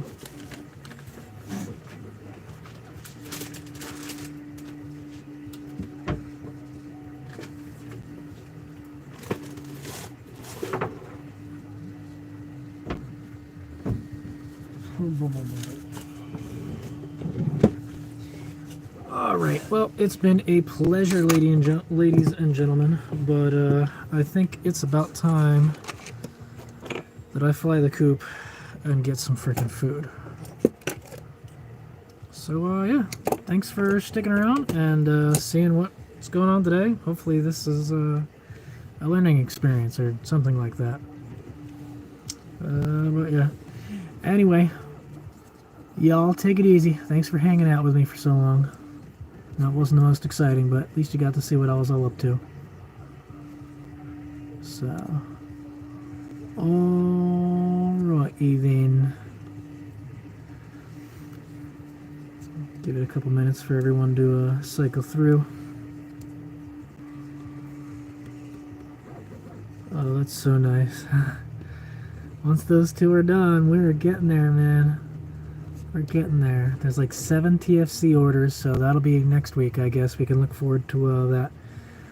Alright. Take it easy, everyone. Bye.